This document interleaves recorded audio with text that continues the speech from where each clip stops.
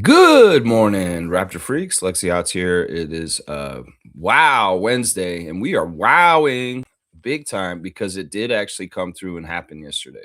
Kawhi Leonard is returning to Toronto, and I'm ecstatic.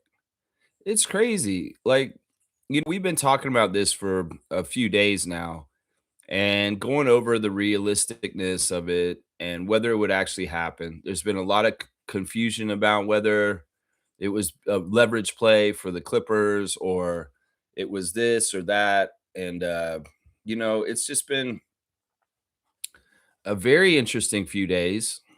But finally, in the middle of the afternoon yesterday, it was officially announced that the deal had been agreed upon and it is happening. The only couple things that could kind of hold it up are medical. They're going to do physicals on all the players involved in the deal. And, there's been a little bit of that kind of in the history of the NBA where problems come from that. But I don't know. In some ways, you could worry about it with the people that are involved. Ingram had surgery after the season was over. But, it's the kind of thing that if the doctors look at it and say, oh, no, he's healing fine, he's going to be great. We need Dr. Alex to get in a room with Kawhi and really check and see where he is. Of course, this is great because this is a familiar patient. This is somebody that Dr. Alex really does know already. So he can kind of check and see where he's at. It's amazing. Honestly, this is a huge move. And I know that there's been different reactions around Raptors Nation and that's understandable. In some ways, Kawhi, much like Vince, is a divisive kind of person who, some people haven't totally forgiven for turning his back on the Raptors and wanting to go back home to LA. I mean, I get all that. Those are valid kind of emotions. But I'm gonna say this: the way I felt yesterday after the news broke officially, I felt the exact opposite of the emotions that I felt when we traded to get Kawhi the first time in the summer of 2018. When that trade happened in 2018, I was pissed. This is 8 years ago, y'all. I was so mad that they had traded DeMar DeRozan and that we didn't know anything about whether Kawhi was going to show up and even be a part of our team or do anything right. So I was about to stop watching the NBA. I had said I'm boycotting this year. And that was the year we won the championship. I'm glad I did watch it after all. Because in some ways, it's like, you know what? At a certain point, I was like, you know what? I'm going to give Kawhi a chance. Let's see if he actually shows up and starts playing for us and doing things right. And he did. He really did.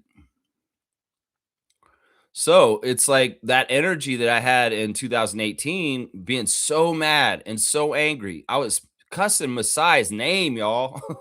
I really was. I was that mad. I was so mad at Ujiri that summer. This is the opposite. As much as I was angry in 2018, in 2026, I'm elated. I'm overjoyed. In some ways, the news yesterday made me want to party, made me want to dance, made me want to just yell out and go, woo, woo, and yell around outside and scare all the animals in the yard. Because what is that crazy human doing? He's yelling and hooting and hollering. What's his deal? What's going on with that guy? He never does this. Kawhi Leonard's back. What? You serious? I know who Kawhi Leonard is, and I'm a squirrel. It's crazy. This is huge. We can talk about the fit. We can talk about everything around it and talk about what the seriousness of it. I want to applaud Bobby Webster, first of all, for being a master, for being a master negotiator, somebody that doesn't, give in, somebody who doesn't under pressure just to for the sake of getting the deal done, doesn't cave. Because the information we're hearing about what the Clippers were trying to get from us and they didn't get from us is outstanding. If you really think about it, because Brandon Ingram is that spot that Kawhi jumps into. So it makes no sense keeping Brandon Ingram and trying to trade some of the other big contracts to get Kawhi Leonard. No, Brandon had to be in this deal. He just had to be in this deal. And look, I know I feel bad for Brandon too. In some ways, Ingram's going to be a 1-year Raptor, which we weren't expecting at all. A 1.5 year Raptor technically, but that half year he didn't play. He's watching. And but I want to say this for Brandon. Brandon, you're going to LA. Brandon, you are going to the warm weather. Brandon, you are going somewhere where your girlfriend, Glorilla, and you can work better for a business hub for her career in some ways. I understand all this. And sometimes I'd be very intrigued to hear Brandon's initial reaction to this trade. I think that he loved being in Toronto. And, Nat Bhatia on TV yesterday saying that we love Brandon. Brandon, I love Brandon so much. I wish him well. In some ways, it's very sad because I know he liked it here. Yeah. I mean, that's the thing. Yeah, I actually really love what Nat Bhatia said on CP24 or whatever when he was interviewed yesterday about Kawhi Leonard returning. This is how he described it. It's so goofy. Nav said, it's like when you have kids and you send them out into the world, they have to make mistakes and understand that they made mistakes, and then they come home. That's what he's saying about Kawhi. He's like, he likened him to being like a teenager that just left school and they screw up in life, and then they have to come back home and be with the parents for a little bit. That's what Nav said. That's like, you know what? That kind of works with what happened here with Kawhi. Seriously. Yeah, I feel a little bad for Brandon, and I know that he loved being here, but also, man, you're going to LA. You're going to work for Steve Ballmer. There is some words that maybe they'll flip him and trade him again out of LA, but we'll see. This is the greener pastures and the newer opportunity for Grady Dick. And Grady Dick, I'm not upset, man, because in some ways, man, I don't know where you're going. And in some ways, we know where a lot of our guys are going right now. But you were one of the ones that's like, I don't know where you're going. I know where Jacoby's going. I know where Jamal's going. But I'm not sure where Grady's going. In some ways, this is exactly what he asked for after the season ended. Grady Dick was on record saying, I would be open to a trade. I would be open to new scenery just to do that. This is an interesting opportunity for Grady. We'll have to see if he can get his career back out of the mud in LA. There's no guarantees of that. It may be even tougher in some ways. Who knows? But I wish Grady luck. I do. You'll always be a Raptors draft pick and have 3 years of Raptors service. There's nothing wrong with that. And, if you want to embrace your Raptor roots in the future, you can still do that in the future, Grady. You didn't do nothing wrong. So, Raptors Nation will like welcome you back. If you analyze whether Grady loved being in Toronto or not, he did. He really took to it. That's one thing that we got to say about both Brandon and Grady is that they both respected being Raptors and what that meant. Some people come here and they don't respect being a Raptor and what it means. But both those guys, they took it seriously. And I want to give them credit for that. And that's why I would say to both the Ingram and Dick family that y'all are always welcome up here. Seriously, I saw Grady's mom near the end of the season at a game and ran into her. I said, it's Grady's mom. Yay. And she smiled real big at me. And then I saw his dad, and his dad looked all upset and kind of disheveled and not totally happy. I mean, the confusion and the worry about their son's career was probably pretty high last year.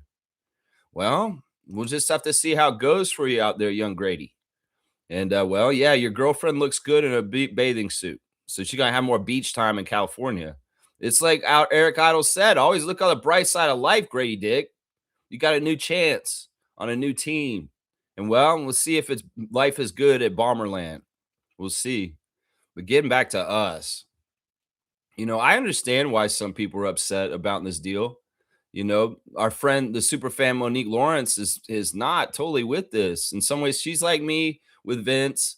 We don't totally trust Vince. We think Vince is a turncoat. We don't think that Vince is totally an honored former Raptor.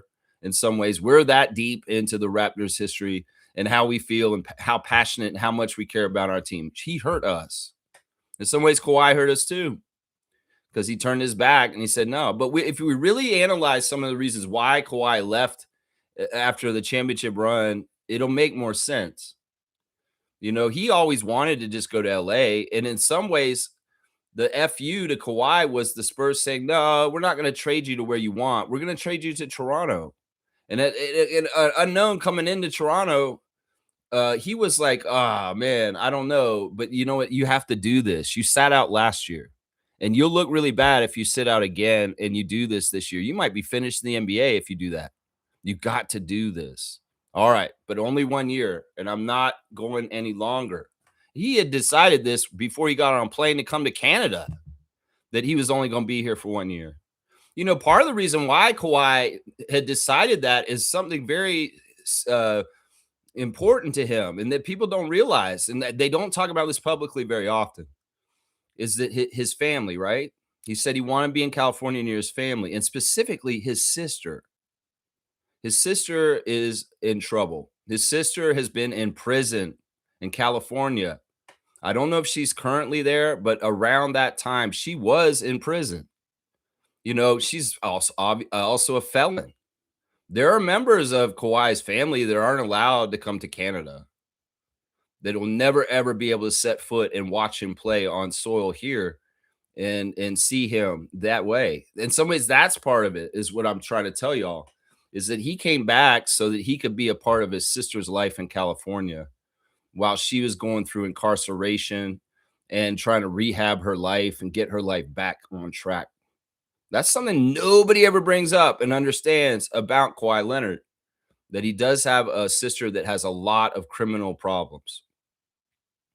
So, you know, he was just fulfilling the idea of what he had in the beginning. But remember, when he did win the championship with us and was finals MVP, it was the decision got all hard then.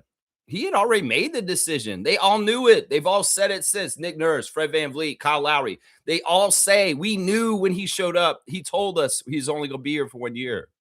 And that's all we had. In some ways, that probably was part of the reason why they all stayed on track and stayed on task and went through and saw the fruition of the first Raptors championship in 2019, because they knew the clock was running out and that's all they had. They had this one and done, and that's it. Because they always knew the whole season, all the players and the coaches knew Kawhi is a 1 year rental and he is out. That's why they weren't shocked when he made his decision. It's just that all of us in our own ego thought, you know, if we all get on a list, 700 plus businesses, and offer him all the services and stuff like that, oh, he's going to stay. We can woo him. We can get him to stay. That's our own ego tricking us into thinking that. No, the man had already made his decision.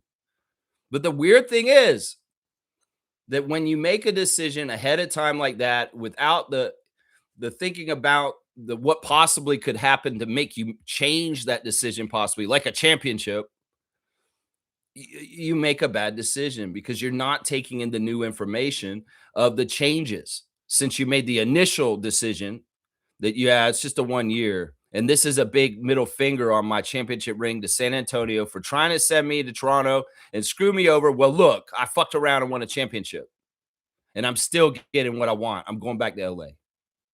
I think that the move back to LA more than anything was the big FU to San Antonio and the team for not just sending him in there in the first place. And in some ways, we were just the vicarious, innocent bystander team in the middle of all this who happened to just really get a huge thing from it called an NBA championship. So what did Kawhi do? He went to LA. He made a crazy, ridiculous trade demand to get Paul George with him. He got Russell Westbrook with him. He did all this stuff. SGA goes to Oklahoma City. Chain reactions to Oklahoma City dynasty. All this stuff. He's sitting on the bench. He's hurt. He sees that the night and day between the Raptors organization and the Clippers organization. The Clippers organization has been mired with mismanagement and horrible decisions and horrible things the whole entire time they've been in the NBA. You can go way back and see the really bad times. They've had more better times in the last 20 years, but they've always been the same team. In some ways, they've always been a butt of a joke in the past. There's something wrong with that team. Maybe it's Donald Sterling. Maybe it's just that they treated Elgin Baylor wrong. I don't know. There's something wrong with that team, and there's bad kind of energy around it. They can try and buy things with Steve Ballmer's money, but that don't mean they're gonna get it. And in fact, in some ways, the underhanded way that Steve Ballmer, Lawrence Frank, and Doc Rivers tampered with Kawhi Leonard in our championship year is part of the crime that gets the punishment of you will not win a championship by doing this. You will not just automatically do this and get this just because you did it the wrong way. And then Steve Ballmer doubled down on it even more with an aspiration scandal and all this other bullshit and just say, oh, I'm so happy with Kawhi and all this stuff. What did they do? They paraded a bunch of older vets that were overpaid, that didn't work hard, and Kawhi sat on the bench hurt and street clothes half the time, and they spun their wheels and they teased in the playoffs sometimes. They didn't get nowhere. They didn't get nowhere. And meanwhile, Kawhi's watching the Raptors. He sees them in the first year. He sees Marc Gasol and Serge Ibaka and Kyle Lowry and the rest have a badass year in the year of COVID. The best record in the East, and they're kicking so much ass. And he's like, whoa, I was wrong. I didn't think they could repeat with so I did. That was part of it. That's partly an excuse. He's just saying that bullshit in some ways to appease American media to say, yeah, the Raptors suck. Of course they couldn't repeat. Well, we know that's bullshit because if you had been around in the bubble, we probably could have gone all the way and beat LA.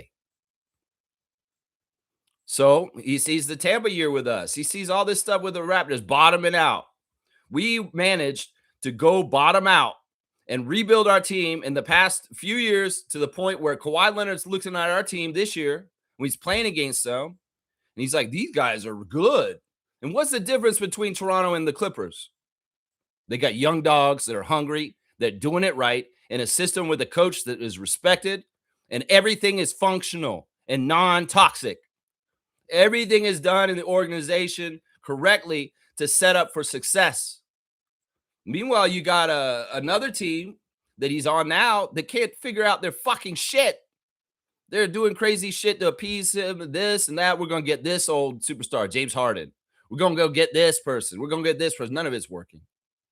And Kawhi can be sitting in the middle of it and analyzing it and saying, you know what? This is not run as well as Toronto.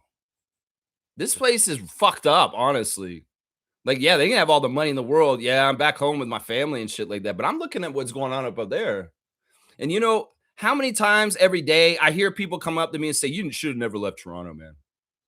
I've been hearing this shit for 6 years now. Every day, it doesn't fail. There is somebody I will run across somewhere who say, man, you should have never left Toronto, bro.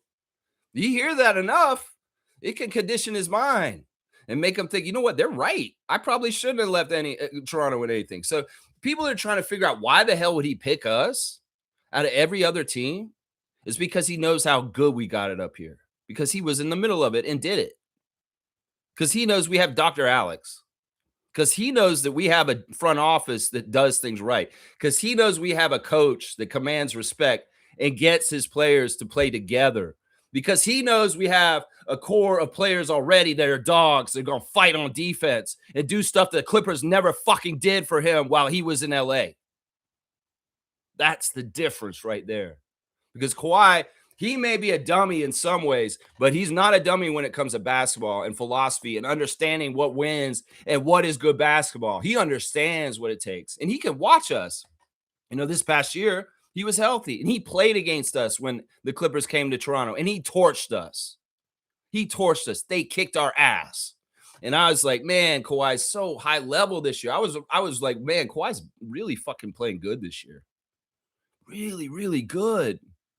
Really good. And he stayed healthy. Nah, Kawhi's smart because he understands mathematics in basketball, and he can add up that formula with him added in the mix, and he can see a second Larry O'Brien. And think about the story arc of this, the delayed repeat, the delayed return of the King of the North coming back around, and he knows the atmosphere. He knows the Scotiabank Arena. He knows the fans. He knows the city. He knows the staff. It's familiar. It's not a blind thing. If he went to another team somewhere in the NBA he'd never been to, there's all a learning curve. There's not as much of like, wow, okay, this is totally different. I wasn't expecting this. No, he knows what to expect up here. and he expects a good chance to compete for another championship. And if you think about his legacy and what he's thinking about for himself and his life, he wants to be loved. He wants to be celebrated. He wants to be honored. He wants to have a comparison resume to LeBron James and Kevin Durant and Steph Curry and the people that are around his period of time in the NBA. Think about what would happen if he did circle back, came back now, and won a second Toronto championship here after such a delay. Think about the storyline. Think about the perception in NBA history. Think about where that puts him in this whole greatness argument of some of the players that are here. Because in some ways, he is not building anything for his resume and his legacy and his history in LA right now. He just wasted his time sitting on a bench wearing a sweater. He wasn't building anything towards any more evidence to say, you know what, man? Yeah, but look, you wasted this, you wasted that. How much of your career did you actually sit on the bench, Kawhi? That's the thing. There's personal reasons for this. And he wants to get right with us. I think in some ways he's probably heard, along with you should never left Toronto, you left the adoration of a whole entire country. You left the ability to have that just be a sports hero for the rest of your life. I mean, it was so bad. Mick Foley, of all people, the wrestler, said Kawhi never needed to leave Toronto because he could see it. Because Kawhi, in some ways, Mick looks at it from a wrestling standpoint. It's like, you're over, bro. You've got the crowd eating out of your hand in Canada, and you just turned your back on that crowd and your fans and walked away. You know how hard it is for wrestlers to get the fans behind them. And when they have that, that's like money printed, like Hulk Hogan, The Rock, Stone Cold Steve Austin. And Kawhi, you had that shit here in Canada, and you turned your back on it and walked away from it. In some ways, he's wondering about reclaiming that. It would be funny if Kawhi showed up at a Quine and Dine restaurant coming back to Toronto and say, hey, I heard that you had Quine and Dine here back in the day. You know, Kawhi, that was for 2019, bro. We ain't doing that shit now. Sorry, bro. Wouldn't that be crazy if that shit happened? You'd be like, yo, we're not doing any of that for you, man. The deal was different back then. But you didn't take that deal then. So it's like, come on, we're not doing this now. No, I would hope that most of the Quine and Dime people, maybe it's up to you. You want to do it. If Kawhi shows up at your business in the next year and says, hey, can we do Quine and Dine? That's up to you. That's up to you. You can tell him, nah, man, just pay. Or you can be like, yeah, Quine and Dine. You got it. You're back. That's up to you. That's the same for all the fans. You don't want to forgive them yet? Well, in some ways, I think cautious fans are like a little apprehensive about this deal. In some ways, that's smart to a degree. We got to worry about his health. We got to worry about whether he's actually going to fucking play. We got to worry about, if he's going to be, it's going to work out this time, because it's not a given. But with the evidence from before and the same kind of parameters as Dr. Alex is still here, there's a good chance that we can manage this the right way. I mean, the way I've looked at it realistically is if we do something similar to 2019, he plays like 50 games. He doesn't play all the games. We don't wear him out. All we need to do is optimize the team's health for just before the playoffs. We got to make sure that we have everybody in the right place health-wise for when we enter the playoffs. During the season, we can load manage in ways that are for the rules with the NBA. And hopefully we can keep Kawhi very, very healthy. And then we can go on a really serious run in the playoffs. That's the whole goal. During the season, there will be opportunities for young players that may not be starting to get starting time, because we know quite often, there's going to be different things that happen where people may have to sit some games. And especially with Kawhi, because he's not going to play all 82. We know that. So there'll be cool, awesome games sometimes where, RJ's in charge and he's doing the scoring for that night because Kawhi's sitting out, just like Kyle Lowry would have done before. The games where Kawhi sat out in our championship year before, well, Kyle Lowry stepped up and took over those games. It's going to be very interesting. The crazy thing is the difference between the crew we had last time and the crew we have now is very night and day. That old crew was old. It was veteran. It was Marc Gasol, the tail end of his career. There's Serge Ibaka. It's Danny Green. It's Kyle Lowry. It's guys that have been, some experience. We don't have that right now.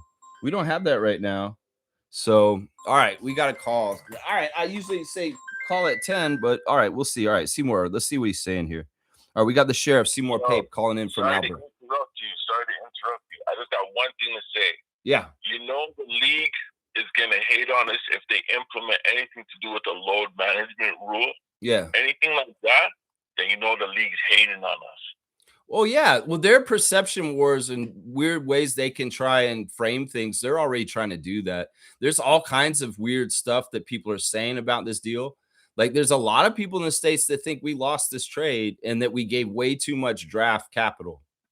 And they're clowning us for that. When, I don't get that, because I've seen some deals recently in the NBA where there was way more draft capital going for a much lesser player than a top 10 player like Kawhi Leonard.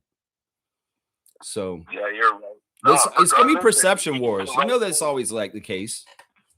Yeah, I think Bobby did the right thing, because there was some reporters that threw Jacoby's name in there. There's some reporters that threw CMB's name in there, and the fact that none of those players went in the deal, I'm happy. Yeah, I'm happy. That's what I'm saying, and that really is, like I said just a little bit ago, that is a testament to Bobby Webster, his stubbornness and his holding his ground kind of thing, because it got dragged out a little bit, and they were nitpicking, and in some ways, the nitpicking led to a second first rounder going.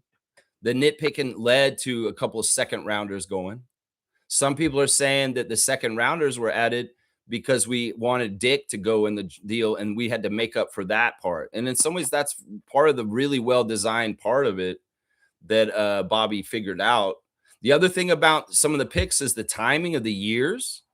The first round pick that they're getting from us is one of the worst draft classes that's forecasted in the near future. So, I heard it's pretty bad. I don't really want to go into detail on it because we're not there yet. But their projections are right.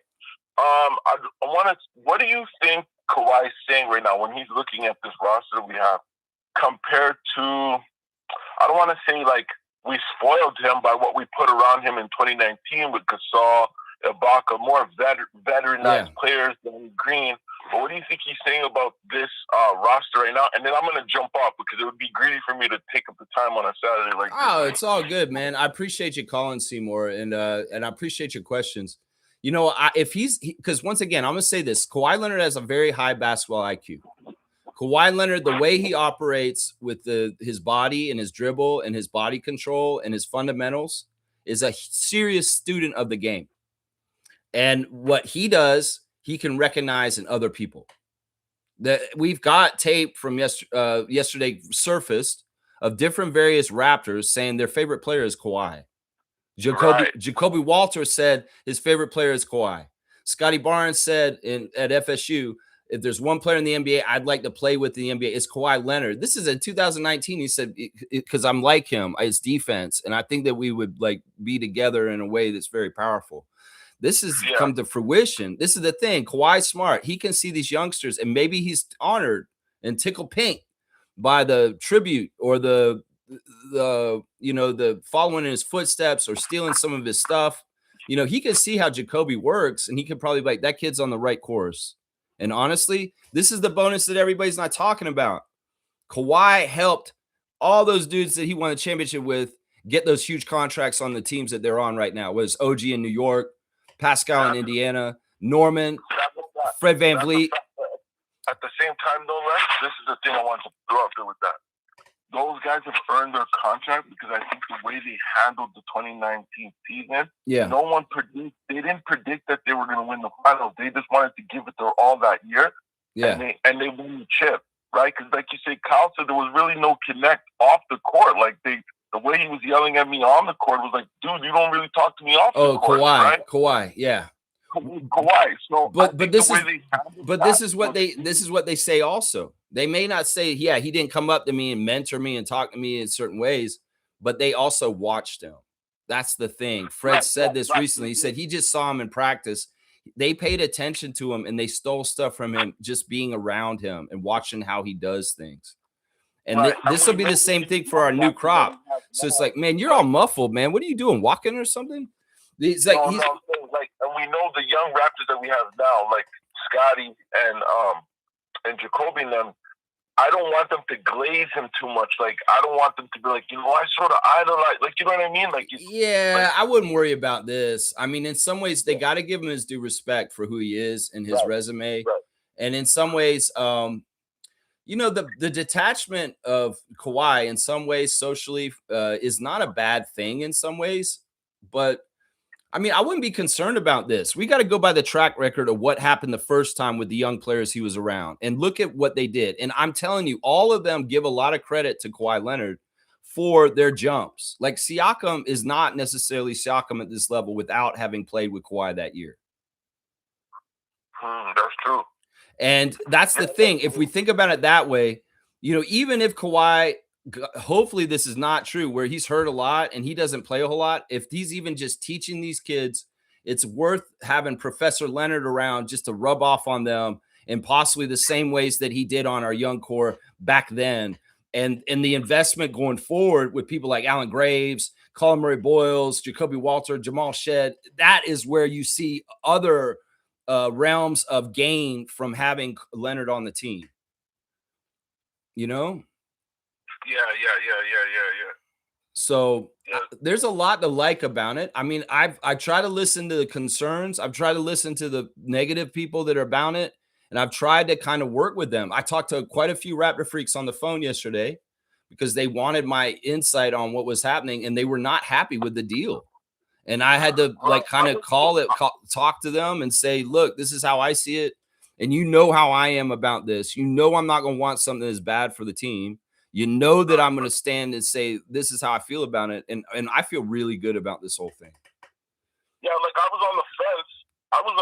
About the deal because at the same time we were looking at like a relationship, and it's like he burnt us the first time. That's what we sort of looked at it. So I was on the fence about it. But at the end of the day, the deal is done. It is a better move. Like I said, Brandon Ingram is the most nonchalant player I've ever seen in my life. Like the best nonchalant player. But when it comes to winning a chip and playoff, and you got to hone in, that nonchalant stuff is not going to fly. Right. Yeah. And Kawhi, if you put in Kawhi next to Scotty, that's the best defensive. Like, I don't care. You could bring Portland with all them little guards they have. They're nasty. They're nasty. Like the Raptors are going to have such a nasty defensive power next year. And, some of the analysts are going over like the difference between Brandon being in the lineup and Kawhi with his defensive aspect. In some ways, a lot of people are saying it helps RJ a lot because in some ways, when you play RJ with Brandon, there's a little bit of problems in the defense and for certain reason. But RJ worked really hard last year and got really good at switching. And he was playing players of different sizes. And he's underrated for it. In some ways, you can make the argument that Brandon not going all out on closeouts and stuff like that was part of the problem with that aspect in our defense last year. Kawhi's not going to be like that. That's the thing. We tightened up our defense where in some ways, RJ and Emmanuel may be the weak links on the defense, but even then, they're not that bad on defense. And they're not going to hurt us. So, but Lex, I got a pancake breakfast to go to. All right, man. All right. And listen, Norman Powell just signed a 2-year, $46 million with the Bulls. I'll let y'all. Norman Powell to the Bulls? That just came across. Yeah, wow. All right, man. I'm all over the place. Thank you, Seymour. Yeah. All right. Yeah. All right. Call from Calgary, getting cross-country opinions on this whole thing right now. Yeah, there's so much to talk about. All right, I'm going to see what y'all are saying in the chat. Trevor's back. Good to see Trevor. Words of wisdom from Trevor J. Life is a tree with deep roots. We grow stronger when we stop allowing every storm, every opinion, every offense to determine our peace. Some things remain best in God's hands.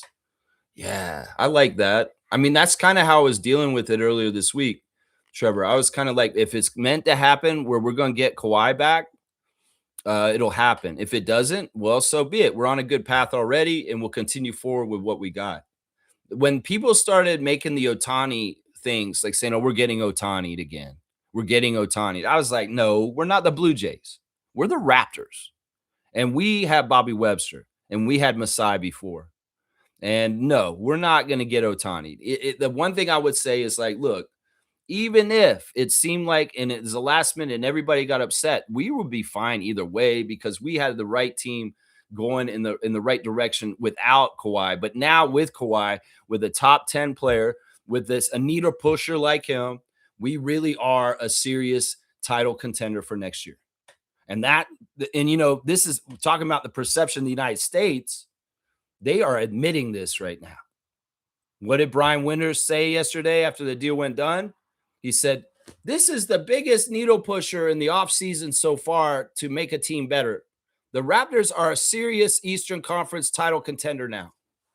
That's what Brian Winters is saying immediately after. There's some people that can't deny this. ESPN gave us an A- for the trade, saying, yeah, this undoubtedly is an upgrade. Ingram to Kawhi. And the Raptors are poised to make some noise in the East this year. They went from last week saying we are going to be back in the play-in or out of the playoffs, from getting a full playoff spot to now they're saying we may be rivaling the Knicks in the East this year coming up. And this is true. I think we will. I want to beat the Knicks' ass. Sadly, we will never have beaten the Knicks in the Grady Dick era. And that's something I want to change immediately. So when we get the defending champions in the schedule, we need to get that W right away, Mr. Leonard. That's right, because we got to stop this bullshit that's been going on with this losing streak with the team from New York. Yeah. And Celtics, we'll come see you too and change the recent trends with you guys too. That's right. Trevor, blessings to the Jones family, all the Raptor Freak families. That's right. He's saying, I'm back. I don't have time to talk about where I was going for a couple of days. I had to pack my bags and head to Paris for Fashion Week, come back to see all the excitement that Kawhi returned. Well, I'm glad you're back, Trevor. And if you were traveling, safe travels.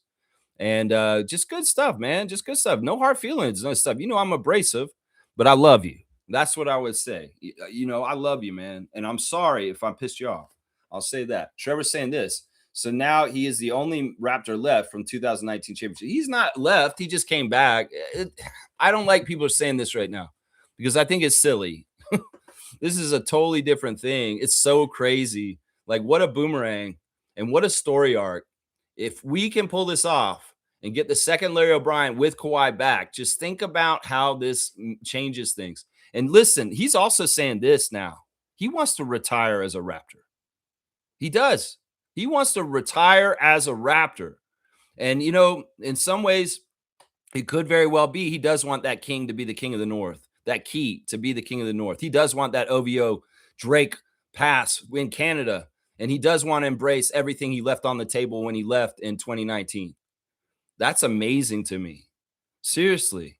And this is the thing. He must think we really do have a serious chance to win it with him again because he is ring chasing. Don't get me wrong. Some of those older players that are in his bracket, some of them, LeBron's ring chasing too, but he's not ring chasing like Kawhi is. Kevin's ring chasing. Yeah, sure. But he's not ring chasing like Kawhi is. In some ways, Kawhi wasted time spinning his wheels with Steve Ballmer, and now he's got to say, well, fuck, y'all don't do it right. I said this before, and a lot of Raptors fans know this is true, that we didn't just need Kawhi Leonard to win the championship. Kawhi Leonard needed us to win the championship in 2019. That we needed each other symbiotically, equally, I would even argue, because the evidence is shown in LA since he left. And in some ways, I would argue that Kawhi figured this out in the time gone. That it's like, you know what? I won that championship partly just because of the organization and the things they'd already built up and the things that they were doing. Wow, Scotty looks good. I would see Kawhi sitting on the bench in recent years when he wasn't playing for the Clippers and they come to Toronto. And I'd look at his face and I'd read his aura. And I'd be like, that motherfucker is regretting. You can see it in his face. He's sitting on the bench. He's like, wow. He's looking around. He's looking at the crowd. He's looking how it is in Scotiabank. He's thinking about the memories, the shot against Philly. He's like, You could see regret painted on his face and thinking about what could have done. What did I do? I fucked up. Well, It's kind of crazy when you get a redemptive arc where you can come back and fix things and kind of say, you know what, maybe it's not too late. I mean, these are part of the reason why, in some ways, this happened for us. Is because we didn't do anything wrong. We were just a fan nation. We root for our team, and our team won with him. And then he just up and left. And in some ways, well, we had to pick up the pieces and go forward, and we did with dignity and did what we did. But now he's circling back and coming back. Some people say, no, don't fucking come back. The door's shut. You made your decision before. To me, you know, sometimes people have to make mistakes, just like Nab said. Kids go out in their life and they make mistakes. And well, in some ways, they got to come home. So I think that Kawhi just needed time to figure out how he fucked up. And now the right situation, the right thing has happened so that he can kind of come back and try and make it right. And I think that's what this is. Some people are questioning, why the hell would he want to go back to Toronto? That's what Patrick Beverley said in his reaction yesterday. He's like, Kawhi, why? Why would you go back to Toronto? Why would you do that? Because Pat Bev, he's not a xenophobic idiot like you that just hates Toronto because it's Canadian. He actually has been there and he knows what we're all about up here. Go watch Dre Bullock's little I did a workout with Toronto YouTube clip that just came out a couple days ago. Go watch that, Pat Bev, and maybe you'll figure something out. Because, yeah, man, there's so much to this. Let's keep going in the chat, man. There's so much. Yeah, Trevor's saying that people are already saying the Raptors fleeced the Clippers. The thing that's interesting, and a lot of the Toronto reporters are bringing this up right now, is that now we can officially declare Toronto is not a blacklisted team that big players don't want to play in. And this trend had already been coming true with Brandon Ingram saying he wanted to come here. And now Kawhi specifically chose us out of all 30 teams. Now, could it be an underlying thing where Adam Silver said, y'all did Toronto wrong? You robbed them of a chance for a repeat. And in some ways, I'm directing you to the Raptors because of the aspiration scandal and part of the undercover punishment. That could be true.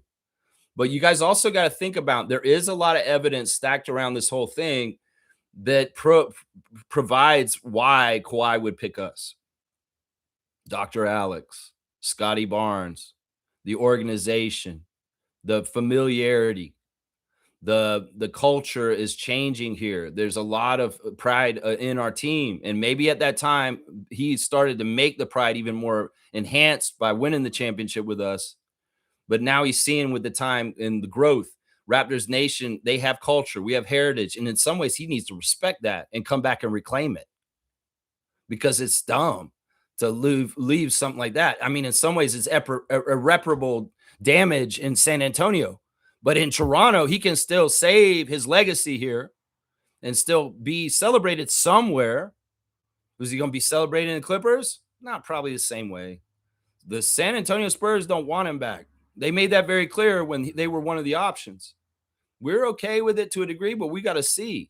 In some ways, he has to walk that tightrope, stay healthy, and be successful for us to fully say this was, you're fully forgiven. He can't just show up and be hurt and collect checks and do nothing for us. He's got to be Kawhi. So there's a lot to this, man. Yeah, I think we fleeced the Clippers in the way that we didn't allow them to take any of our young players that they really wanted, and they took Grady Dick. That's right. I think that's how we fleeced them right there. Isaac Campbell's in the house. Thank you, Isaac, for showing up. He's holding it down for us in Ottawa, the nation's capital. Happy Canada Day. We get in Calgary, Ottawa, across the country of Canada on our glorious Canada Day participation today. That's right. Now, if only we can trade Drake for DeMar.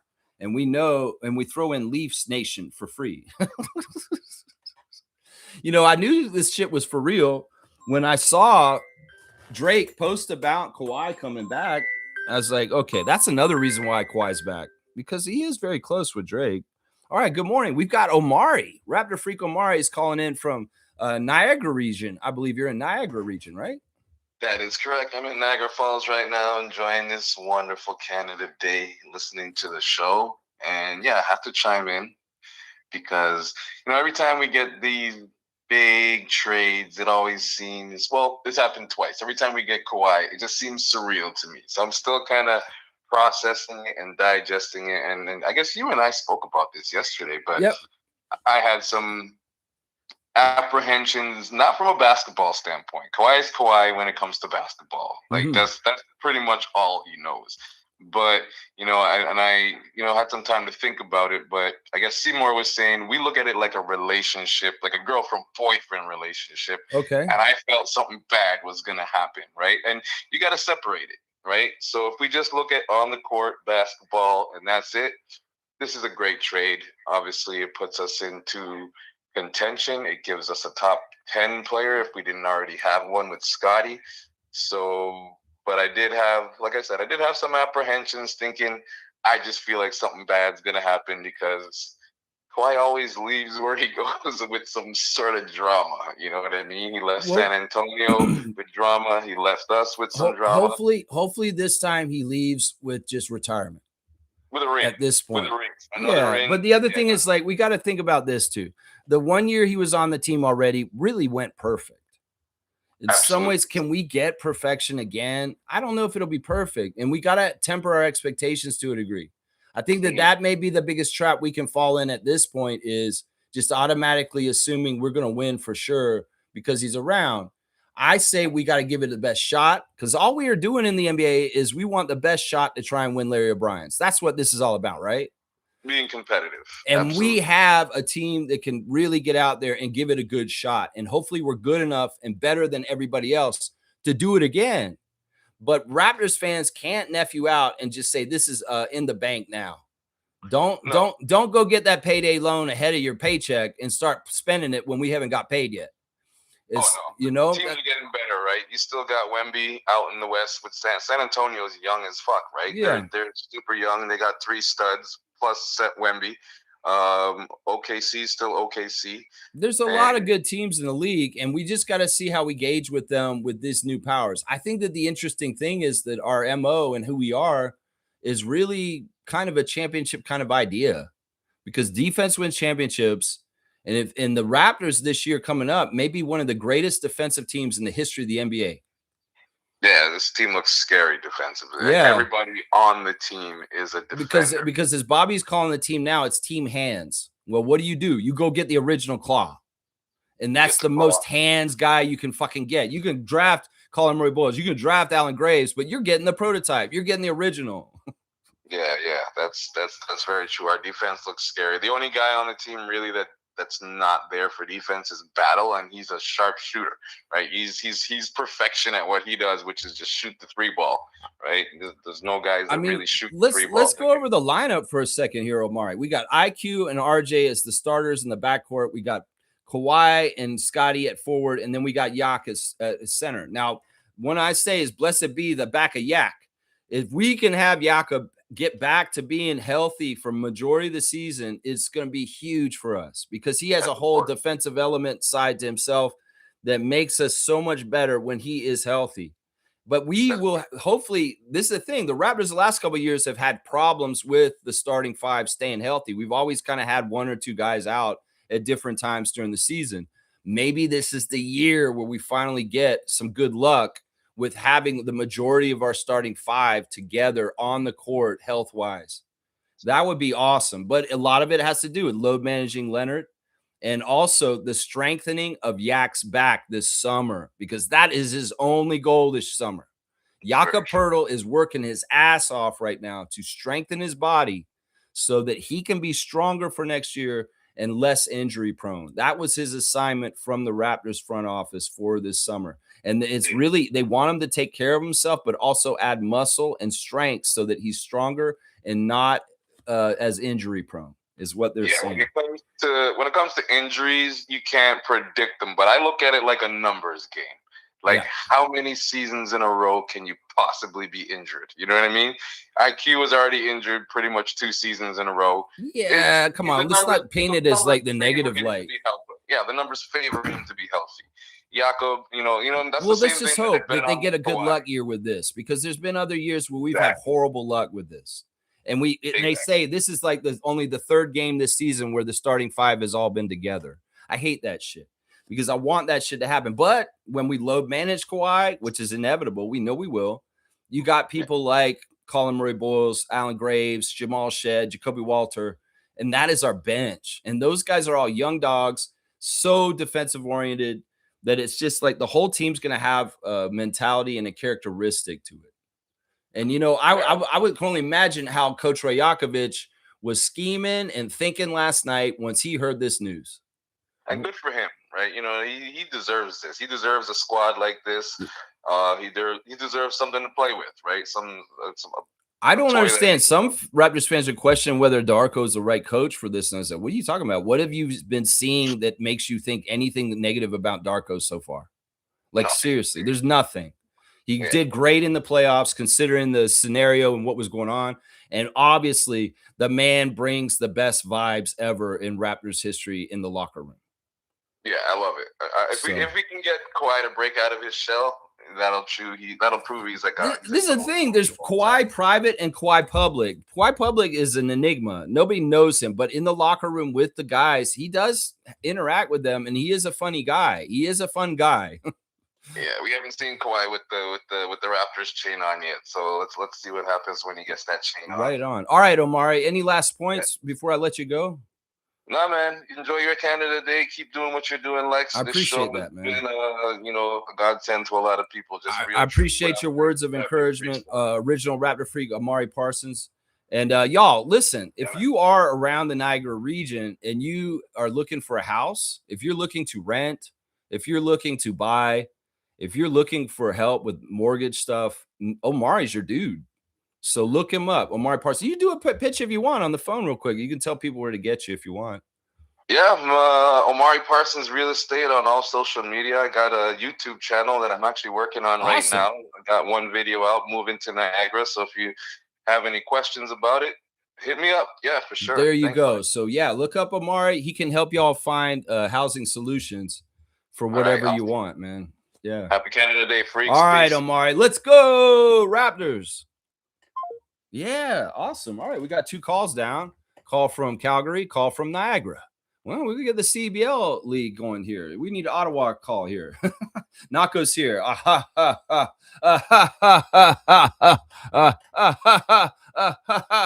I'm wearing my Fun Guy shirt, by the way.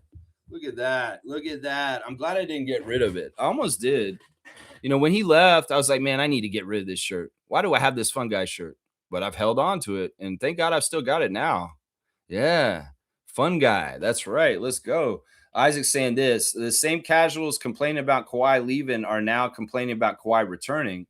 Get your shit together and out of your mom's basement, Leafs Nation. You know, in some ways, this move, all right, there's a couple of ramifications by the return of Kawhi. One of them is this is an earth-shattering Canadian sports headline. In some ways, we just had the draft, and McKenna was picked as the first pick for the Leafs. You know, we got Blue Jays Nation going on. We got the World Cup going on. We got the Toronto Tempo showing up all of a sudden with Marina Mabrey dropping 53 last week. You know, there's a lot going on in the sports world around Toronto and Canada overall. And, well, this is a seismic event, Kawhi Leonard. Everybody understands what this is. Even people that don't really watch basketball can see this and be like, oh, interesting. In some ways, some of the other sports and other people are going to get overshadowed. I appreciate Bobby Webster doing this move on a week where the Tempo are not playing at all. In some ways, this is stealing thunder. You know, this is stealing some attention from things because this is a big deal and people are really paying attention to this. In some ways, this is this more interesting than McKenna? That's what I'm asking. One thing we know that is Keith Pelly and Ed Rogers are very happy today. Very, very happy because they're thinking about this. Yeah, the merchandising, the possibilities for making money off of the return of Kawhi Leonard because he is a big deal. And this is an amazing business move. I would say that Bobby is such a badass for how he did the deal, being strict and not allowing to get any of those young players to leave and getting the deal exactly right. But he's also a badass because part of this deal has ingratiated him with Rogers and Pelly. Keith Pelly is known for loving superstars on teams and marketable stars. And Kawhi Leonard is the epitome of this. In some ways, Bobby Webster just landed a huge cash cow for Ed Rogers III and Keith Pelly and he just got good graces with them. I will speculate right now that this is what happened. Bobby, you really did it. Oh my gosh, I can't believe this. Ed is so pleased. Ed is so pleased. You're amazing. Listen, Keith, I appreciate it. I'm just doing my job. I've got to try and make the Raptors the best team I can make them. Oh my gosh, what a home run. You really knocked it out of the park on this one. Or should I say you hit the 3 half court on this one. Oh my gosh, Bobby, we're going to make a lot of money. You know, he's like, well, I appreciate that, Keith. I appreciate that. I'm just trying to do my job. He's like, you really made my weekend. I'm telling you, Rodgers and Pelly are very happy with Bobby Webster now. This is the kind of shit that makes them think, yeah, we're smart for keeping this guy in this job because he's about to do something for this team with what he just did with this. Yeah. You know, I had that feeling that, you know, when we got Brandon, that he would be like an intermediary piece that would get flipped for an even better superstar. In fact, I think that there is probably a stream in the last 2 years where we talked about flipping Brandon to get an even better superstar in his spot. And I think I even mentioned Kawhi. Like I think that there was a point where I said, you know, I would bring Kawhi back to Toronto if it could happen. In some ways, I didn't think it would be possible. I was like, man, he turned his back on us. He didn't want to be here before. Why do you think he want to come back now? And then it just became more and more clear because we're functional, because we actually are doing things correctly as a basketball team and organization. That's it. And we got Dr. Alex. That's a big part of it right there. That's right. That's a big part of it right there. That's right. Nako's saying this. Colin Murray-Boyles, Jacoby, Shed, Scotty, by the time it's time to draft those late picks, they'll still be good players. The other thing that's interesting about the complaints and the criticism about the picks and all the picks that Bobby sent, there's a lot of those picks that are after 2030. That's like 4 years from now. It's not like Bobby can't flip a young player and get all those picks reacquired back somehow. There's not a lot of time before then, right? There's a lot of time, and, you know, deals can be made in the future that alter how many picks you have later. All right, we got Neil on the phone this time. Neil, you're on the west side of the GTA, aren't you? What's up? What are you doing? All right, Blackhawk, how are you today, man? I'm good, man. Hey, I'm on cloud 9 like everybody. You're on cloud 9? Else. Nice. Yeah, everybody else, man. because you know what's going on, man. Kawhi's rocking the town. And we're all around. Check it up. We upside down. Okay. What's up, my friend? What's up, my friend? What's going on? You're checking in from West Side? Well, you know how it goes, man. Yeah, I'm on the West Side. West Side, Mississauga. West Side. You're on Cloud 9, RJ9. You know what I mean? RJ9. Yeah. All right, Neil. Let's get serious here. Let's first rewind what a lot of these people are saying. They're worried about picks. Don't be worried about picks. Kawhi just showed you that he's only coming here for 2 years, then retiring as a Raptor. Plus, that's a plus, right? He's showing you that, first of all, by the time he's ready to go, you're going to have CMB, Jacoby, whoever else ready to step up in the line. So when he walks off, you can now pay those other guys. And that'll be around that time when those picks come in. Who care about the picks when you can secure I like what people CMB. are saying, like all over Reddit and social media, saying fuck the picks. I think that's the right idea right there. This is as simple as this. Fuck the picks. They gotta know why. They gotta know why. The why is because CMB will be baked by that. Yeah. Jacoby will be baked by that. The other argument I always make about this subject for Raptors fans where they overvalue picks is that we're not like other teams. We don't have to be Sam Presti. We don't have to be Oklahoma City and stockpile picks. Everybody thinks that's the way you win. That's an elephant gun. You're shooting scattered bullets. We shoot one big bullet, get the target on one shot, and we don't shoot the miss like OG, and we don't waste draft picks. That's the whole thing. If you're good in your front office and you get the pick right, you don't need a whole bunch of picks. There's only a certain amount of roster spots anyway. So it's like sacrificing picks and having less picks later just means that Bobby's got to do his job in a way that's, you know, less waste free, like less waste, and making sure he hits on those picks, the ones that he has kept. That's the secret.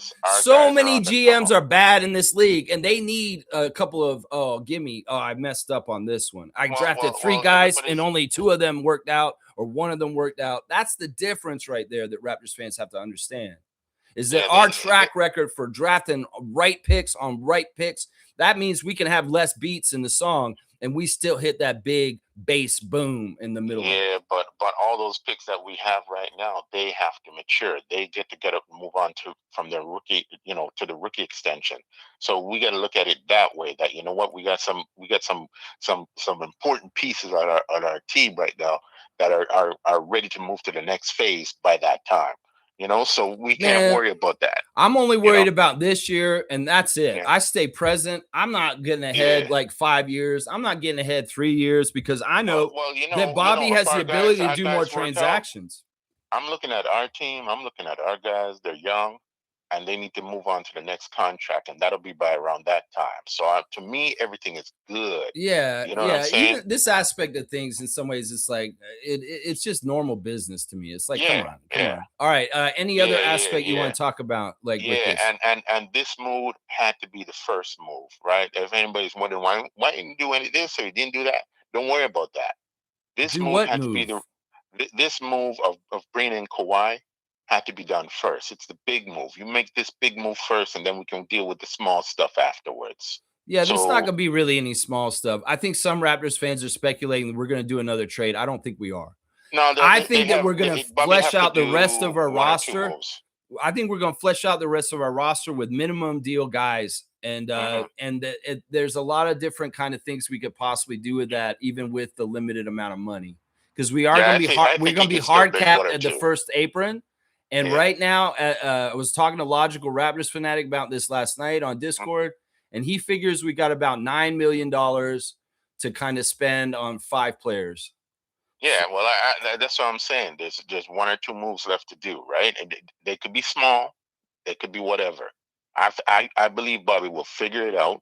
I don't even think we'll be under the cap still. I think he'll get us under the apron still. Blake Murphy is saying that there are sneaky things that Bobby Webster can still do to manipulate things so that we aren't totally under there. Because some of these, the thing about the first apron and being hard capped, it limits flexibility in some of the things you like to do. There's a couple of things the Raptors did with this whole thing that really protected our flexibility. One of the things we've done over the years, the philosophy of not sending multiple first picks in any trade has allowed us, because there's a rule in the NBA that if you don't have a certain amount of first round picks, you're not allowed to trade first round picks for anything because you have to keep a certain amount. Well, even though we sent 2 picks to Clippers just now, first round picks, we still have it open with flexibility to trade first round picks in the future because we still have enough to not fall into contact. The step in rule. Yeah, because that flexibility matters to Bobby, and obviously that kind of stuff has really come through and helped us in certain ways to be quick on our feet to react to opportunities like this. That's right, man. Yeah. The picks are up, man. So this is all good stuff, man. I don't care what anybody says, man. So be honest, your initial reaction to this was overjoyed and not any negative feeling.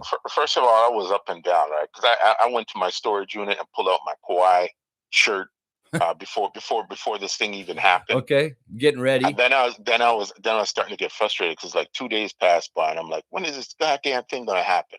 You know what I mean? I was getting frustrated, right? So then finally I'm like, man, this ain't gonna happen, man. It's taking too long. It's like three days. 3 days, and this ain't gonna. Well, I mean, this is the NBA, and this is the way things work with this. Things were moving faster. Everybody else. I'm happy that it happened during the day instead of the middle of the dead of night, because in some ways, I wanted us to have the joy while we're all awake and seeing it in breaking time, instead of like him when he left, where he just kind of slinked off in the middle of the night. Yeah, this gave me back flashbacks of when Kawhi left, man, because I felt like we were punked. I was like 3 days now, and it hasn't happened yet. Oh, come on, man. This is gonna happen, man.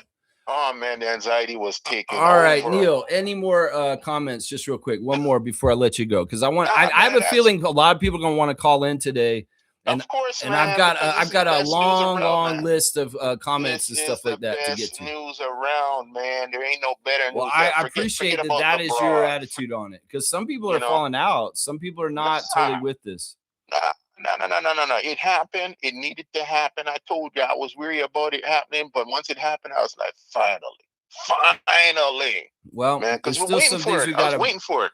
We got to be worked out, and let's just hope for the best outcomes and pray and for the blessings of Kawhi on the court and good things happen. More will happen. I'm trusting Bobby on this one, man. Yep, that's the right way to be. You know what I'm saying? All right, Neil, I'm going to say good, happy Canada Day. And I hope that you have a fantastic holiday today, whatever you're up to today. And I look forward to hearing from you in the future on the show. All right, man. Peace out. Let's go Raptors. All right. Neil, wow. Real quick, 3 calls real fast on the show. Real fast. Right in a row. People are wanting to talk about this. That's right.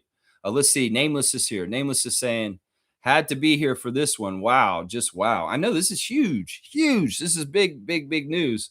And I want to cover it in all the different aspects of it that we can. Like, one of the aspects we should talk about is the possibility of Kyle Lowry coming back to be on this team this year, somehow, some way.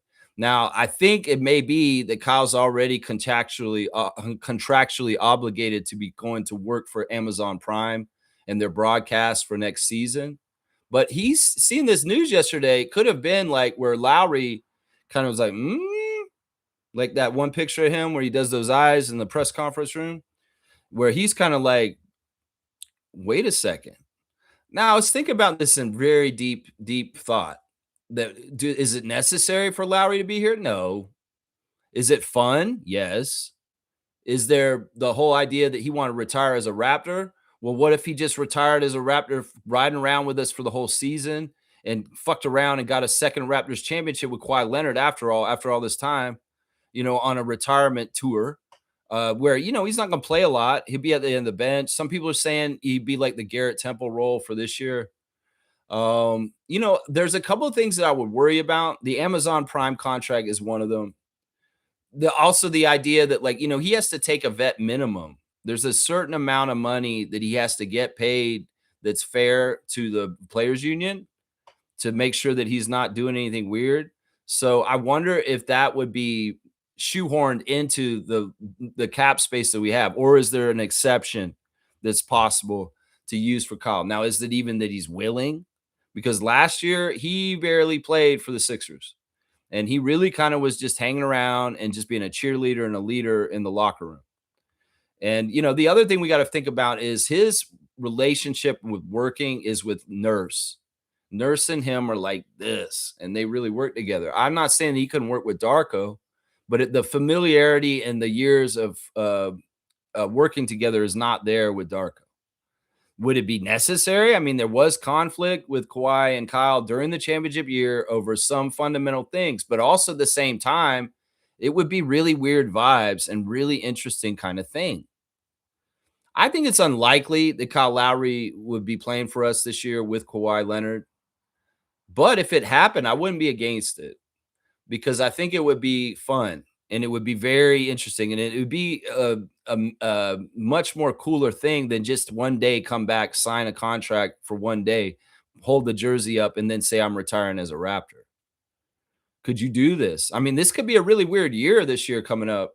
Giannis gone to Miami. If LeBron is leaving the Lakers and he ends up in Cleveland for his final year, and he's doing a farewell tour on the Cleveland Cavaliers, and all of a sudden Kawhi Leonard and Kyle Lowry are on the Raptors again. And, well, what if we played the Cavs in the playoffs next year? Think about all this. This is crazy, high drama, kind of redemptive art kind of stuff. This time we go against LeBron again in Cavs, and this time Kawhi's on our team this time. There's so many interesting scenarios and possibilities for right now. I don't think Kyle will come back, though, but there is a lot of buzz around Raptors Nation right now about wanting for this. I'll bet you he is seriously considering it.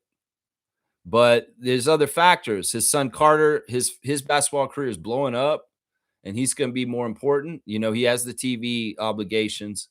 And, it's also being an NBA player is a lot of travel, and it's a lot of it's a lifestyle. And in some ways, what would be worth it to him as far as financially compensation, going through the rigmarole of the travel and being on an NBA team and everything like that, considering he was considering last year to be his last season. Does he go for a 21st year and return to the Raptors and actually ride around with us all year with Scotty and Colin and Kawhi? I don't know. We'll just have to see. It would be pretty cool. It would be a lot of fun. Maybe Kyle's like, you know what? We could win another championship in Toronto. I'm okay with that. You know what I'm saying? I think that he'd be a good balance for Kawhi on the team too, because of the history, because of the familiarity from that time. And, but we also have to realize they did butt heads a little bit and things weren't exactly all rosy. So I don't know. I don't know if Lowry coming back is the right idea. I don't know if it is. And I don't even know if it's possible. It could very well be that Amazon has got him locked up and he is just going into broadcasting, Yeah. Let's see. Naka's saying, thank you, Kingram. Be great in LA. I sent a message to Brandon's dad yesterday because I have his phone number because he gave me tickets to one of the games this year. This never happened to me ever in my life. A player gave me tickets to go to the game in the friends and family section and sit with the other player's family. But Brandon Ingram heard about my show and he liked it. And he said, I want to give you a ticket to go to the game, Raptors Freak. I'll be forever indebted for that experience from Mr. Ingram and Brandon, getting me a ticket to go sit in the friends and family section. And meeting Mr. Ingram was a joy. He's an amazing man. When he told me in person, Brandon and him don't like getting traded. They don't want to be traded. They like staying where they get to. So in some ways they're, in the whirlwind of the change all of a sudden. And I wanted to let them know, it's like, I appreciate everything that they did. So much respect and love. Ingram family is always going to be bona fide and cool up here, as long as there's nothing weird said in the future going forward. But yeah, I feel bad in some ways because this is a lesson for people. If you don't go all out and you're nonchalant about something, somebody else may be going all out and they may be more coveted and they may be taking your job. And I think that's what it is here. You can't rest on your laurels. You can't wait for everything to come to you easy. Even if you're a supremely talented player and you work hard on your craft, there are levels to this. You can go above and beyond. And if you have a claw gear, a gear that's completely unstoppable, which is what Kawhi Leonard is, somebody that can be absolutely unstoppable, that nobody in this freaking league can stop, whether they try it or not. And we know this because we've seen it firsthand here in Toronto in 2019. There's levels to this. And in some ways, that's the lesson is, yeah, you can be great. You can be one of the unstoppable scorers in the league, but there's levels to this. And in some ways, that's part of it. But yeah, I wished Donald Ingram and Brandon and Glorilla and everybody in the Ingram contingency the best. Seriously. And they are good up here. You come up to Toronto, you're a hero still, Brandon. You still got game winners in Toronto jersey. You still got that dream, fantastic, fun season. This year was one of the best years of your life, wasn't it, Brandon? That's not going to get taken away from you. And the memories will last forever. And you're a good standing Raptor alumni, you will always be welcome up here. And if you want to come to the city and walk around, people will love you and say, there's BI, Notorious BI3. What's up? What's up? You'll get that Kingram of the North. You can still be Kingram of the North. That's right. We still love DeMar, don't we? Yeah, we do. We still love DeMar up here. That's right. Yeah, Nako's saying good luck to Grady too. Well, Grady, fresh start. Don't fuck up this one. See what you can do, man. In some ways, this is going to be a little bit of a different situation because the Clippers are weird, man. The Clippers are weird. And hopefully you can carve out a niche and jumpstart your career again. Seriously. Fiercey's here. Good morning to Fiercey, our Raptor Freak Trivia champion for 2026. Good morning, fam, and happy Canada Day. Glad you're back, Trevor. Yeah, safe travels. You had to go to Paris Fashion Week. That's interesting. That wasn't on my bingo card.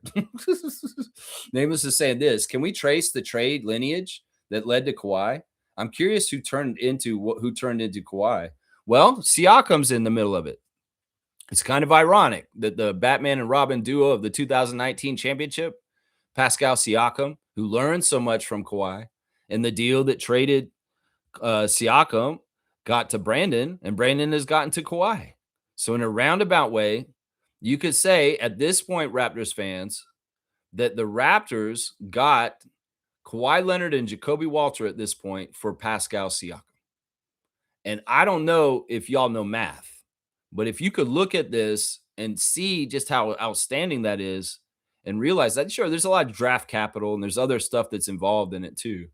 But in some ways, like I said, on your team in consolidation move, this is a consolidation move, yeah, but it's not a consolidation move with players. It's a consolidation move with picks. You trade a bunch of picks and you make two players turn into one really good player.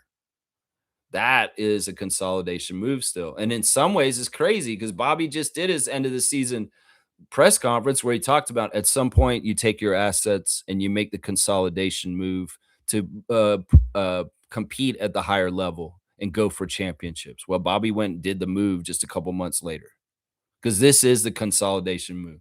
This is the move that says we are going for chips now. This is the move that Keith Pelly and Rogers see it, and they're like, you know what? We can go in the tax. If it's going to mean more money with the championship, oh, yeah, go ahead and spend, Bobby. Could we see a trade deadline move like the Gasol move this year just to really fix whatever's going on in the middle of the season? Possibly. Could we be contending for a championship this year? You know, a couple years ago, I would have said no, we're too young. But this league has changed since the Raptors won the championship. And young cores are going moonshotting to the top like the Thunder and the Spurs. So it's not the same conventional wisdom that you got to have a veteran team to win in the playoffs anymore. No, it's different now. And young age bracketed teams are having success and getting further in the playoffs than ever in the last couple of years. So in some ways, everybody thought the timeline for the Raptors may be a little delayed because we have such a young team. Well, get over yourself thinking that way because the Thunder have proven the otherwise. It's just if you have young players with their heads screwed on straight that are doing things right like SGA, like Jamal Shed, like Scotty Barnes, you can do this and be advanced.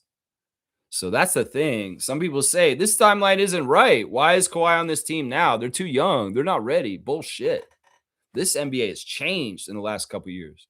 They purged a ton of veterans out of this league.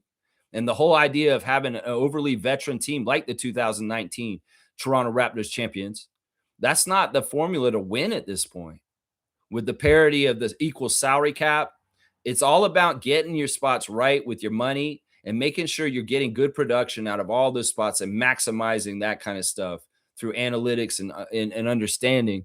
And then all of a sudden, you know, you got a young team that you pay less because they're on rookie scale, but they're advanced four-year team, four-year college player like Jamal Shed, you know, advanced players that are just not wasting their time. They're coming in and they're playing maturely from the beginning. They're not knuckleheads. They're not going through a couple of years of spinning their wheels like a John Morant or a Zion Williamson.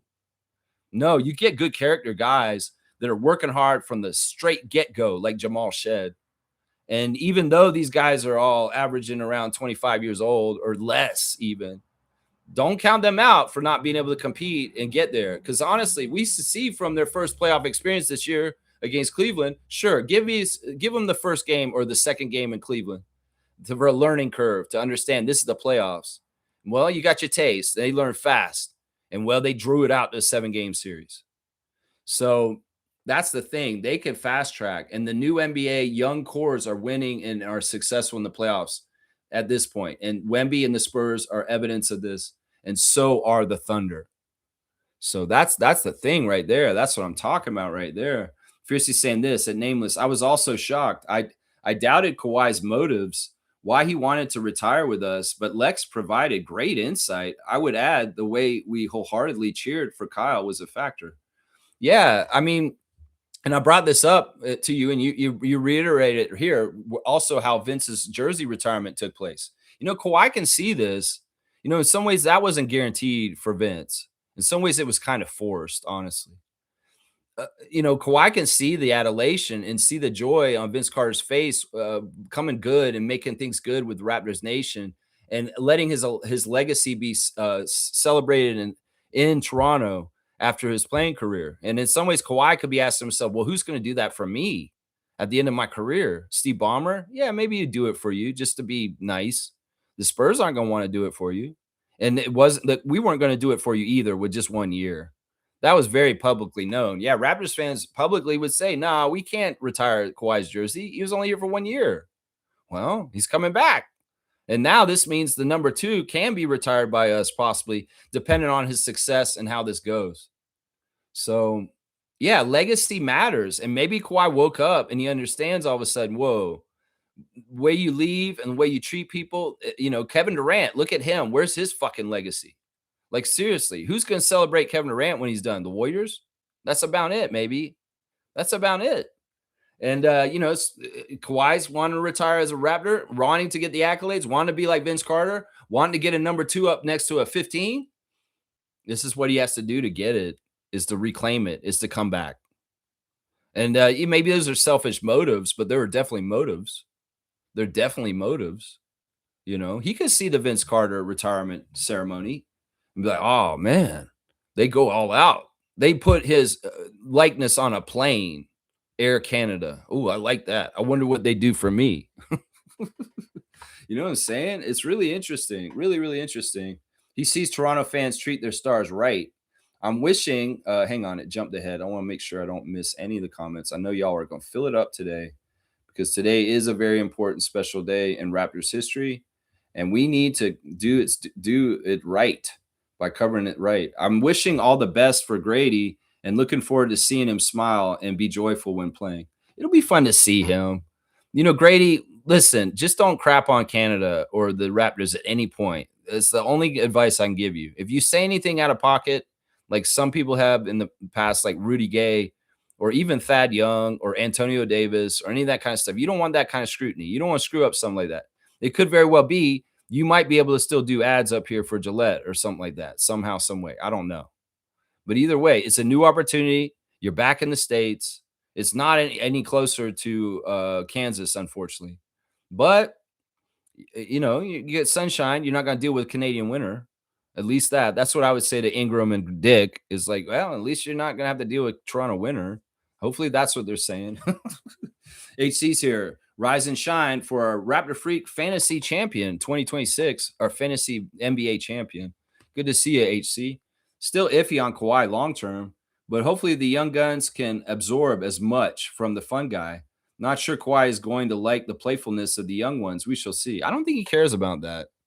He's such an aloof dude, and he's really so insular with himself. Like, he's going to do his routine. He's going to do all the things that he does. And in some ways, if they're chaotic or weird around, which they aren't, we know they're disciplined, they're hardworking, they're not goofy. They may be young, but in some ways, maybe immature to Fred. But these guys are professionals. They work hard. And maybe they're a little goofy like Alan Graves. But let's not get it twisted. These guys are doing things the right way. And in some ways, Darko demands them to do it the right way. Like, in some ways, we got to remember our coach holds people accountable. And there's no goofing around.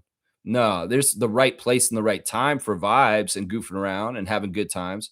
But when it's time to work, these guys are working. As Darko said in the past, we come to practice. We're here to practice. We're not here to fuck around. I don't want to waste your time. You don't want to waste mine. So when we're at practice, we're going all out and we're doing it the way I want to do it. That could be a big, huge difference right there between Clippers and Raptors. Think about practices there with Tyronn Lue and James Harden and Russell Westbrook and whoever else was around Kawhi the last few years. Paul George. These motherfuckers trying? These motherfuckers coming to practice and going hard like the dogs on the Raptors? Are they listening to Coach? Coach is saying, come on, guys. Can you just do a little bit more sweat equity here in the practice? You're just kind of, well, okay, James, that's great. Do you think these motherfuckers were pushing themselves in practice against each other? No. In fact, Kawhi may be ready to come to practice to challenge Scotty Barnes and vice versa. There's like, yeah, we're going to play each other. I've dreamt of this. Scotty's probably saying is, I've dreamt of this. I've always wanted to practice with you, Kawhi, because I've wanted to see if I could beat you and how you would try and beat me. You could think about those battles in practice, those kind of battles. Oh my gosh. And you just think about how iron sharpens iron on this. Yeah, you think about that. Seriously, it's crazy, man. Fiercely saying this, best of luck, Notorious BI3. I'm grateful his contributions helped us go to the playoffs. Listen, he can't be mad. Our medical staff rehabbed him. We got him back to all-star form. We brought him back up. In some ways, I made the comparison to like a flipping of the house. The house is in bad shape. You go in, you put some new paint, new wallpaper, you fix the banister, you fix this window, you put on a new door, you landscape the yard, you turn around and you sell it for a profit. That's kind of what we did with Brandon. We flipped him. He was in a bad place with the Pelicans, a bad place with his reputation in the league, and now we made him a bona fide all-star again. And he did it on the hard work of himself, but also in the opportunity and the surroundings of the Raptors. So in some ways, look, it's like CPR. We did CPR on his ass and resuscitated him. And that's something good right there. That's something he could be very happy about right there. Yeah, Kesper's here. Long story short, Pascal eventually turned back into Kawhi. I know, that's crazy, Kesper, isn't it? It's crazy to say it that way. HC saying this, it's kind of weird how a man wants to leave his family and go to Canada where there's no snow. Something feels fishy. I feel like the NBA investigation has a part in this. You know, there may be very well that the invisible hand of the NBA is forcing this. In some ways, they forced him to come here in the first place, but it all worked out magically. You know, I can see both things. I can see that in some ways behind closed doors in a boardroom, Steve Ballmer's being punished for aspiration. But we know that Adam Silver doesn't like doing this shit in public courts. He doesn't like doing this shit in front of the media. He doesn't like this shit being out of house with NBA inside internal workings. In some ways, he's covering up, and maybe this very well is part of some sort of punishment. In some ways, it's righting wrongs. We were wronged as a team because we didn't get the opportunity to try and repeat a long time ago. And maybe this is a delayed boomerang back to actually finally get what we deserved from before, finally coming back to us now. Let's just see if this thing has expired or this can still be discovered to happen that, well, you can do it with a totally different coach, a totally different cast of characters, and, a lot of times since. I don't know. We'll have to see. In some ways, there is some righting of a wrong in this. And I'm not naive enough to think that this couldn't be a possible part of this whole thing. Is that Adam Silver, with his invisible hand, guiding Luka to the Lakers, doing whatever. He's always doing shit to manipulate. You got to think about this also. For the NBA, this is a money maker. This is a storyline. What does Adam Silver love? He loves storylines. He loves redemptive stories. He loves excitement. He loves generating people's enthusiasm so that they'll buy tickets and watch the NBA. And that's exactly what Kawhi Leonard does returning to Canada. You know, in some ways, maybe he is reading the room. He's saying, oh, World Cup's going on in Canada. The Leafs just got #1 pick. Maybe we do need to boost the Raptors a little bit in their attention with people and making them more attracted to seeing them again at this point. And, well, you do it real quick with Kawhi coming back. So, you know, there could be a lot of truth to NBA storylines being written this way. But I'm okay with it because, listen, the track record is Kawhi, if he's a hired mercenary, if he's playing for a team, even though he doesn't necessarily totally want to be there, he still comes through with the goods, and he doesn't shirk on the duties. And Dean Wade ain't stopping him in the first round. That's what I'm saying right there. That's what I'm saying. And that's what Fred said in his podcast. He said, we can't get mad at Kawhi. He did exactly what he promised. He delivered on the championship, and then he left because he had always said he would. And in some ways, well, the honor of Kawhi is he going to try not to play hard? No. When he's available and he's healthy, he's going to play a certain way, and he's going to win us games, y'all. He's going to win us games. You know he's going to win us games this year. You know he is. That's right. You know he is. That's right. Bryce is saying this. Whoa, let's fucking go, Lex and Raptor Freak family. Bryce is in Kentucky, holding it down for a stateside in the Bluegrass State. Regardless how we look at it, Kawhi is 10 times better than BI. We now have a top 10 and a top 15 player. It's a crazy duo, and a lot of people are already talking about it. This may be the best duo in the East.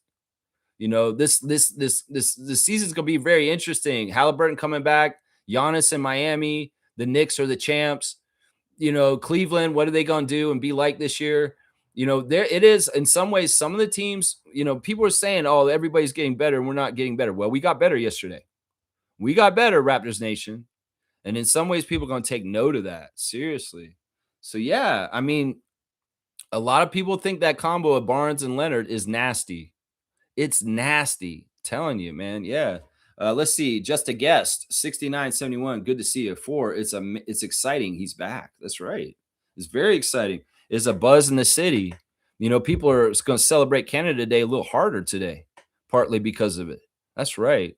Let me do a little aside. Originally, if Kawhi had not signed with us and come back, if he had not gotten traded back to us, I was going to do a stream today on RJ Barrett in honor of Canada Day and to explain why RJ is not playing for Team Canada this summer, because he isn't. Some people have been confused because they've seen the roster of the team that's going to be in Hamilton playing against Jamaica and Puerto Rico. Hamilton and Montreal are where the sites where they're going to be playing.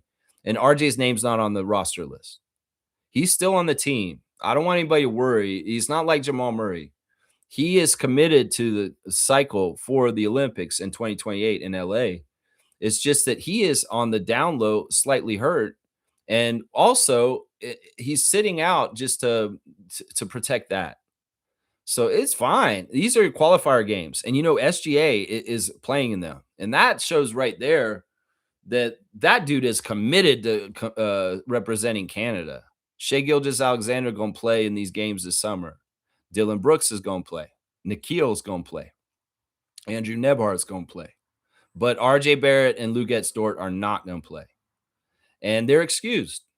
They committed to this cycle. They are a part of the team, and they will be a part of the Olympics. But they are off for this summer.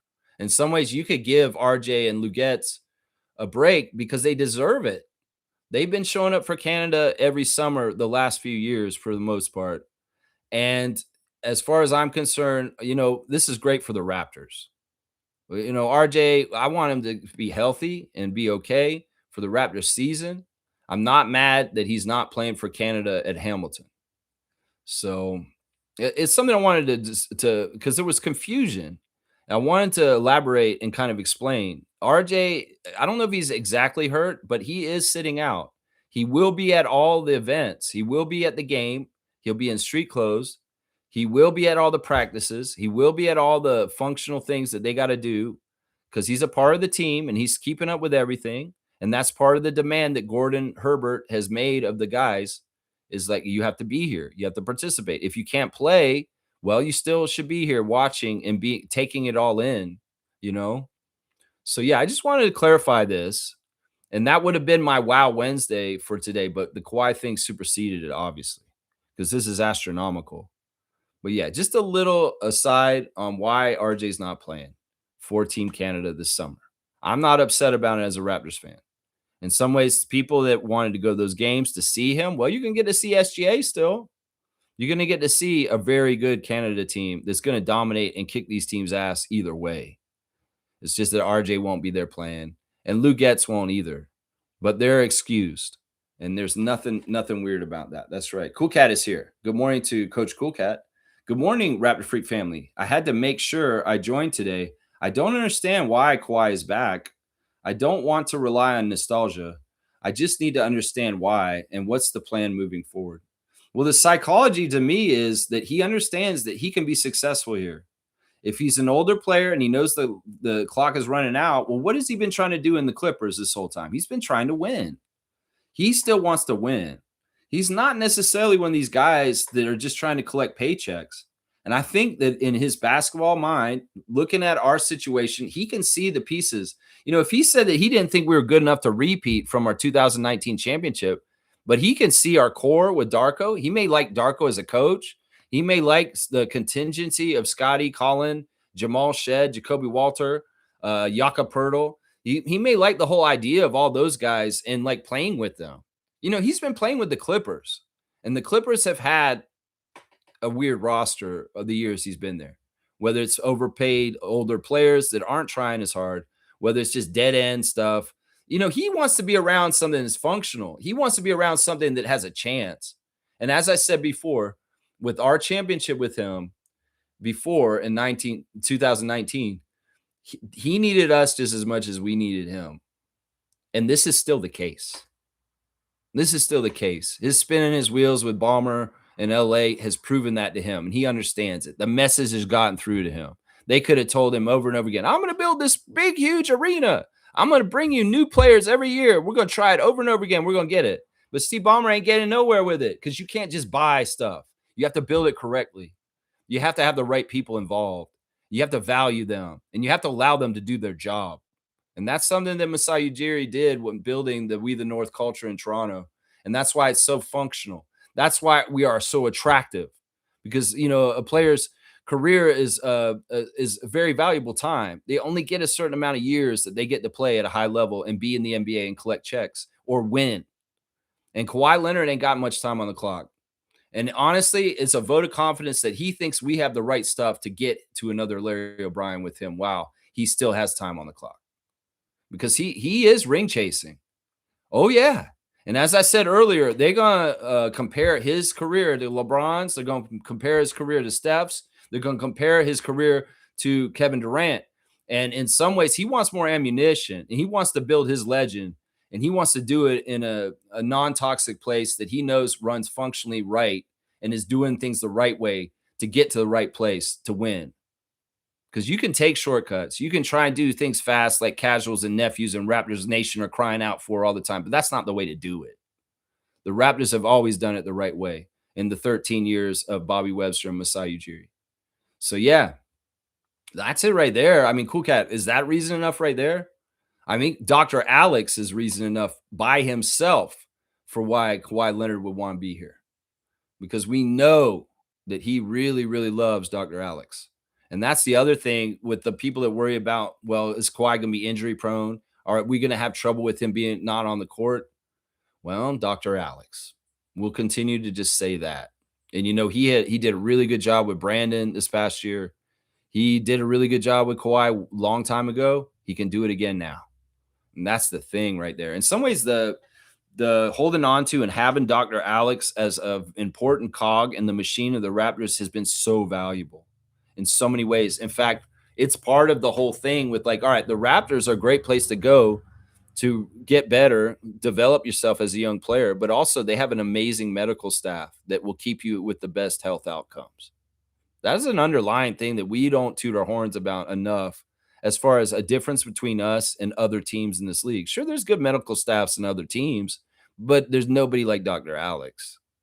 No, he's a guy who's going in the Basketball Hall of Fame because of how good he is at his job. Seriously, it's crazy, man. Yeah, James is saying this. Rapid Freak James, good morning. Is Kawhi signing a 3 or a 4-year extension? The details are this. He's on this year. For this year, he signs the extension. He plays for 2 more years after this. So we get him for 3 years. It's a 3-year deal when we do the extension with him. So he's on the books for this year, and he gets a 2-year extension on top of it. That's the time frame. KT's here, Raptor Freak dunk champion. Kareem Thomas, good morning to you, sir. Shout out to the front office building the right way. Masai made his signature move and traded for Kawhi. 7 years later, his next to kin made the same move. What a world we live in. Now, I want to once again say Bobby did both moves. Once again, the reason why we got Kawhi in the first place ever was because Bobby Webster was friends with Brian Wright. Brian Wright and Bobby Webster came up together in Orlando working for the NBA head office. They worked for the NBA. They didn't work for a team. And they were friends. They were young guys. They were kind of talking about, man, if we get somewhere in this league, look out for me. I'll be looking out for you. And, well, Brian Wright became the GM of the San Antonio Spurs at some point, and Bobby Webster became a GM at the Raptors. And around that time, Kawhi Leonard was having his issues. And Brian Wright had an opportunity. He knew that he had to move Kawhi. In some ways, he called an old friend, and he gave him the first chance. That's what happened. Brian and Bobby are really good friends, and he gave his friend the opportunity, the first chance to stab at it. Masai is involved, sure. And Masai is overseeing it and watching it all as the culture setter and the grand poobah of the Raptors. But you got to understand the initial foot in the door is the relationship between Wright and Webster that even opened this whole realm of possibility that Kawhi Leonard ever put the Raptors jersey on. Because Brian Wright gave special attention to the Raptors and special consideration over all the rest of the NBA teams in negotiating with us for the deal for Kawhi originally. You know, Masai may have been the tough guy, the guy who called late in the middle of the night to DeMar and told him the tough news and broke it to him. You know, Masai does a lot of important things for the Raptors, and he did for a long, long time. He set the culture. He made sure that people did their jobs. He protected our image. He was making sure people respected us. Fuck Brooklyn. He was a lot of things, but Bobby has always been the GM. People need to realize this. In some ways, Masai is an excellent scout. He can recognize talent. He can watch a basketball player and really understand them. But in some ways, the whole time, Bobby was the dude getting on the phone call, talking to the other GMs, and actually haggling over the deals this whole time. People have to understand that. Masai was the culture. Masai was the feeling setter. He was the vibes. He was the person, the standard of excellence. He was the head of the ship. And in some ways, Bobby worked for him and reported to him, and he had the grand say over things overall and said, yeah, Bobby, this sounds fantastic. I'm so happy you know Brian Wright. Let's do this. You know, that's the way it worked. People need to understand that, because in some ways they get confused about what Ujiri and what Webster were doing. And understand that you know, this isn't Webster following in the footsteps of Masai doing. This is Webster doing this, repeating something he did. He traded for Kawhi, and Masai was there to get the seal of approval and say, thumbs up, Bobby, good job. I'm the president of the team. You're the GM. You did the GM work. That's the truth right there, Kareem. Right there. Masai didn't know Brian Wright. Webster knew Brian Wright. That's right. Kesper's saying, why we made this move? Because we want this. You really got to ask me why we made this move? Because we want another one of these. That's why, right here. And thank you, Trevor, for sending this to me. That's right. We want the second Larry O'Brien in Toronto. We want another parade. And this time, maybe he'll say something different. Who knows? We got him for 3 years. How many chips can we get in those 3 years? Dynasty? Delayed dynasty. That's what we call it. Delayed dynasty. Still coming. That's right. That's right. Cool Cat saying, so is Kawhi retiring a Raptor too? Like Kyle, that's what he said. That's what he said. In some ways, I think that Kawhi's understanding that there's something more to like keeping good relationships with places you've been so that you can be honored after you're done. And in some ways, you know, look, he can see how we treated Vince. He can be like, yeah, I'd like that. I'd like that. I know San Antonio won't do it for me at this. I'll never be on the same level as Tim Duncan and Tony Parker and Manu in San Antonio. They'll never put me in that same category because of how I left. But I can still fix things in Toronto. And I can still be a legend, and I can still retire my jersey there, and I can still go into the Hall of Fame in a Raptors jersey. Let's not question this. Let's not have self-doubt for ourselves. We're good enough, Cool Cat, that Kawhi would want to come back here and be on our team in this situation. I know in some ways you're like, it's underhanded or something like that. Look, I'll do the straight goods on Canadian goods real quick. Dennis's horseradish. This is a Canadian company. And yeah, it's funny that his name is Dennis. Original horseradish, 100% Canadian company. That's right. Dennis.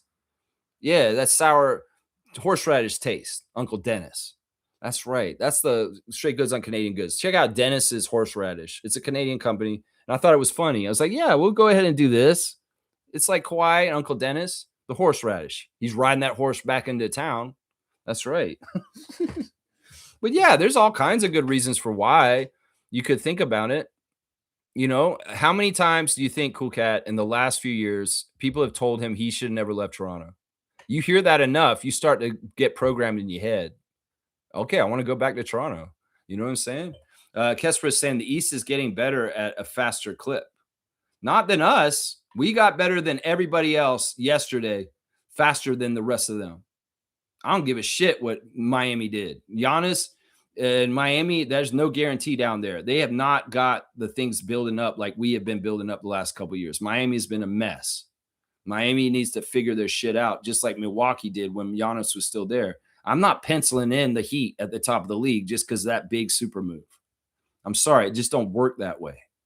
You know, that's what I'm saying. Let's do the Raptors Redditor of the day, which is pretty cool. They came out yesterday with the NBA Cup group draw, which is, you know, they do the NBA Cup, and we have a very good group. We're in East Group A, and we have the Bucks, the Nets, the Magic, and the Pistons with us.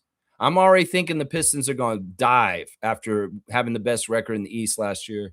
They're making some very bad moves this offseason already, and they are not going to be the top team in the East next year. The Magic, they've been what they've been. The Nets are the Nets, and the Bucks just lost Giannis. This may be the easiest group in the East for the Raptors, and with Kawhi, we're going to be top dogs. That Group B is crazy for the East. They got contenders in all spots there. The Sixers and the Knicks. We see how the Sixers are. Cleveland, what they've been, along with the Pacers with Halliburton coming back, and then Giannis and Miami in that group. That's crazy.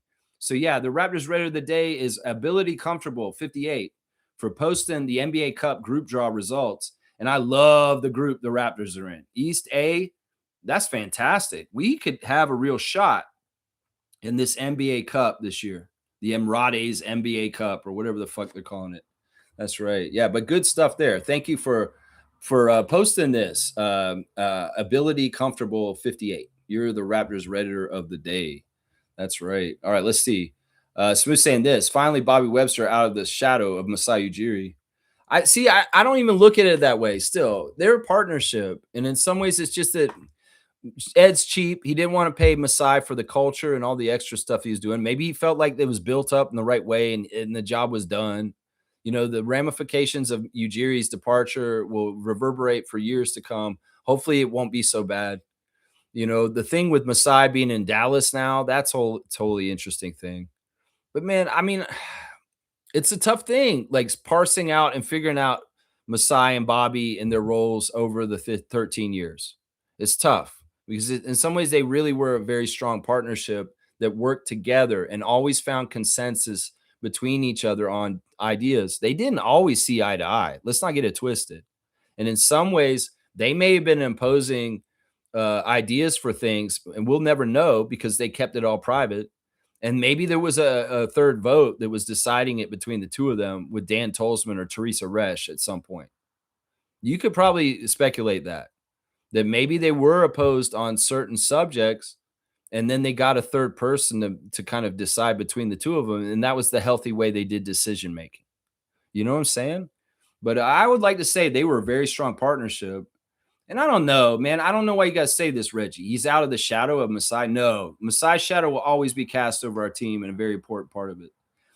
Nameless is saying this. Kawhi is working out a 2-year, $125 million extension as we speak. Yeah. And Trevor's brought up that Norman has agreed to a 2-year deal with the Bulls.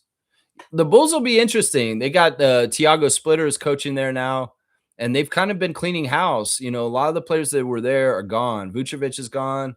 DeMar and Zach LaVine got out of there a couple years ago or a year or so ago. Yeah. The Bulls will be interesting with what they're doing. And I feel bad for Norm. I know that he really didn't want to leave Miami, and it's annoying. But, hey, it's a new chapter. Go do what you're going to do. And I'm glad you landed on your feet on a team and getting a contract. Nameless is saying we will have 3 years of Kawhi this time. Yeah, that's the other part of it. But let's not waste any time. Let's hit the ground running and go get that chip this year. That's right. Banana Bread Tan's here. Good to see Banana Bread Tan back in the chat. Good to see you on the Discord, my guy. Really curious about how we will fill out this roster. Now, this is a note I want to bring up to Raptors fans for a second. I know that we declined the option on Jonathan Mobo, but I don't want y'all to jump to conclusions that you think he's done with our team because, these minor contracts can be finagled and done in weird ways. Sure, we left Jonathan out there to be exposed to the waiver wire and possibly snatched up by any team out there. But could it be that they declined his option for this year because he was going to get paid $2.5 million almost, and they didn't really think that chunk was what they could spend on him? But could we speculate that he circles back on a lesser deal just to take money and still rides with us at the end of the bench? I think that this is still possible. I think that people are saying that Mobo's just gone. You may be a little bit too quick to think that, if we are going to have empty seats on the bench and not a lot of capital to fill those seats, Jonathan Mobo on the very vet minimum or the very minimum that he can get paid just to have Scotty happy, just so Jonathan could be along for the ride and be on the team. I could see this happening still, y'all. I could. even though you've seen him not get his player option, and it does seem like he's not with the Raptors, he isn't officially right now.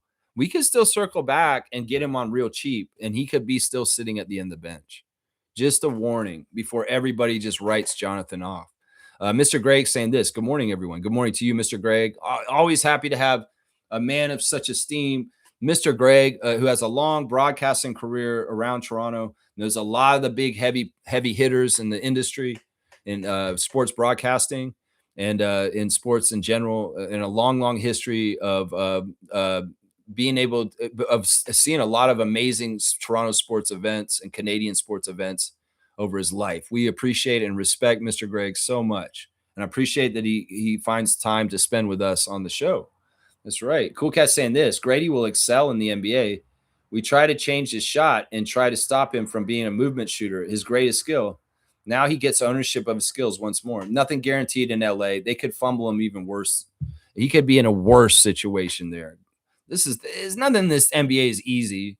In some ways, you have more confidence in him than I do. And well, it's the Clippers thing to figure out now. But I'm going to tell you right now, he had a better shot of figuring it out in Toronto than in LA. There's weirdness there. He's going to find out there's more backstabbing in LA than there is in Toronto. And he probably felt like there was some backstabbing here. But that's just the thing, man.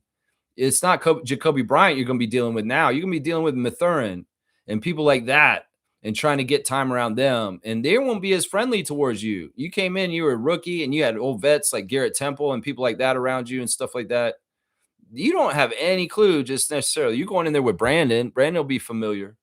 But the rest of that team, you have no idea, Grady. You're a new kid on the block. And whoa, you better be hanging tough. Yeah.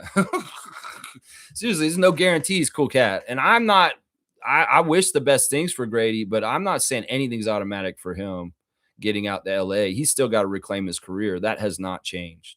That has not changed. Nameless is chanting Bobby in the streets on Canada Day. I love it. I'm so excited for RJ too. This really is a great move for RJ. In some ways, Brandon's presence was hurting RJ in the standing he was, but Claw will help RJ. In some ways, Emmanuel and RJ are going to benefit hugely from Kawhi Leonard being around because, you know, Emmanuel can be off guard and he can be catch and shoot, and Kawhi will find him. You know what I'm saying? So there's some really good stuff. And in some ways, the way defenses are going to have to set up against us, RJ's going to feast. RJ's going to feast. In some ways, this is a crazy dream for these guys too. Seriously, these youngsters idolize Kawhi. Jacoby, Scotty, I'm sure RJ has a lot of good feelings towards Kawhi for the championship with the Raptors from before. I'm just saying. In some ways, this is like a fantasy. RJ Barrett, you get to play with Kawhi Leonard on the Raptors this year. Pinch me. Pinch me. I'm sure that's what RJ's feeling right now. Pinch me on this. RJ's about to be unlocked. That's right. And I think that this is a storyline and something that people are not totally aware of yet, but they're going to see the fruition of on the court this year. Like even further. Everybody said RJ hit his ceiling. Stunted growth. You idiot. You think RJ's hit his ceiling? He developed more as a defensive player last year, and he's working hard. He has DeRozan code. He's not wasting his life. He's striving and achieving to be the best player he can be. And you know what? He has the most pure motives for it. He's doing it for home and country. That's right. That's right. So, yeah, you know, players that are good make other players better. In some ways, I would argue that Brandon Ingram was insular, kind of a little bit isolation and a little bit not totally the player that makes everybody on the team better. Kawhi makes everybody better on his team. And that is a big, huge difference in the needle pushing of what we're talking about here. It alone, listen, this is something Fred described on Unguarded, is like basically when Kawhi showed up that year when we won the championship, we had a swagger. We had an ability inside ourselves to build confidence just because it's Kawhi and he's on our team. This is the effect of LeBron James. This is the effect of Michael Jordan. This is the effect of Magic Johnson, Larry Bird, and a lot of greats over the years in the NBA. You have a guy on your team that just makes you more confident and feel better about winning. Yeah, your swagger on your team overall changes. And that's what we saw in the 2019 championship year with Kawhi, the first Raptors championship. Think about that.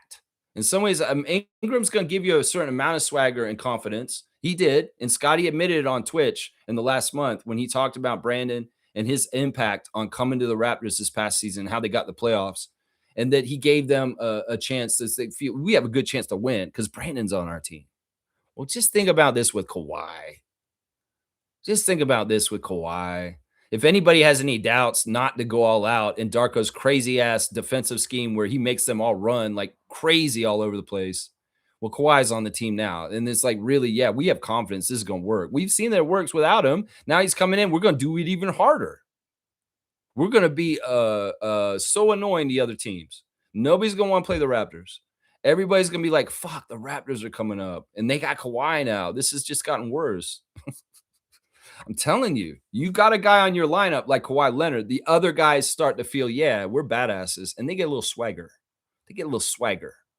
You naturally get that when you're lining up with LeBron James or Kawhi Leonard. You naturally get that. You know what I'm saying? That's right.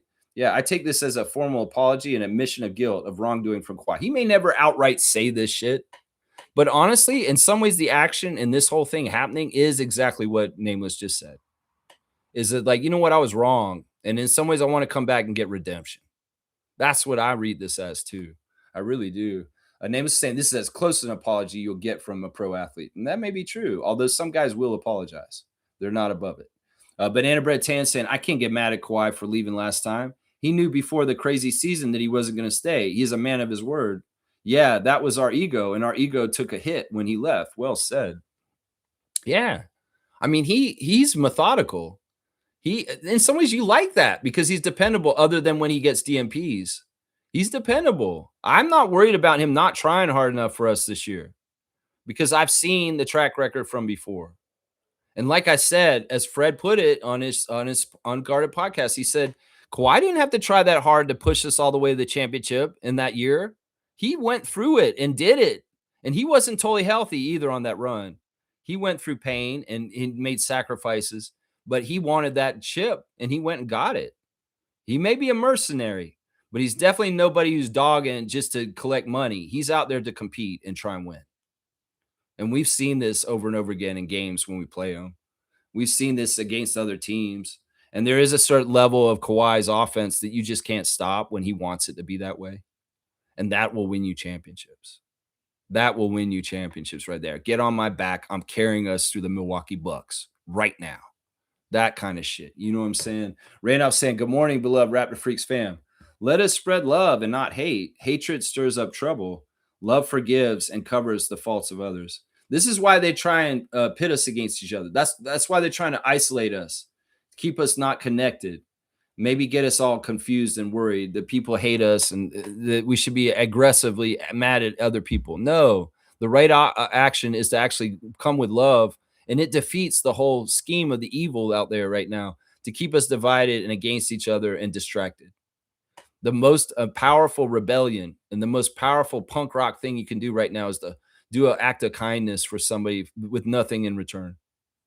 It's just to be like a human and recognize humanity in all people of all walks of life, from all kinds of different places and the way they look and what they are and whoever it is. You got to be that way for everybody because that's us punk rock, and fighting the system is everything. We stay connected when they want us to be pulled apart. That's the secret right there. Blessings to the Phillips family and all the Raptor Freak families. Go with love. Go with love towards Kawhi. He's coming back. That's right. Name is saying, I feel like someone who has finally confronted their abuser after 10 years. That's weird. That's a weird comment.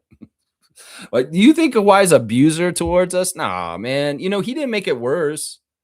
You know, other than the comment about he didn't think we were good enough to repeat, I think mostly he's been very like kind and right with Toronto and what he said about us in the past. Of course, we don't hear a lot from him. He's very quiet. You know, he did still appear in Drake videos after he left.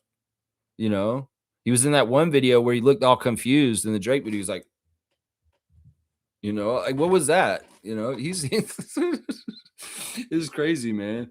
Yeah. Let's see. Banana Bread Tan saying his ego didn't let him pivot either, but it was ego on our side thinking he would stay because of our wooing. Well, part of it is also it's natural for a team to get a chance to repeat when they win a championship. And everybody says run it back. And we did not get that chance. We did get robbed of that. It's just such a weird, special, specific circumstance in the NBA's history that I don't think has ever happened like that. There's a lot of anomalies about the Raptors 2019 championship. No high draft picks.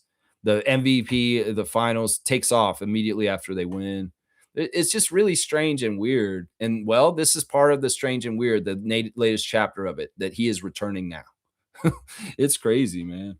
Yeah, Trevor's saying Dick will get sunscreen now. Well, he's going to be out in the sun and he's going to get to see his girlfriend in bikinis more often. You know, Grady can't be hating life. Come on now. He's in the NBA. He's got millions of dollars. He's got a hot girlfriend. Come on now. G saying this. I was cynical that they were using Toronto and still believe that was initially the case, but the Clippers didn't want to extend him. So happy that Kawhi wanted to be back in Toronto with an extension. I mean, in some ways, it's smart that they didn't want to because they don't have good health outcomes with him, but we can have good health outcomes with him late in his career. Seriously, last year, he looked fantastic, and he played a full year last year. I mean, he was all NBA second team, and that, you can't get that award without playing the 65, right? So Kawhi had one of his best years ever last year. It's not like we can say he's washed. It's not like we can say he's damaged goods. Sure, he may have had an injury history, but right now he's healthy. And right now he's coming into a season with Dr. Alex next to him, monitoring him and making things the optimal outcomes for Darko and our team and how he's available. That's what we got to worry and think about is we want him to be available. We want Jakob to be available. We want RJ and IQ to be available. We want our whole team to be available. We want good health. But even if we miss guys here and there, we've got great people to step up. Young core from the bench, Shed, Walter, Battle, Alan Graves, Colin Murray-Boyles, Trace Jackson-Davis, Elijah Martin, Chucky Hepburn, Jaden Bradley. That's our roster right now. That's what's officially on our team right now. And there's a lot of good young talent in that can step up and has experience stepping up and being in the starting lineup just in case one person's missing. Obviously, it looks like Walter, Murray-Boyles, and Shed are the top three that are going to get the chances to start in the absence of anybody who's not there. So it could very well be on load management games where Kawhi is not available, Colin starting with those guys and Scotty and Jakob. So, and once again, I will reiterate to people, Raptors Nation, Bobby made it very clear on Open Gym last weekend that Colin is not starting this year, that Jakob is the incumbent starter, and he will start as he is available. So everybody who's pushing that Murray-Boyles just automatically should be a starter this year, just chill. You're rushing things. And in some ways, the starting lineup of the Raptors is the same lineup as last year, except sub Ingram for Leonard. That's it. That's it right there. Yeah. Let's see. Nako saying this. That version of the Clippers wasn't a bad team. Yeah, in hindsight, you really shouldn't have attempted to make that team at all. But they had a few playoff runs in a developing West. Bro, the whole thing with Paul George coming to Clippers was a disaster for the Clippers. Absolute disaster. If anything, just for the fact that they traded SGA to make that happen. That's the whole thing about this Kawhi decision. That's probably the biggest impact. It's not necessarily that Kawhi left the Raptors. It's that they traded SGA to get Paul George to make Kawhi happy. And that completely changed the landscape of the NBA and the way it is right now. Because you don't have Oklahoma City doing what they're doing right now without the Kawhi thing that happened. That's the thing right there, Nako. That's the thing. No, those Clippers teams were bad. You look at it on paper and you get mesmerized by big names like Harden and Westbrook and all that bullshit. Paul George, I never bought that shit. That's why I say, there's certain stars that you win with and certain stars that are just dead ends. James Harden, dead end. Joel Embiid, dead end. Russell Westbrook, to an extent, a dead end, especially later in his career when he's not as athletically good as the triple-double Russell Westbrook. Bradley Beal, dead end. Kawhi Leonard's not a dead end. He's a proven winner with rings on his fingers and 2 finals MVP. So yeah, I can't get with you. That wasn't a bad team. That was a bad team because you had a bunch of losers that were overpaid, that were overly hyped in this league, that weren't really trying the right way to really give the chance for Leonard to really compete. And honestly, his teammates let him down in LA. His teammates let him down along with the front office. That's right. G saying this. Grady's girlfriend hates the cold, complained about it, so I'm sure they're happy. They all did. Like Mercedes complained about it. Sandro's girlfriend too. You know, we're hearing that Sandro's likely to sign with the Lakers. That's the latest news we're hearing from Mamukelashvili yesterday, is that it's looking like the Lakers are interested in acquiring him and bringing him to their team. So we'll just have to see. We wish Sandro the best. I think Sandro coming back to the Toronto Raptors is very much a very, very low percentage. I sent a message to Alessandro yesterday telling him, you guys, we always be welcome up in Toronto, Sandro, Alessandro, Mercedes, and we love you guys. And, you know, you'll be a historic legend, one and done Raptor for a year, just like Bismack, just like Danny Green, and just like Kawhi was until yesterday. So it's like, you know, we can't get mad at what happens with Sandro. It's just business. And that young man needs to make his money while he can. And we're not going to be able to pay him the amount that the other teams will pay him. So let's see. Banana Bread Tan saying Clippers didn't know how to load manage Kawhi. That's part of it. They didn't have the medical staff, and their front office was not very good at building a team that was correct for winning. Banana Bread Tan saying, I believe that's why he was so unhealthy in LA. That could be part of it. Yeah, that could be part of it. Happy Canada Day from Cool Cat. And G saying Glorilla being in LA is probably better too. So I think this worked out for everyone. Yeah, it's good for her career. She was so diligent and awesome being up here. Glorilla, really a lot of respect from Raptors Nation too. We love you. And the fun and the support that you showed for Brandon while he was on our team, it was just really cherished and a lot of fun. We appreciate you bringing your stature and your presence to the arena so regularly and really supporting your guy. Maybe in some ways this will make y'all's life easier a little bit that you're in California. Maybe it will. Yeah. Banana Bread saying we definitely could beat LA in the bubble with that team. Nah, bruh, people are capping. Yeah, if Kawhi had stayed the next year and we had been able to go through that, Serge says it himself. Serge Ibaka, he's probably laughing about what just happened. I'm sure Serge is like, oh my gosh, now you do this? I'm out of my career now. Why?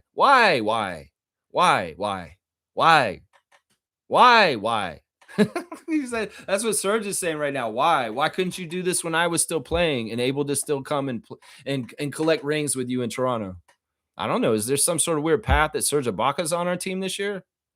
I mean, he's a couple years out. I don't know where he is. Is it an interesting idea for insurance just to have a 6-foul guy at the end who's close with Kawhi and in some ways can be a bridge? The one trade-off with having Ibaka on your team is that he always makes the team bus late because he takes so fucking long after the games to do his preparation with his hydration, his moisturizer, and all that shit. He takes so long. That's the one trade-off with that. Is this something where we're going to revisit Chris Boucher? And all of a sudden, some Raptors fans are saying we need to go get Chris Boucher and come back and put him on the team with us. I don't know. You guys get so nostalgic. Some of this is crazy. Lowry may make sense, but I don't think Ibaka or Boucher makes sense. Although I could make a case that Ibaka might make sense because the man looks like he's in phenomenal shape still. And what do we really need him to do but sit on the end of the bench as insurance just in case? He may not be able to run up and down the court fast enough, though, at this point. I don't know. We'll have to see. Nameless is saying this. Well, looks like I'm buying a Leonard jersey. He better not start wearing number 3 or something. No, he'll wear number 2. And if Mobo circles back and comes back, well, he's going to have to get another number this time. Precious, Jonathan, thank you for holding the number 2 over the last few years.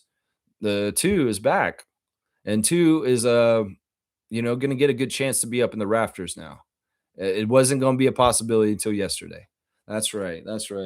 Banana Bread Tan saying Scotty is about to grow so much. You know, you could tell in real time last season the influence that Ingram was having on Scotty's mid-range game. Like he was, because what Scotty was doing, he was watching his footwork. One of the things that Scott talked about when he's talking about Ingram on Twitch one time is he's no wasted footwork or motion.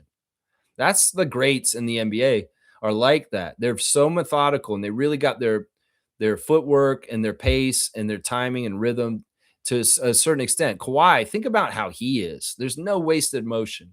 The way he dribbles, the way he moves his feet, the way he does everything is just so purposeful.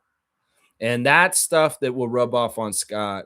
It may be that, as much as Brandon helped Scotty clean up some of his mid-range footwork and some of the things he's doing to get free at that level, because he saw some of this stuff with the no waste and the way Brandon handled the ball or the way he held the ball. He was talking about it one day on the stream where he's saying, Brandon holds the ball this certain way because he has it in a position for him to go into this action easily from there. And it's really well thought out if you really know the inner workings of basketball and why people do things with their body. You can have a lot of wasted motion on a basketball court with your body, but the really great ones have it really, no waste. You think about Jordan, the way he looked out there, Kawhi, same thing. So there's definitely stuff, tricks of the trade, little details, little minutia that, people like us have no idea about that these guys are going to pick up from him. And it may not be outright Kawhi is showing them or telling them. It may be that they're just watching him and they're figuring it out by watching him so much. That's the stuff right there. That's right. Let's see. Moving to Niagara. Oh, that's Omari. There you go. What up, freaks? Welcome back, Kawhi. There you go. That's Omari. Guardian Transit's back in the chat. Good to see Guardian Transit. Longtime Raptor freak. Maybe this helps Clippers get out of all the tampering and aspiration stuff. I mean, this is part of it too. This is like distraction from Epstein files kind of shit. You do this with Kawhi. Now what are people saying about him? Are they talking about aspiration? Are they talking about the scandal? No, they're talking about the return to Canada. And that is a distraction. In some ways, it's a playbook from the pedophile in charge of the United States right now. It's like, wow, let's make something else. Here, there's a shiny thing over here. Forget about that. Forget about that. There's a lot to that. That's probably true. That's right. That's right. Let's see. Nameless is saying, actually, that team Kawhi left was one of the deepest rosters in NBA history. In hindsight, it's shown that in the time since. Definitely. Yeah. Yeah. Cool. Let's see. Nameless is saying, talk about gaslighting, right? Okay. Banana Bread Tan saying, I'm just excited for the Kawhi, Scotty, CMB lineup. Child, let me tell you, can't wait to see the analytics on that trio. Yeah, it's gonna be nasty. It's gonna be so nasty. I can't wait. I can't wait. We got a summer league game on the 10th, and I can't wait for that. Just in there, I wonder if Kawhi will show up in Vegas and sit with the Raptors at courtside already. He's gonna hang out at the ballroom, the famous ballroom in Vegas, and he's gonna be with the team at that point. That may be the first time he's around them. Let's see how committed he is. Because I know the first year he came to us in 2018, he showed up late and he didn't do any of the summer stuff before because Fred had not met him in August before training camp. He still never met him as a person. So we'll have to see how much Kawhi is involved in the offseason schedule for the Raptors, like Spain and the Vegas ballroom and things like that. Hopefully he's showing up and he's being a part of it all. And he's integrating himself as early as possible. Brandon came and did this. In some ways, Kawhi, you need to do this too. That's what I say right there. Yeah. Yeah. Nako's saying, defensively, we're crazy. People say Kawhi ain't the same defender. Scotty's a top 4 defender in the league. He's coming to a more talented co-star. Kawhi's still very good. I mean, last year, he didn't really look like he was declining. He looked like he was still at the very top form of his powers. I think that people are going to try and say this kind of shit because he's gone back to Toronto, and that's the perception wars. That's the people who hate Toronto are going to say, oh, they just overpaid for a guy who's going to probably just be hurt all the time. And it could be LA fans who are saying it themselves because they're salty. And they say, well, he was hurt the whole time he was on our team. Well, he'll just be hurt for Toronto now. Good riddance. We don't want him on our team anyway. They're going to paint it the wrong way, the bad way, the spin way that they want that makes themselves feel better. It may not be the truth, though. That's what I'm saying. So don't listen to a lot of people down south. They're haters, and they don't like Toronto, and they will rain on the parade of this huge move from yesterday in any kind of way they can. They really, really will. That's right. Let's see. Shaq Lindsay's saying, it's funny, just a couple of months ago, we were dogging on Kawhi when the whole aspiration scandal came out. Now we are singing hallelujah. Well, it is really kind of messed up. Either way, I mean, let's move on. We're distracted now. Robin Crucina. Good morning. Thank you for the subscription. It's a good thing he landed to Toronto. I don't want him to see playing on the Spurs jersey again. Are you a Spurs fan? I get that. And I don't disagree with you guys. In some ways, he can really help us, but he can get in the way with y'all with Wemby. And I'm a big Spurs fan too. And I want what's healthy for you guys. You guys are already set up to be very successful and win a lot because of Victor. And in some ways, the fit of him going back and being around Victor all of a sudden, in some ways, I can understand why he was on the list, San Antonio, because Kawhi's looking at those two former teams that I played for actually are going in the right direction. And I could see myself added in having a good chance to win a ring with either one of them. In some ways, the Spurs are more likely to win a ring for sure than us. And in some ways, you don't want to mess that up with Victor by rocking the boat with Claw. And in some ways, I can get why Spurs fans are less apt to forgive Kawhi because it was way uglier and way more drawn out, the situation that happened to them with him, than the one that happened with us. Ours was basically a bad decision by Kawhi overnight at 2 a.m. in the morning on a Saturday night, went to the Clippers, and well, we just had to go through it. They had to be a drawn out situation where they were kind of held hostage by him for a year, over a year. And it was just exhausting and stupid and annoying and confusing. And in some ways, you can point to Kawhi Leonard leaving the Spurs as spinning them out into some really bad years that franchise and fan nation were not used to dealing with Popovich and Tim Duncan and their history. The years with Pirtle and DeMar were tough. They were tough. And in some ways, Spurs fans probably still completely blame Kawhi for that shit. But now they've come back and rebuild, and the future's so bright with Victor, you don't want to mess with that possibility by bringing Leonard back. So I get this. Are you a Spurs fan, Robin? I'm with you. I'm Spurs Nation on the West Side. That's right. Stu Guts is here. I hope this works out for us. Not too worried about the fact that he doesn't play too much. That just means that Jacoby and Battle might get some more run with Ingram gone. Yeah, the great thing is we've got good fill-ins. And I think if we use the model somewhat what we did the first time he was on our team, we'll be smart. You got to have that secondary kind of take over the player, kind of take over the game kind of player like Kyle was. The nights that Kawhi was out, Kyle said in interviews since that he knew that he had to step up and be more of that guy for the Raptors in that year when Kawhi's out. So, I would think the default person that would do this is Barrett. Scotty's still not going to be that guy who's going to step up and be the top dog and do that. He's the glue guy.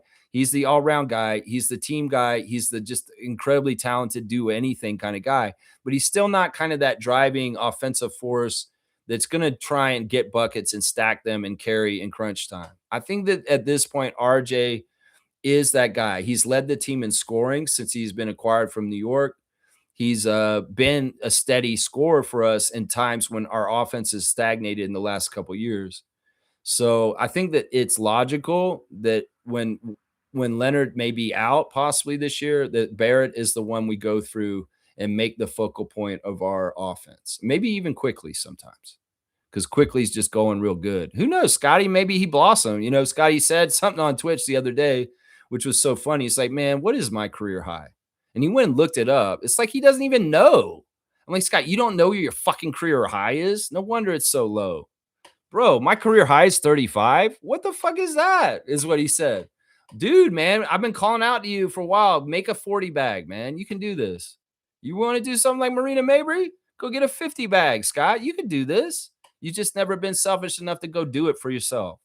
And your career high being 35, that's a kind of a joke, honestly. You could score way more than that, Scotty Barnes.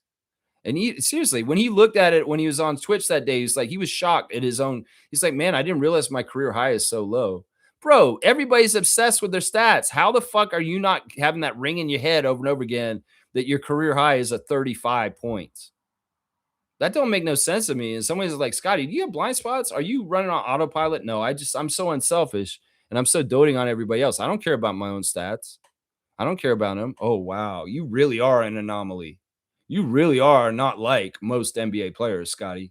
And I'm so glad you're a Raptor. And you are exactly who you are, because you are not like other NBA players if you don't even know off the top of your head your career high in points.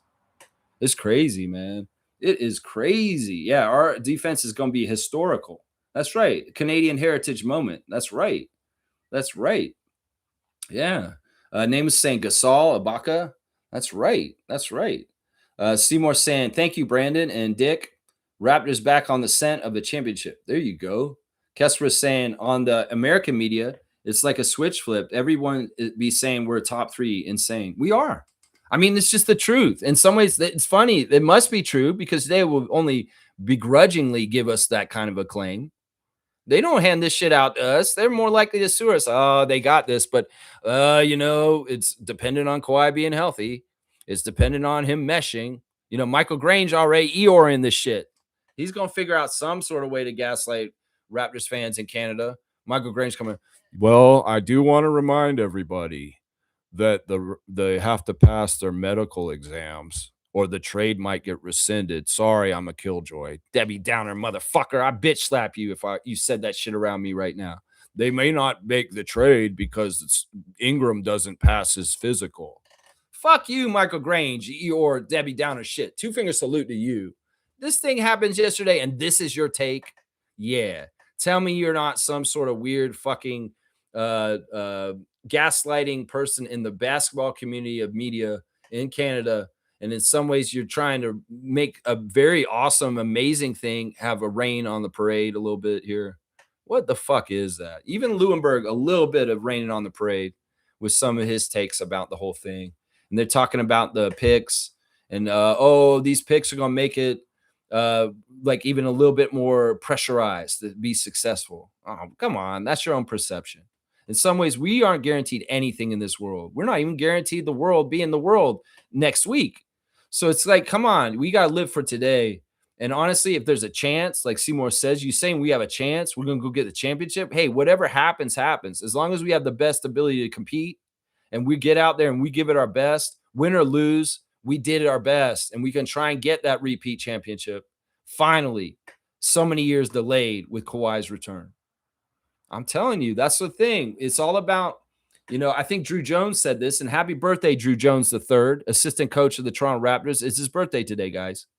He said this about his season with 905 when he started head coaching. He's like, look, there's a difference between uncertainty and self-doubt. Self-doubt, you tell yourself you can't do it before you even do it. Uncertainty is, well, I may be able to do it, but I'm not totally sure. He said that you want to feed into uncertainty. You do not want to feed into self-doubt because self-doubt will defeat you before you even start and put you at a detriment. I'm uncertain about the outcome with Kawhi Leonard coming back, but I feel really powerful and strong that it will be a good thing. Some people have self-doubt about it already. Make sure that you have uncertainty instead of self-doubt about the Raptors and their ability with Kawhi. And happy birthday to Drew Jones. I'll say that once again. That's right. That's right. Let's see. Mr. Greg saying Curry's titles don't compare to LeBron's because James was out chasing rings while Curry was always been with Oakland and San Francisco. Yeah, that's a good distinction. Bron was chasing rings, and well, I think they got the same amount of rings, right? 3, but Steph did it all in one place and never ever left, and he's still there now. Yeah, that's a really good distinction, Mr. Greg. Kawhi literally left the deepest team in NBA history, and they gaslit us everywhere which way to Sunday. Yeah, there's no lies there detected. Seymour saying Norm just signed with the Bulls, 2 years, 45. Yep. Yeah, we've had breaking news a couple times.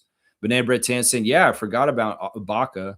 I wonder if he would actually consider it. I mean, it's really kind of up to the Raptors. The Raptors may be, man, you're too far out, and we can't do this. What the other thing is the balance of, as I said, with Lowry or any of these guys, Boucher, Ibaka, would you take very minimum money? Because we don't have any money. There's scraps. Just to be on the bench and ride and possibly collect that second ring.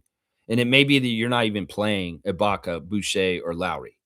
Any of you 3 guys show up. We're not going to pay you anything. You're not going to get to play hardly. But there is a chance that you could win a second Toronto ring with Claw being back. I don't know. What do you say on that?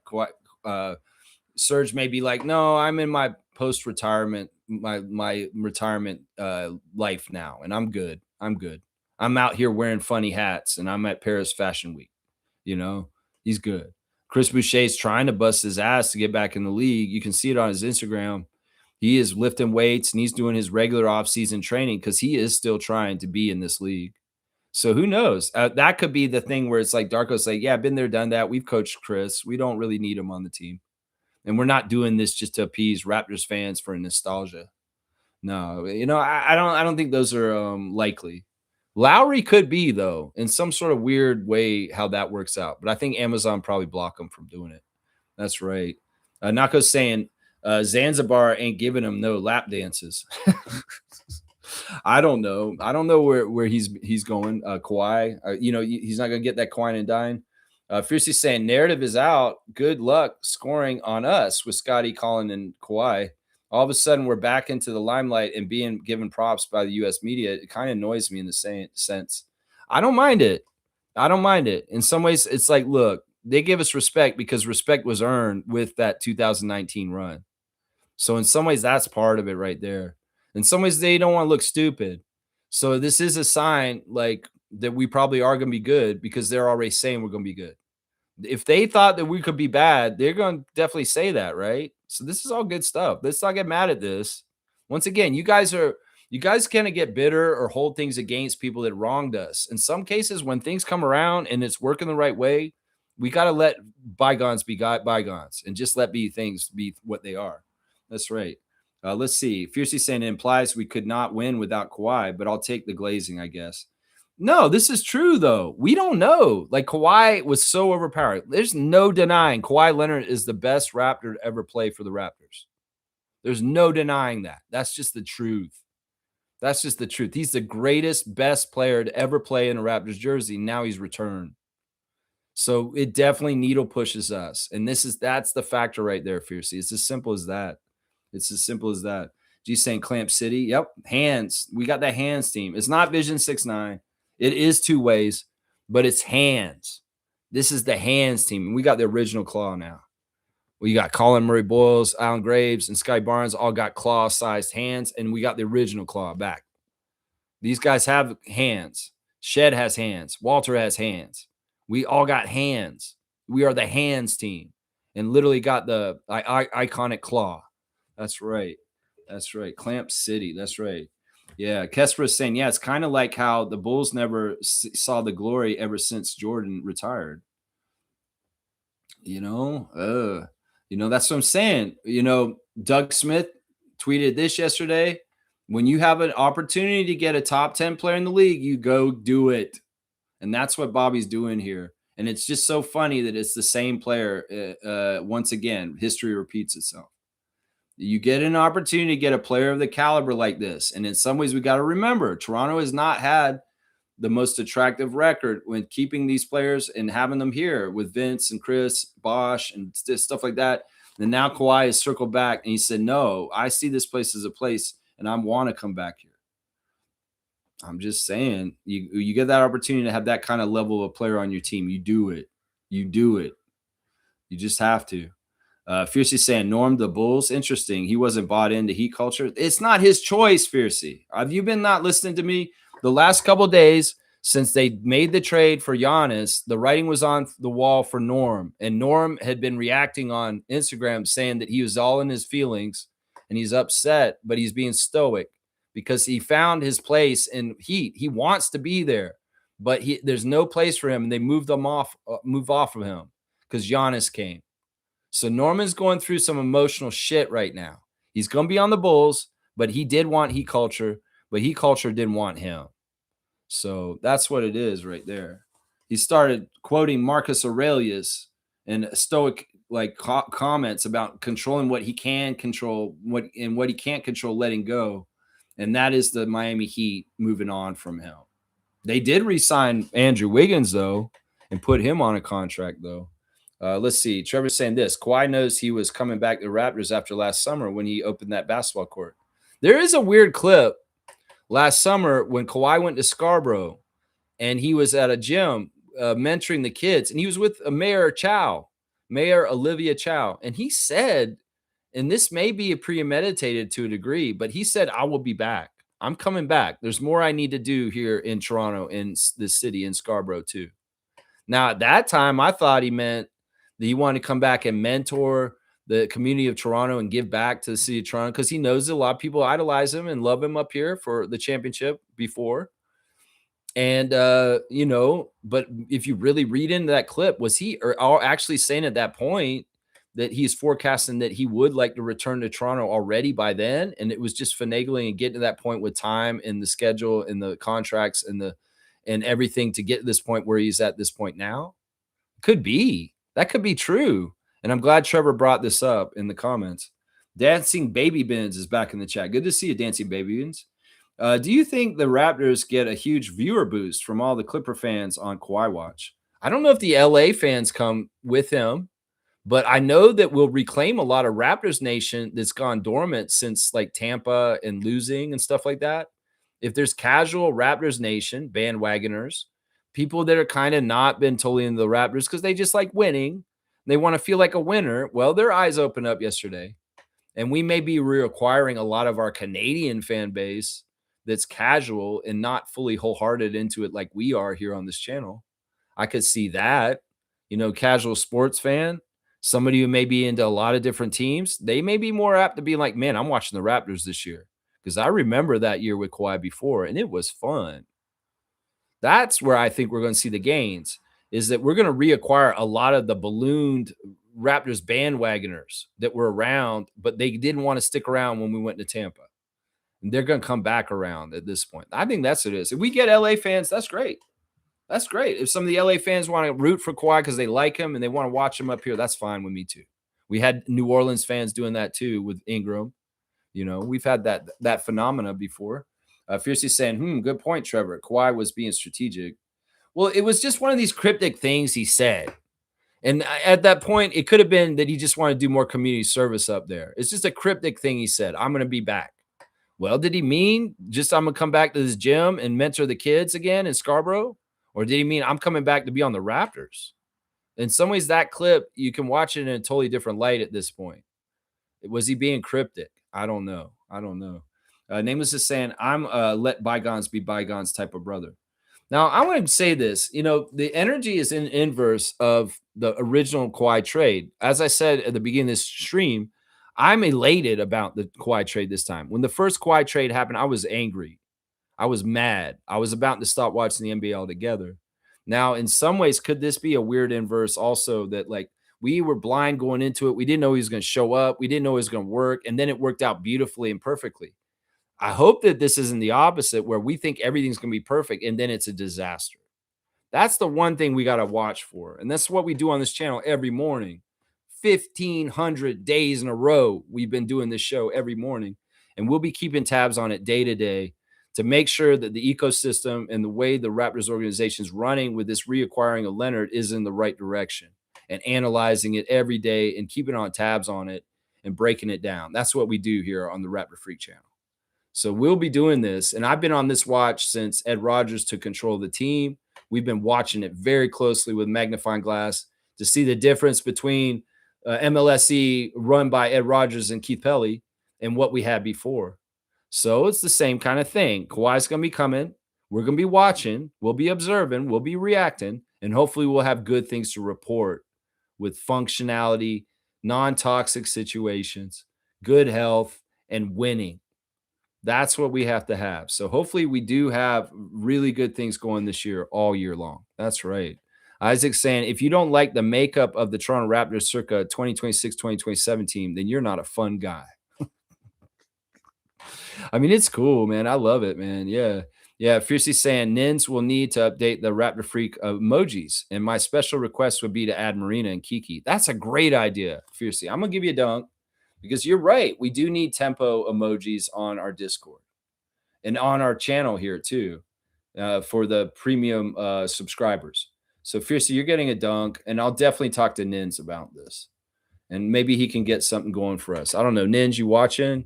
If you heard what we just said, could you maybe switch emoticons around? Let's get Kawhi back. And I'd love for exactly who she just said, Marina and Kiki. That would be awesome. Maybe Sandy. A Sandy icon would be pretty cool too. Maybe we'll clear some of the ones from before to see. Yeah. Let's see. It's like Deezy saying, I guess that's it for Mobo. It is right now for the time being, but I will speculate, much like Giannis and his brother, they'll find a way with a little bit of money and a little bit of a spot. We do need to flesh out the whole roster. And there's nothing wrong with having Jonathan at the end of the bench to make Scotty happier and to have him just around. I think that it really was, they didn't take the option because it was too much in the percentage of what we had left, and they wanted to free up just a little bit more. I don't think Jonathan would get mad if he made $1 million or so just to kind of hang around and be around the team. You know, he's not this kind of person that's like, man, I need 10 million, or I need 5 million or this. No, in some ways, he's very happy to be in the NBA. He thanks God for the blessings of life all the time. And it could very well be the declining of his option, the team option this year, was really to cut that percentage, because he was going to make almost 2.5 million this year, is to get him at a lower rate for the season. So don't be surprised if we circle around and one of the little housekeeping things, but this may not happen either. It may be that he's just done too. But yeah, don't be surprised if we do circle around on Mobo and he is back in the fold somehow, some way. You know, Nako's saying this. We have valuable players if we need to pivot down the line. Kawhi over Mikal. Okay, yeah, I don't even know what that reference is. You're talking about Mikal Bridges and the picks and all this stuff. Listen, my whole point earlier was everybody's worrying about picks 5 years from now. Bobby Webster is a wheeler dealer, and he can move and shake in this league. And at some point, if everybody's so worried about us not having any draft picks, he could trade one of our players and get draft picks back. There's always the option to make deals and get what you want with the assets that you have. And right now, we're heavy on players on our team because we're going for it. And picks are not as valuable at this point. But at a certain point, you start cashing players in, like we had to trade some of the guys from the last championship team. You get those picks back then. I don't understand why people can't think of this logically. They just listen to the reporters doomsday this shit about our picks. But I'm like, you know what? This is the future. This is like 5-6 years from now. Bobby could do fucking 5 different moves and reacquire picks, and we're fine. Everybody wants to be a Chicken Little or like doomsday. Oh, be scared, Raptors fans. We gave up so many picks. We can make trades later and reacquire picks. It's stupid. It's so dumb, man. That's right. Let's fucking grow. That's right, Isaac. That's right. Norman Powell. You guys, this is like 6th person who's brought me the Norman Powell news. That's right. Dancy Babyben is saying we have physical, dependable defenders.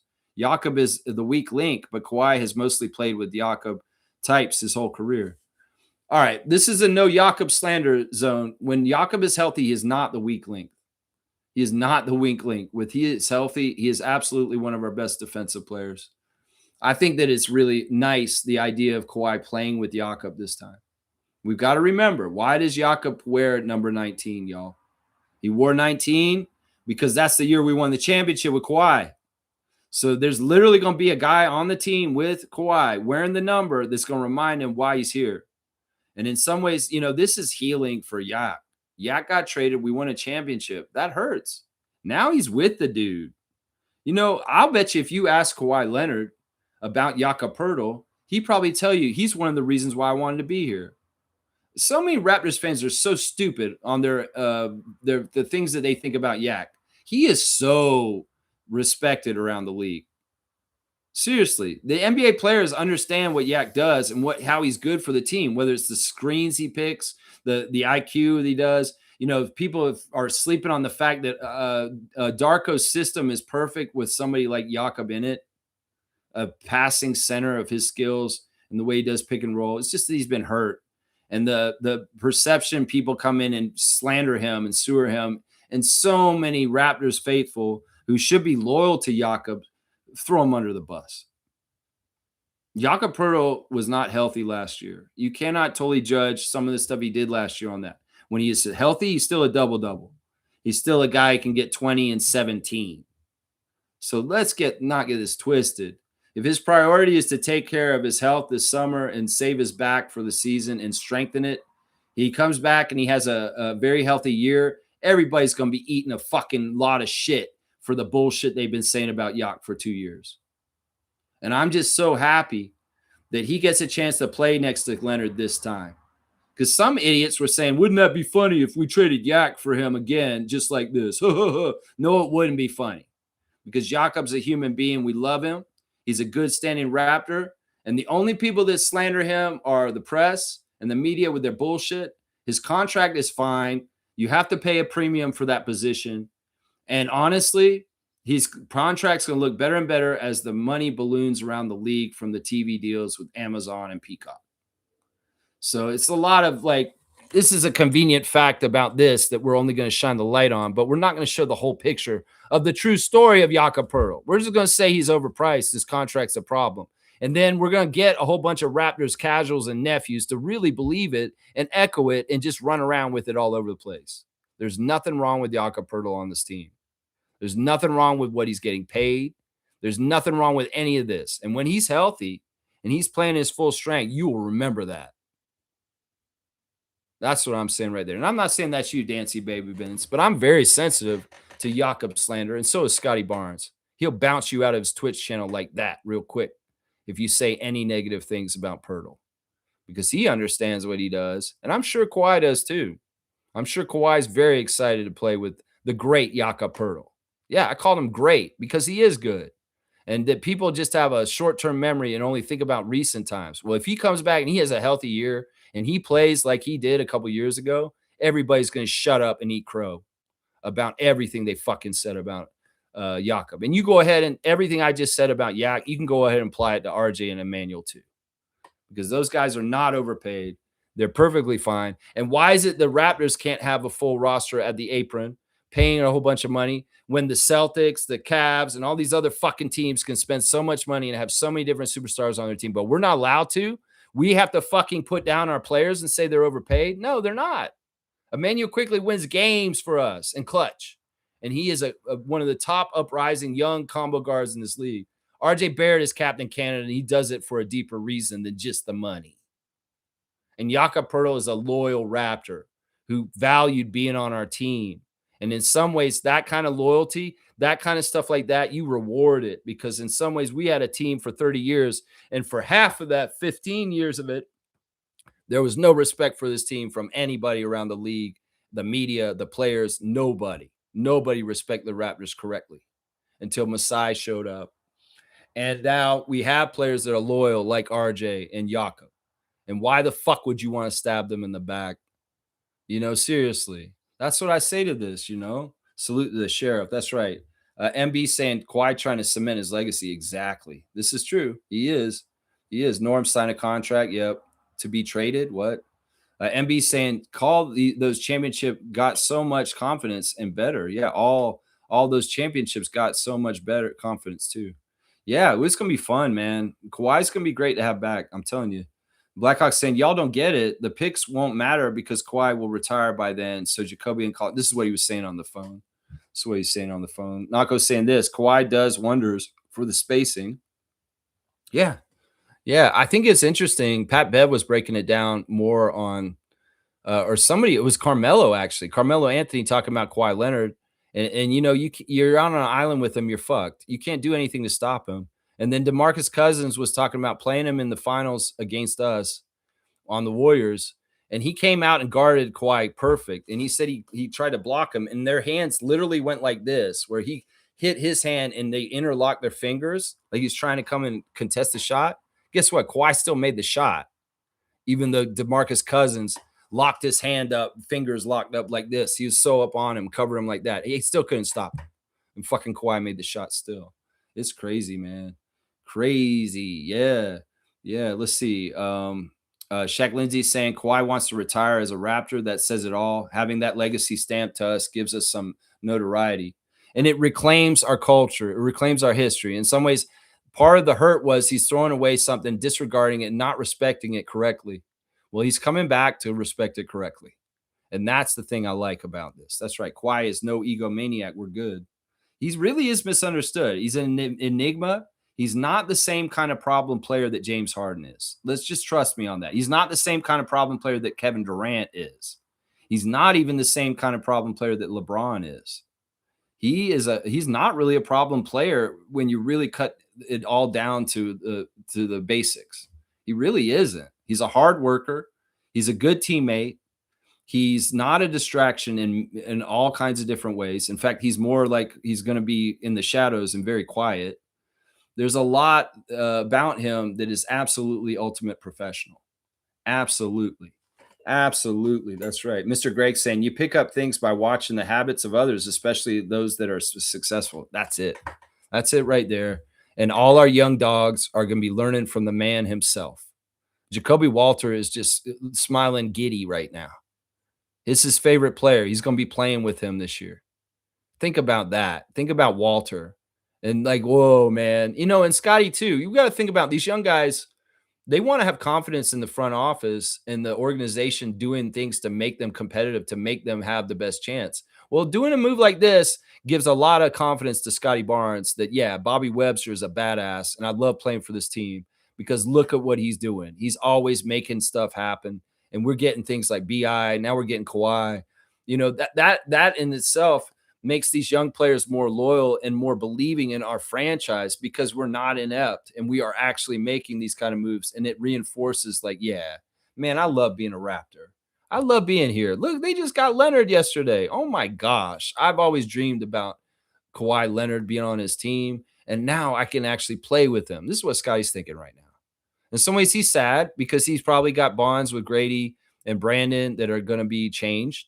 But he's seen this before with Chris and OG and Pascal and all the teammates before, Gary Trent Jr., Precious, Malachi. Yeah, I even said Malachi. He's used to this, but that's encouraging. Your front office is proactive and competent, and you get more confidence from that as a player in the organization that you're playing for a team that's making shit happen and you have a real chance. You can be on a team where they're making front office moves this summer and you're like, what the fuck are we doing? Why am I here? I need to get the fuck out of here. That's the opposite of this, right? That's the opposite of this, right? Right? Dancing Baby Ben is saying we can always grow a guy like Battle's value into +1 draft picks. If Battle has a 40% 3-point shot year, he's a 15-point player. I think it's going to be cool. He's going to be more important in some ways. Last year, going in the season, we had a real battle, so to speak, around that position with Walter, Abaji, Dick, and Battle, and Lawson even, and a lot of people involved in that spot. Now this year, it's shaping up to be more a point guard battle for this year with people like Shed, Martin, Hepburn, Bradley. That's going to be the epicenter of some of the real battles in training camp and things like that to be sorted out. Well, at this point, who's standing? Walter and Battle. Baji's gone and Dick is gone. So maybe there's a little bit more time and allowance for Jameson to expand his role without Grady eating up some of the time at the beginning of the year with us trying to still reclaim him and get him back going. We could speculate that. I was a little worried about Jameson possibly not coming back because we hadn't really heard anything about him and his contract. But I heard that if they let it lapse today, he just automatically gets into the fold by the deadline today. In fact, maybe I should check some breaking news on this real quick just to see if there's any news on that real quick. Okay, so Mamu has signed a 4-year deal with the Lakers as of 15 minutes ago. It's $52 million for 4 years. So he's getting... Wow. He's getting like 12, 15 million, right? Wow. So he is on the Lakers. He's got a player option for the 4th season. Congratulations to Sandro. Josh Lindbergh saying Mamu really wanted to be back in Toronto. Could have seen him taking a discount to stay if the money was close, but the Raptors were never going to be able to compete with that, especially after taking on salary in the trade. Happy for Sandro. Lakers are a great fit, and this is life-changing money. Well, he won't be playing with LeBron. At least we know that. He'll be playing with Luka and Austin. And he'll be about a part of the post-LeBron Lakers. Very, very interesting there, man. Yeah, see, this is the other thing. Lewinberg's got this. Mamu's career earnings, he just posted this 5 minutes ago. His first 5 seasons, he made $8 million. And in the next 4 seasons, he's going to make $52 million. So, yeah, that's a big deal right there. That's a big deal. Also, the Lakers are getting Walker Kessler, apparently. They are acquiring Walker Kessler for unprotected first-round picks and stuff. So Walker Kessler is going to the Lakers also. Crazy. Stuff has been happening. There you go. Oh, wow. Here we go. Mobo has signed with the Kings, y'all. Jonathan Mobo has agreed to a 2-way deal with the Sacramento Kings. So, yeah, he is gone, and he's not going to circle back to us. So the news is out that Jonathan Mobo is now a Sacramento King. I hope Scotty feels okay with that. But in some ways, I'm happy for Mobo to land on his feet. So somebody did value him. So they just re-signed Precious, and now they got Jonathan too. So they got Precious and Jonathan on the Kings? That's wild, man. So J-Mo, as much as fans thought he wasn't valuable to anybody else, well, the Kings just snatched him up from our waiver wire and put him on a two-way deal. Wow, that's crazy breaking news right there. Well, in some ways it'll be fun for Scotty. Got to play with Jonathan. The dream came true, and now they'll get to, play against each other when they meet up. That's going to be very, very interesting. All right, that's some crazy breaking news right there. Mamu and Mobo are gone for sure. Here's footage of Team Canada in the gym. Josh Lindbergh's posting right now. And the last two players on the court when they play each day is the cousins, Alexander.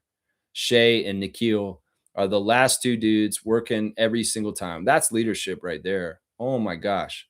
That's leadership right there. Wow. So Mobo's a King and Mamu is a Laker. That is it right there. Wow, wow, wow. Nameless is saying this. We went from not having any dogs on our roster to a whole damn pound. Pat Bev's, I really think Pat Bev said that because of Fred. He felt like Fred was our last dog. And when he was gone, he said, the Raptors have no dogs now because Fred's gone and Kyle's gone. Yeah, that was insulting. Who's got dogs now, Pat Bev? And where the fuck are you in your life? Come on now. Where are you playing? You're playing somewhere in another country, aren't you? That's right. That's right. Let's see. BI is too soft. Alan Tam saying that. Alan Graves, bam, son. How about that? Look at the dog pound there. All right. MB saying the expectations should be he misses games in the regular season. Please don't turn on him. Yeah. Raptors fans, let's not be toxic. That's why I do this show every day, is because I try to give a good example of leadership and how we should be as fans and being with the whole big picture and being mature and smart about it with wisdom from the history of the NBA and understanding how things work. That is why I do this channel. That is maybe the main reason why I do this channel, MB, is because I want to help people go through the rigmarole and the ups and downs of rooting for this team correctly in a healthy way and stop crashing out like King Nephew William Liu. Stop crashing out like him with his emotions and stuff like that. Kestra is saying, sure, there's a chance this can be a Trojan horse. I thought about this also, but the league is going to rig on us whether this happened or not. At least this time, the front office is showing some form of an upgrade. Yeah, either way, we got to trust the track record from before and just go with the best chance to compete. And that's what this is. God forbid Kawhi Leonard wants to waste his life, come up here and sabotage our team from the inside. That would be on him and would look bad for him because in some ways his legacy would look awful since the Raptors championship in 2019 then. So he has a lot to prove. He wants to stay healthy. He has a lot to prove to stay successful. Like I said, he's in the running with some big dogs from his years of the league, his generation. And who's going to be saying what about what in the legacy and the stories about them after they retire? And how does it stack up with those guys? Durant, James, Curry. That's what I'm saying. Westbrook. How's he stack up with those guys? That's the thing he might be worrying about. Dancing Baby Benz. BI doesn't have enough ability to swim or shed defenders when he's going downhill at the rim. Yeah, there's just on different levels of operation and ways of doing things without being stopped. Brandon has that stuff. He's on the scale, but he's not at the same place on the meter as Kawhi. We know that. We've seen it. And that's the other thing is like we know we've got a tested and true performer in the highest levels of things. I mean, the shot, we get to reclaim the shot as our history. In some ways, we can put the shot more on blast than ever again. And maybe we can finally install it in still the narrative around the NBA world that this is the greatest shot in NBA playoff history ever. Because that Kawhi shot truly is. I truly believe that. And I think that the NBA begrudgingly doesn't want to admit it and they overlook it. But with Kawhi back on our team, that shot's going to be shown a lot more again. And in some ways, that shot will get more respect for what it is deserving because he has returned, is what I'm saying. So, because I really do believe that's the greatest shot in the history of the NBA. There's nothing more dramatic and more insane than Kawhi's shot against Philadelphia. There's nothing. There's no game 7 decided at the last second like that with 4 bounces, like a fucking movie in anywhere in the history. Don't Havlicek stole the ball or any of this bullshit. OG shot in the bubble or any of these kind of things that people done. That shot is the greatest shot in NBA history. And if people are being real about it, they'll admit it. And maybe now more people down south will admit it because he's circled back and we're going to be putting it in their face again. You know what I'm saying? G saying this, I was cynical about it happening, but now that it has happened, I'm thrilled. Their defenders are going to give nightmares, opponents nightmares. Yeah. Yeah. I mean, I was like neutral about it. I really was. If it happens, well, it'll be awesome. But if it doesn't happen, we'll just go business as usual. And I'm glad it happened because I do feel like there would have been a large percentage of the Raptors fan nation that would have crashed out and acted really stupid if it had fallen through and it didn't really happen. So Shaq Lindsay saying the narrative was always he was brought here against his will, won us a championship and up and left us. Basically, he didn't respect our organization. Well, they need to change the narrative. I don't think he actually didn't respect the organization. He did. He did. I mean, I don't think we'd want him back if he really was toxic. It's just that, like I said, he had a schedule in his mind. He had a goal himself that he wanted from San Antonio, not necessarily from Toronto. He wanted to go to LA from San Antonio, and he had to do a 1-year penance in Toronto. And well, he fucked around, won a championship. And we got to look at it from that way.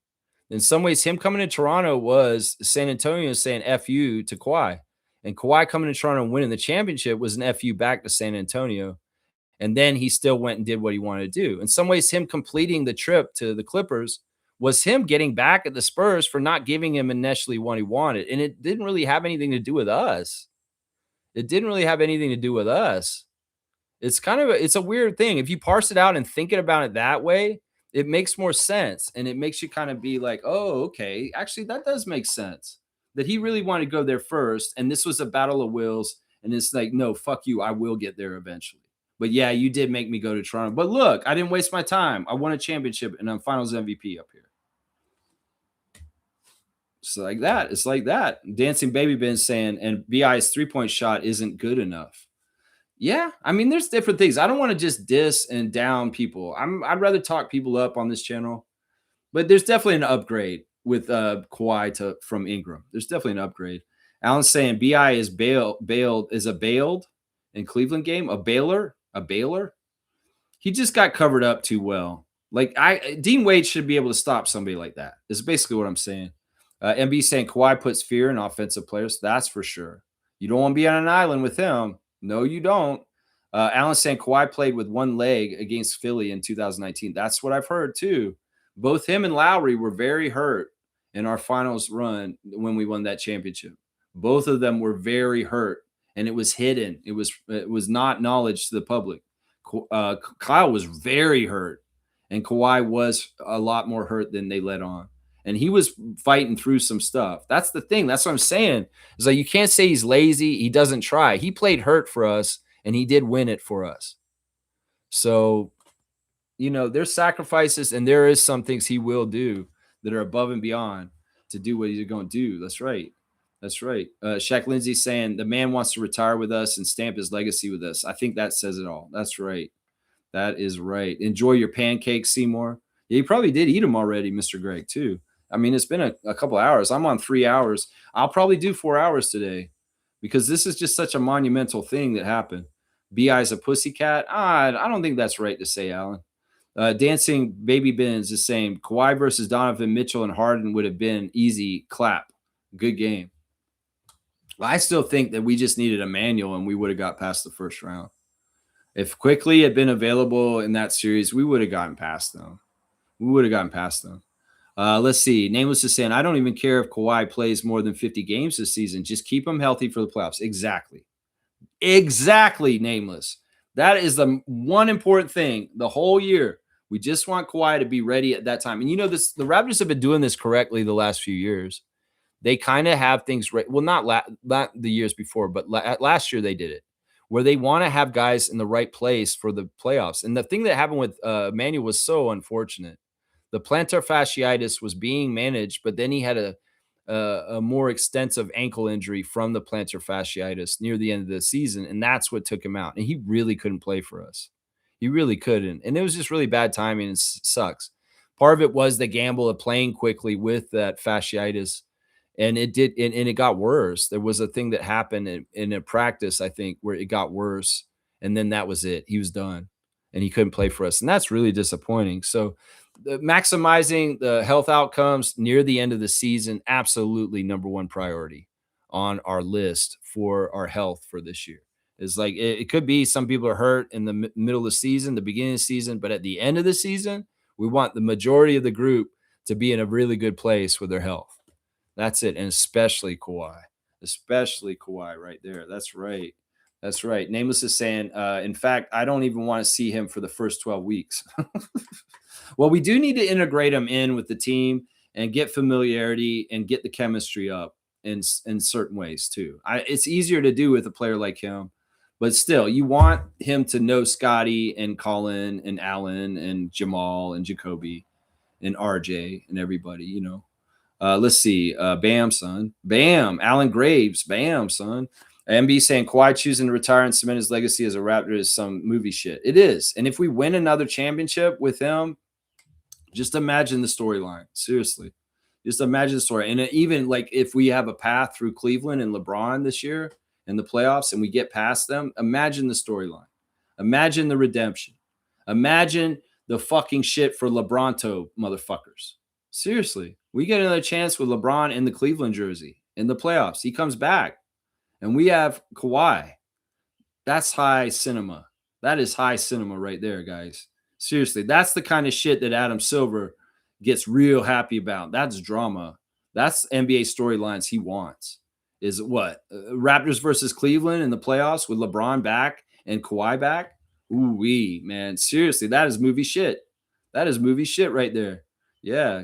Go sit over there in some bubble wrap, Cloud. We're saving you. That's right. Pancakes with the maple syrup, that 100% Canadian maple syrup on a Canada Day. Happy Canada Day, Canadians. The King of the North is back. That's right. Alan Graves posted it right away. I wrote Alan a message on Instagram because, you know, he's so new. He's so enthusiastic. He probably read my message. I basically sent him a message. He posted Kawhi signing on his Instagram stories. And I wrote to him, I said, business just picked up. Carry your own weight, Rook.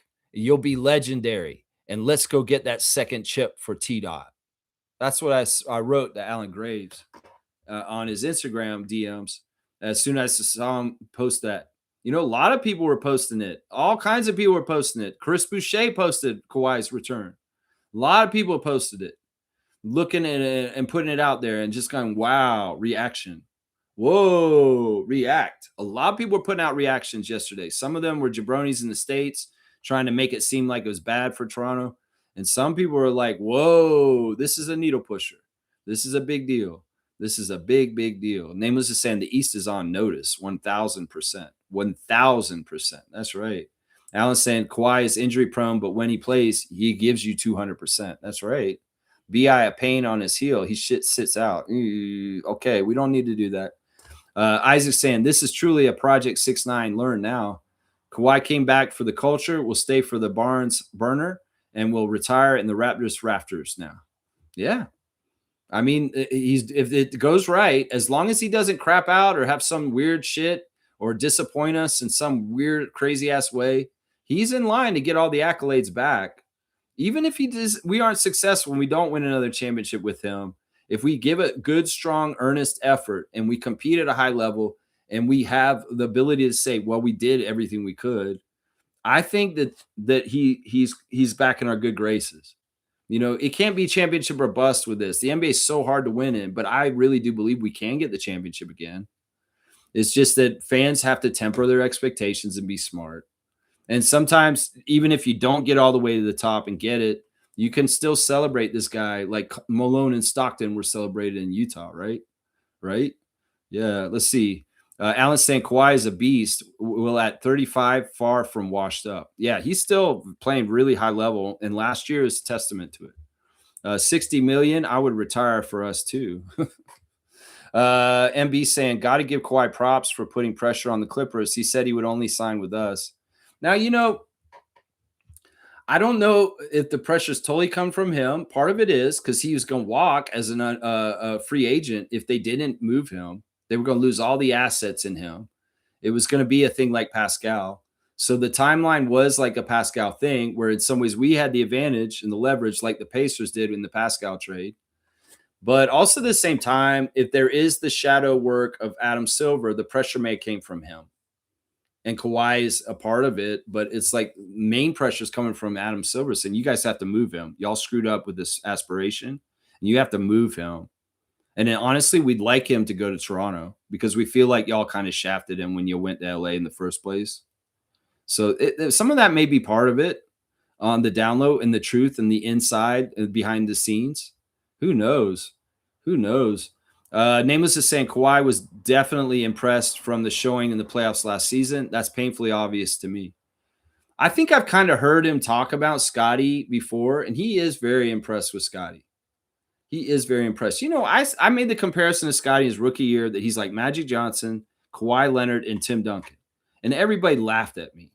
Everybody fucking laughed at me. You're crazy. You think Scotty Barnes is a combination of all three of those players? Well, more and more has come true. And Magic has said, yeah, Scotty plays like me a lot. Magic Johnson said that. And I'm sure Kawhi can look at Scotty and say, yeah, I can see myself in him. The Tim Duncan stuff is a little bit harder to see, but it's how he helps on team defense and how he does everything on the court just to be that stopgap for everything that could possibly happen on the court as a defender. Tim Duncan did that shit for the Spurs for so long. And that's part of the reason why the Spurs had such a high winning percentage in his era, is because of that. And that's why it's a tried and true smart formula Scott's following. I mean, I remember in the summer of 2022, after he won rookie year and we're on Twitch with him, he straight up asked us on his Twitch channel, which players do you guys think I play like in this league? Because he didn't really know who he was going to be. He thought he was going to be a point guard. He thought he was going to be like a lot of the narrative that we thought in his rookie year. But I saw something different. And so did Darko. I mean, Darko's had a plan for him all along, and he's been leading Scott blindly.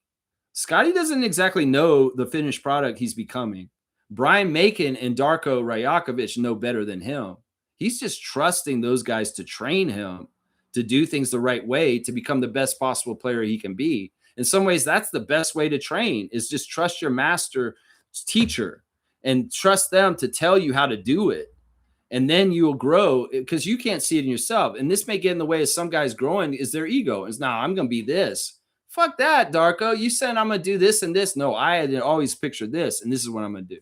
No, but wait. But Darko may know the better version of you, and you just got to blindly trust him. Because Scott said this. He's like, if you asked me if I was going to be this player at this point in my career, I didn't think I would be this player and who I am right now. It really is. I'm following the tutelage of my trainer, Brian Macon, in the offseason. And we are getting the program from Darko and the coaching staff for the summer. And this is what you work on. In some ways, Scotty may not have, I told him when he asked, what players do you think I play like? I said Tim Duncan. He's like, that's interesting, Raptors freak. Tim Duncan? I was like, yeah, you could be like Tim Duncan, but on the defensive end. And who knows? Maybe he took that to heart and he's like, you know what? I'm going to study Duncan. I'm going to study where he positions himself on defense. I'm going to study how he helped his teammates when they were in trouble on defense. And I'm going to be that guy.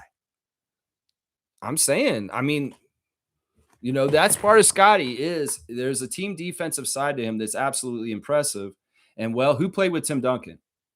Kawhi Leonard. He did. That's right. Let's see. Lionheart, good morning. Thank you for the subscription. He was a piece to the puzzle. Name was saying painfully, I feel it in my scrotum. Okay, that is weird. TMI.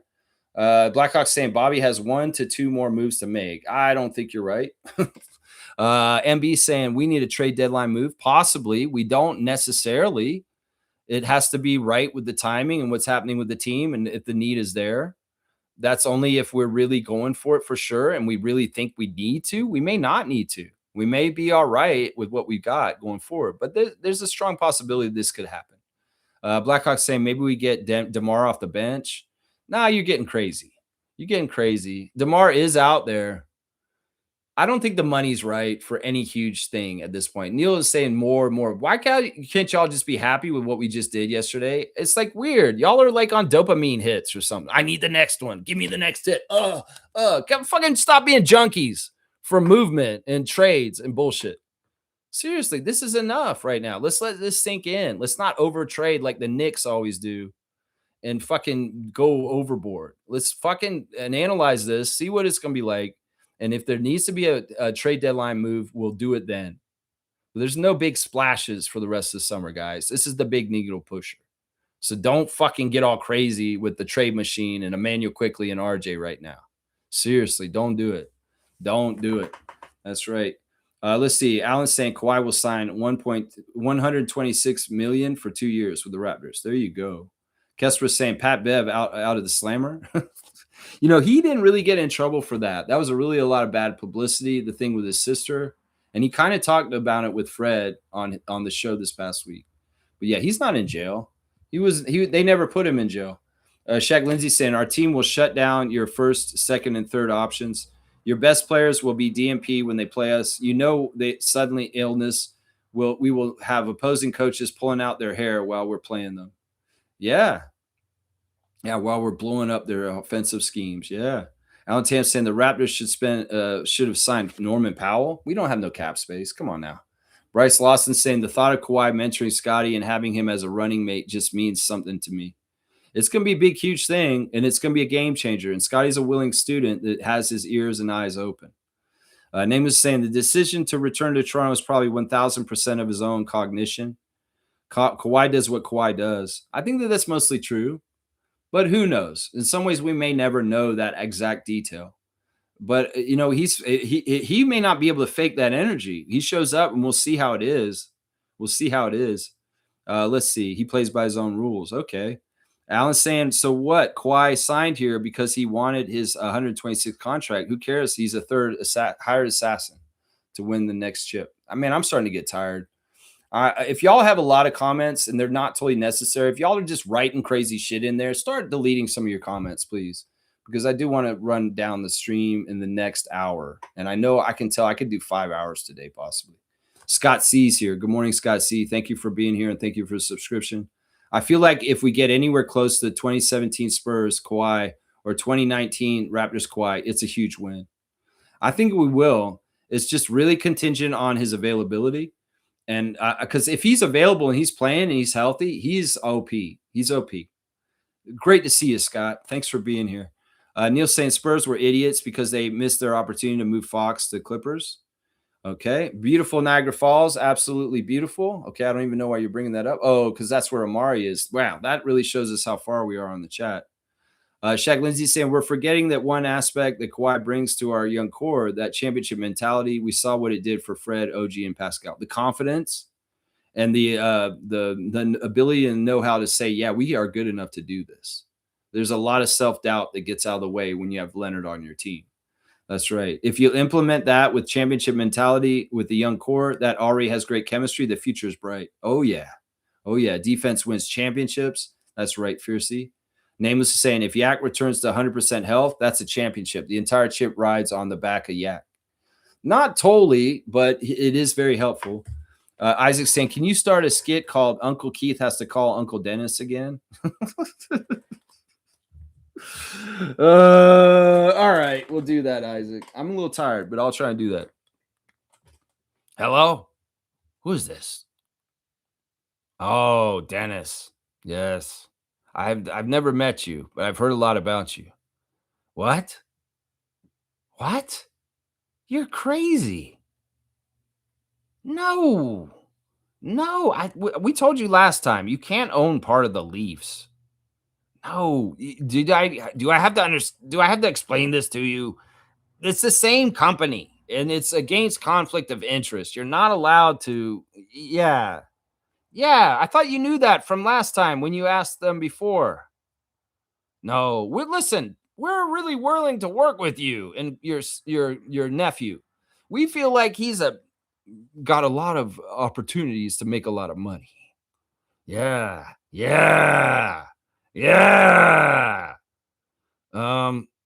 No, we don't want to do that. But that's why Adam sent you guys here. No, we can't do that. If he wants to do cargo jet, he has to do cargo jet. He has to show up. No.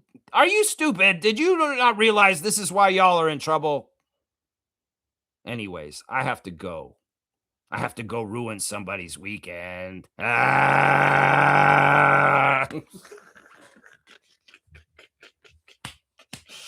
Ah! All right, there you go. Somebody requested on Raptors Reddit yesterday that somebody wanted a parody version of Thin Lizzy's The Boys Are Back in Town in a parody version about Kawhi Leonard. And I say, you know what? This is right up my alley.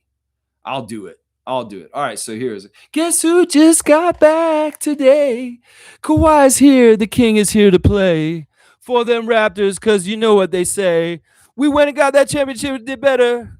Now Brandon Ingram, he's all right and all that. Hey, we had Dick and we were happy about that. But if we can get that claw back, we're going to go and do better. Kawhi is back in town. Kawhi is back in town. Yeah. Woo. Yeah. Let's go. There's your parody. Raptors Redditor.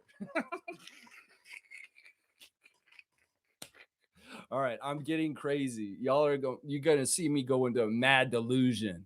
The Lexathon that never ended because Kawhi came back and Lex just loses his mind in 5 hours of streaming. Oh my gosh. I got to keep going. All right. Let me keep going. All right. Here we go. Let's see. Shaq Lindsay saying the work ethic is there. Now we have the experience in the playoffs. Now we get the championship mentality with Kawhi. That's right. That's right. We got dogs. We got the big dog in the pound too. Alan's saying this. As long as Kawhi wins playoff rounds, that's all I care. Yep. Alan loves the lineup. Barnes, Shed, Colin, Kawhi. This is how you build a championship team. Raptors should have traded for Morant. I don't like Quickly. Fuck that. No, you're crazy. Alan Tam, I'm giving you a strike. No, John Morant's exactly where he should be. And the confusion and the weirdness of the Trailblazers. And no, John Morant was never for Toronto. You're ridiculous. No way. Emmanuel Quickly is a way better player than John Morant.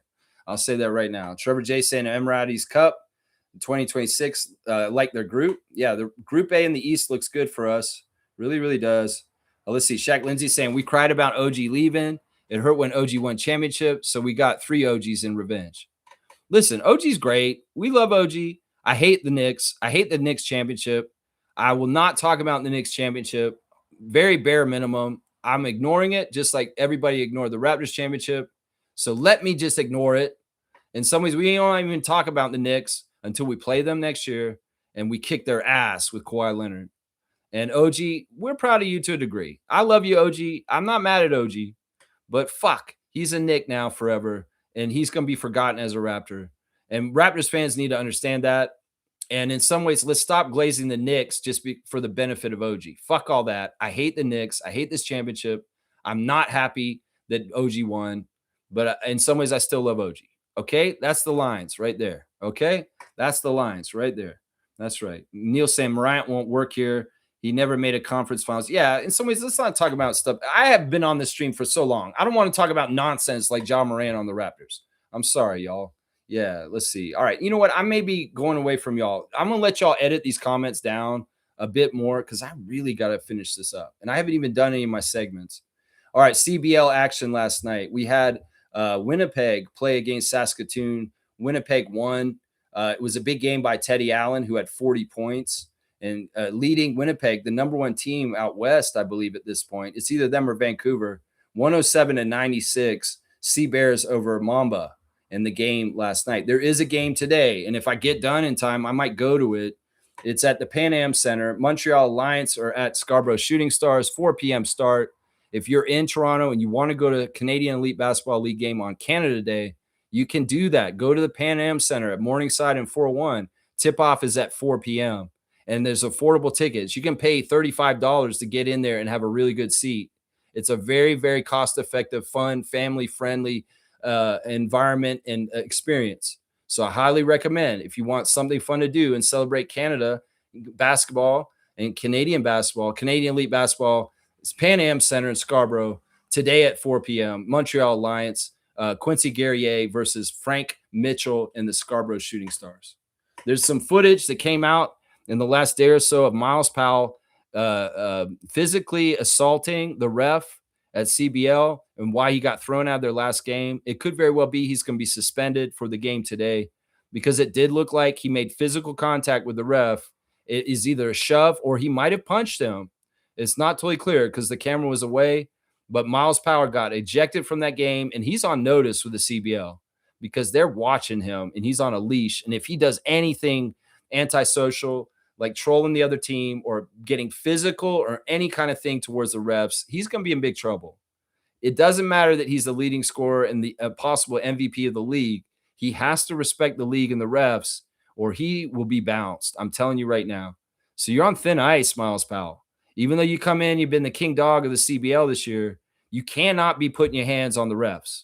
I'm sorry. You just can't do that. I saw the footage of it, and it looked pretty bad. It did look pretty bad. Like the ref was shaken up.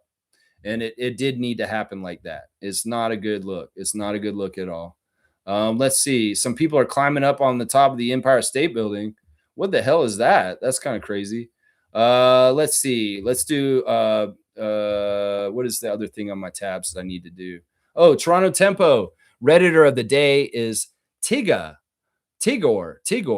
And they are announcing that Marina Mabrey was announced as the Eastern Conference Player of the Week for the WNBA. Well-deserved for Money Mabrey, 38, 5, and 3, record tying 9 threes twice in the last 2 weeks, 53 points, all hail the crash out queen. That's right. Yep, we're proud of Marina. You know, Marina has been emotional in interviews lately. They've been asking her, do you feel like you're an all-star? Because she's never been an all-star in the WNBA, and it would mean so much to her. You know, another thing that's never happened for her, and I realized this when I went to the game on that Sunday afternoon to see them play the Chicago Sky at Coca-Cola Coliseum. When she was shooting free throws, I was chanting MVP for her.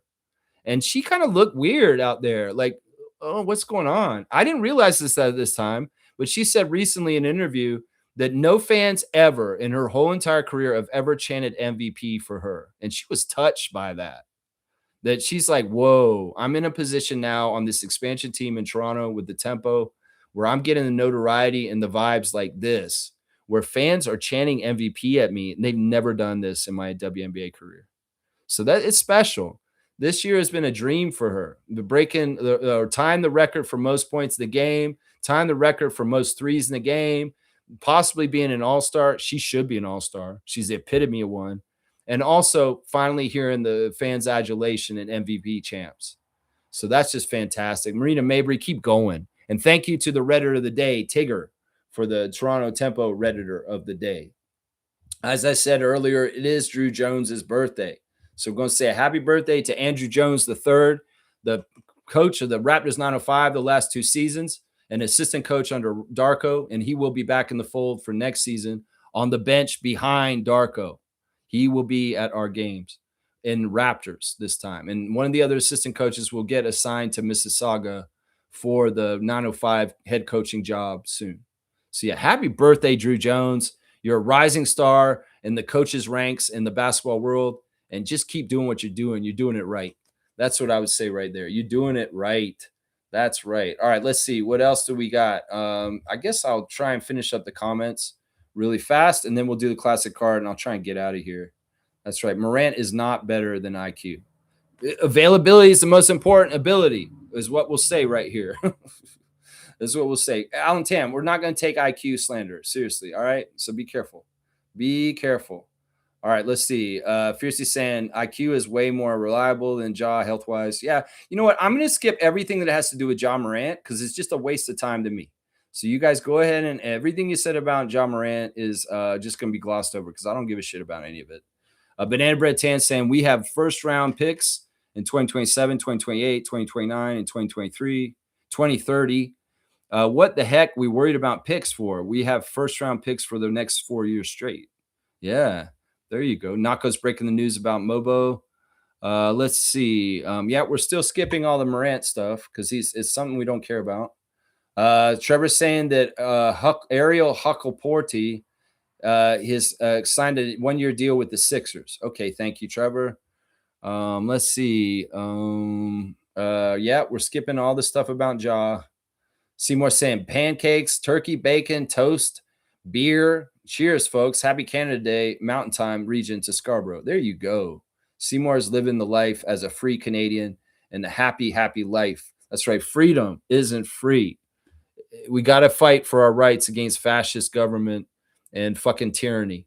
And, that's what we're doing today, celebrating Canada Day. We celebrate the freedom to be Canadians and the lifestyle that we have. And we do not want anybody coming to change that. That's right. You better listen, Mark Carney. That's right. And Doug Ford, stop acting like a mini Trump and doing the bullshit you're doing around our province. That's right. That's right. Let's keep going. Kesper is saying, I feel like we need one more move, though, but we'll see. No, we don't. We don't need one more move right now. It's really kind of, we did a move. We got to discover how it works and then adjust later if we need to. Listen, we're not trying to trade these guys just because so many people around Raptors Reddit think we should. So many people think we should trade Yak, RJ, and IQ. It doesn't mean we're trying to trade them. That's just y'all's fan bullshit. And y'all listening to subterfuge from Knicks Nation, who wants us to trade RJ and Emmanuel away because they want to really feel like they won the OG trade. If we win a championship with RJ and Emmanuel on our team, that makes the fucking trade even still. And Knicks fans are trying to trick us by acting like they're our fans, coming to a Reddit and sewering RJ and Emmanuel because they did that shit to them when they were in New York.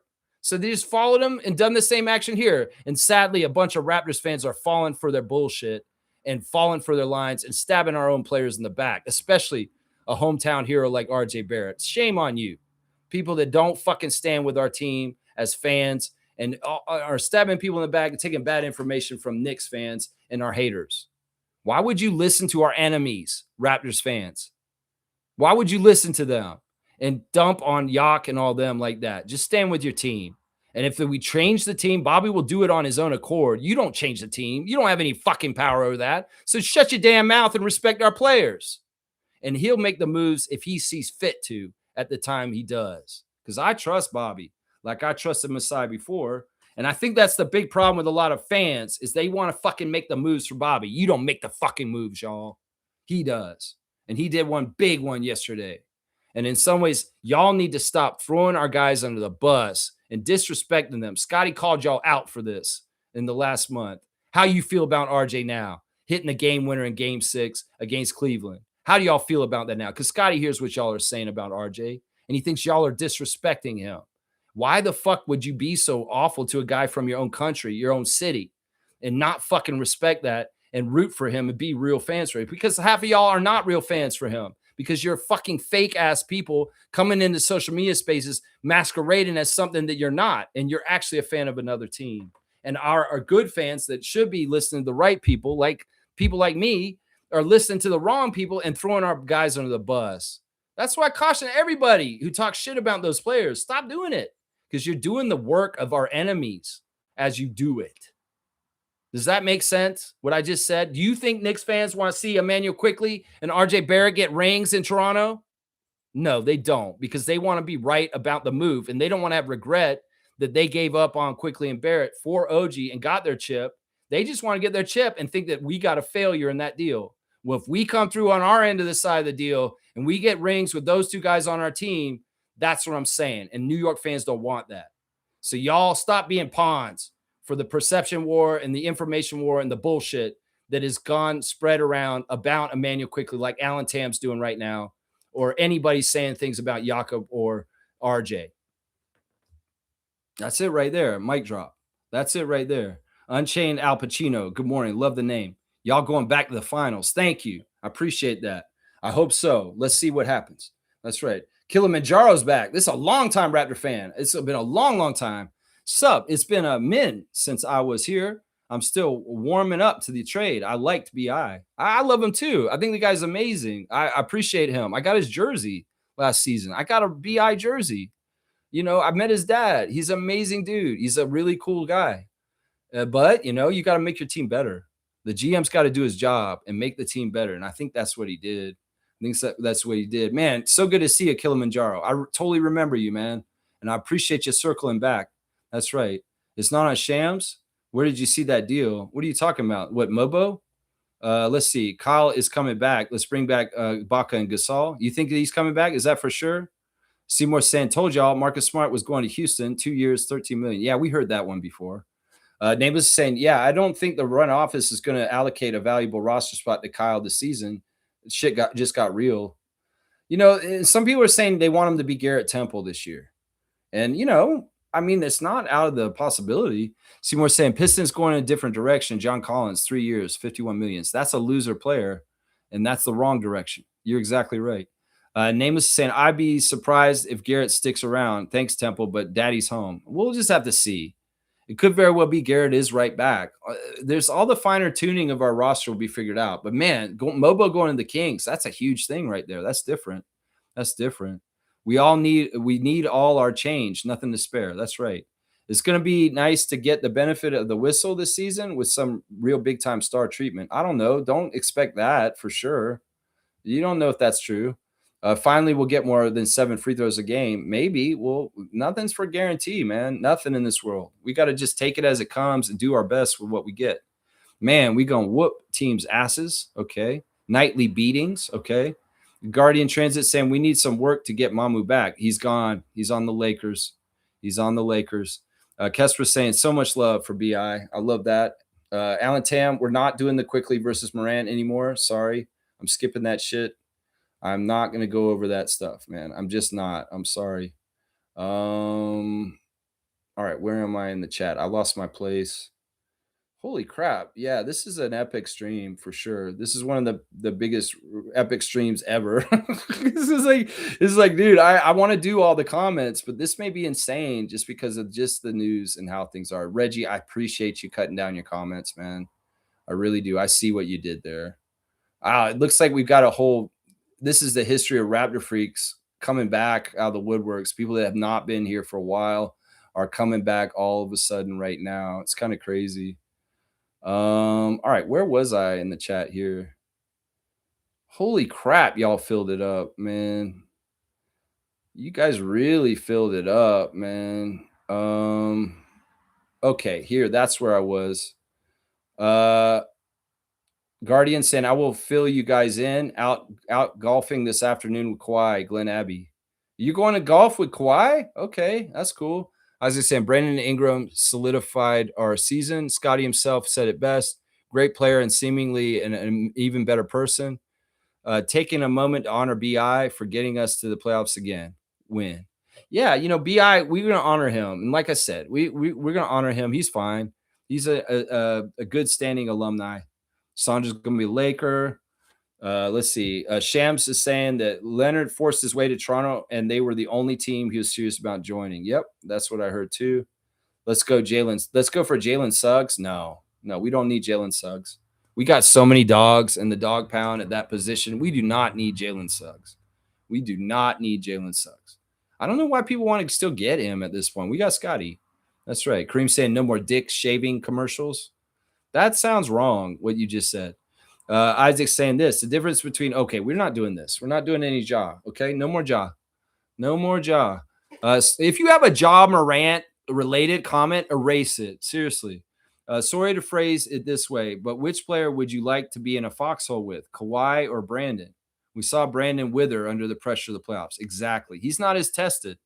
He spent a lot of time on the Pelicans, not getting anywhere in the postseason, anything. And not getting the work and the test. Kawhi's got a test. He's done it. That's right. Let's see. Smooth saying, Prashams, LeBron is open to all pitches if a team can contend for a championship. Open to a minimum deal, non-max deal or exception deal. That's crazy. I mean, some people were saying, what if LeBron came here? I'm like, man, don't fucking do this. That's ridiculous. Kawhi don't want to play with LeBron, first of all. And it's probably vice versa. I could see him going to Cleveland and signing on with that crazy group over there and just be added to that mix with them. I don't know. I could see that. Cleveland is the place that makes the most sense for LeBron since Giannis is in Miami now.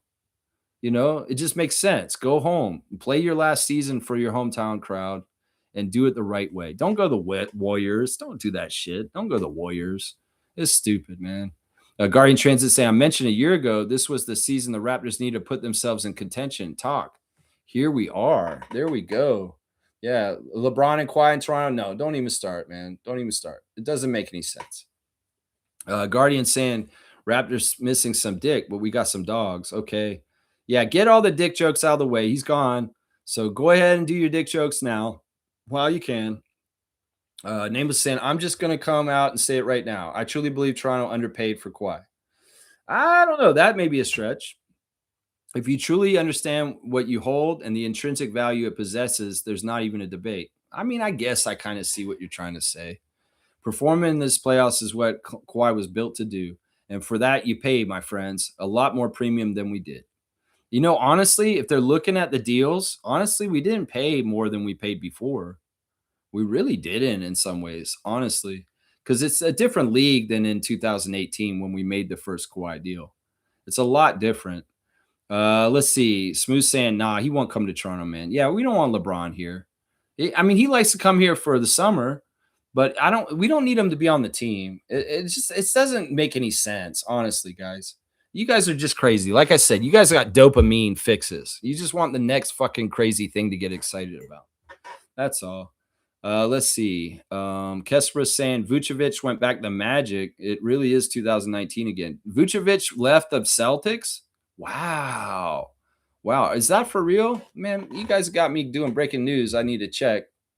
Let me go look and see. I guess its free agency has been really going crazy while we've been on the air.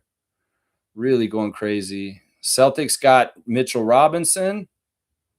Okay, Conley's going to the Celtics too. Mike Conley.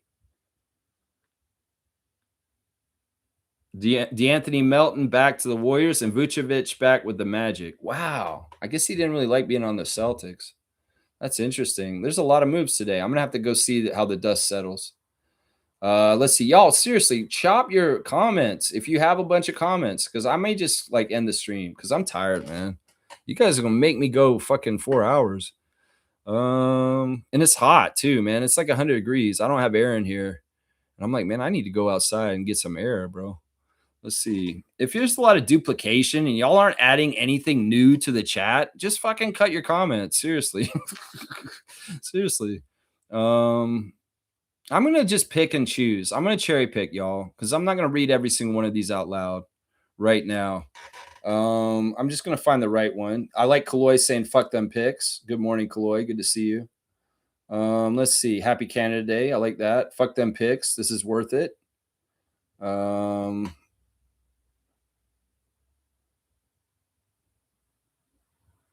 The East got better. Yeah, but we got better too. Yeah. Yeah, I may have to call it. I may be cooked on doing this chat because seriously, y'all went crazy, right? Yeah, Trevor's brought up, this is important to bring up. The Liberty won the Commissioner Cup in the WNBA last night. Asia Wilson was not available to play for Becky Hammon, and the Liberty won. So the Knicks have won another not the Knicks, but New York has won another thing in this past year. They won the NBA Cup last year, the championship, and now the Liberty have won the Commissioner's Cup in the WNBA season. It's tough because, like, if Wilson had been available, it would have been a better game. But alas, New York beats Las Vegas last night in Commissioner's Cup action. It's too bad. It's too bad. I hate any kind of success for New York. Any kind of success. Mike Conley signing with the Celtics. Okay. Let's see. Sacramento Kings and Mobo. Precious and Mobo twinning. That's right.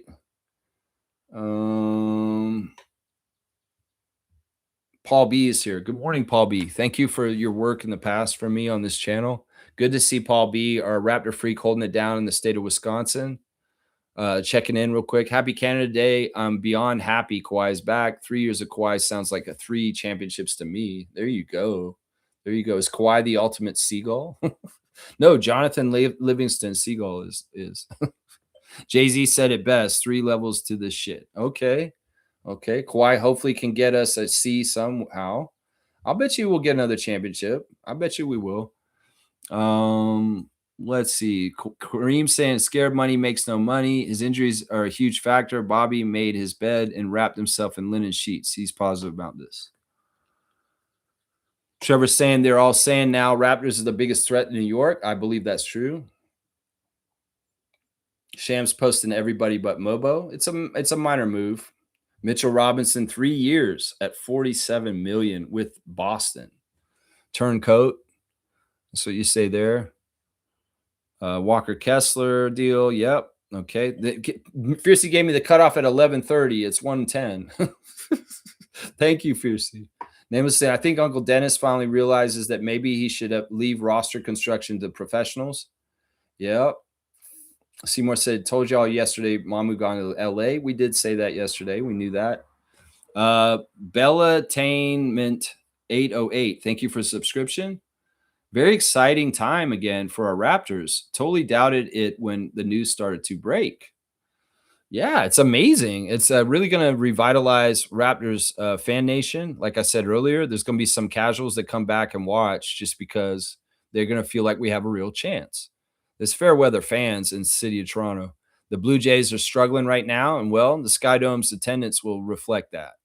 And that's how it goes. That's right. That's right. Let's see. 4 years at 130. Is Vince Carter returning to be an assistant coach? Interesting question. No, he's not. He's definitely not. I think that Vince is fully in the media now. I mean, he's got that prime spot on Peacock with his cousin Tracy. He's doing the podcast, the Cousins podcast with Tracy McGrady. And it's fun to see them sitting around talking with Muggsy Bogues and other classic stars of the NBA. No, Vince is fully, Vince isn't really a Raptors alumni. As much as he got retired here and he went into the Hall of Fame as a Raptor, he's an NBA alumni.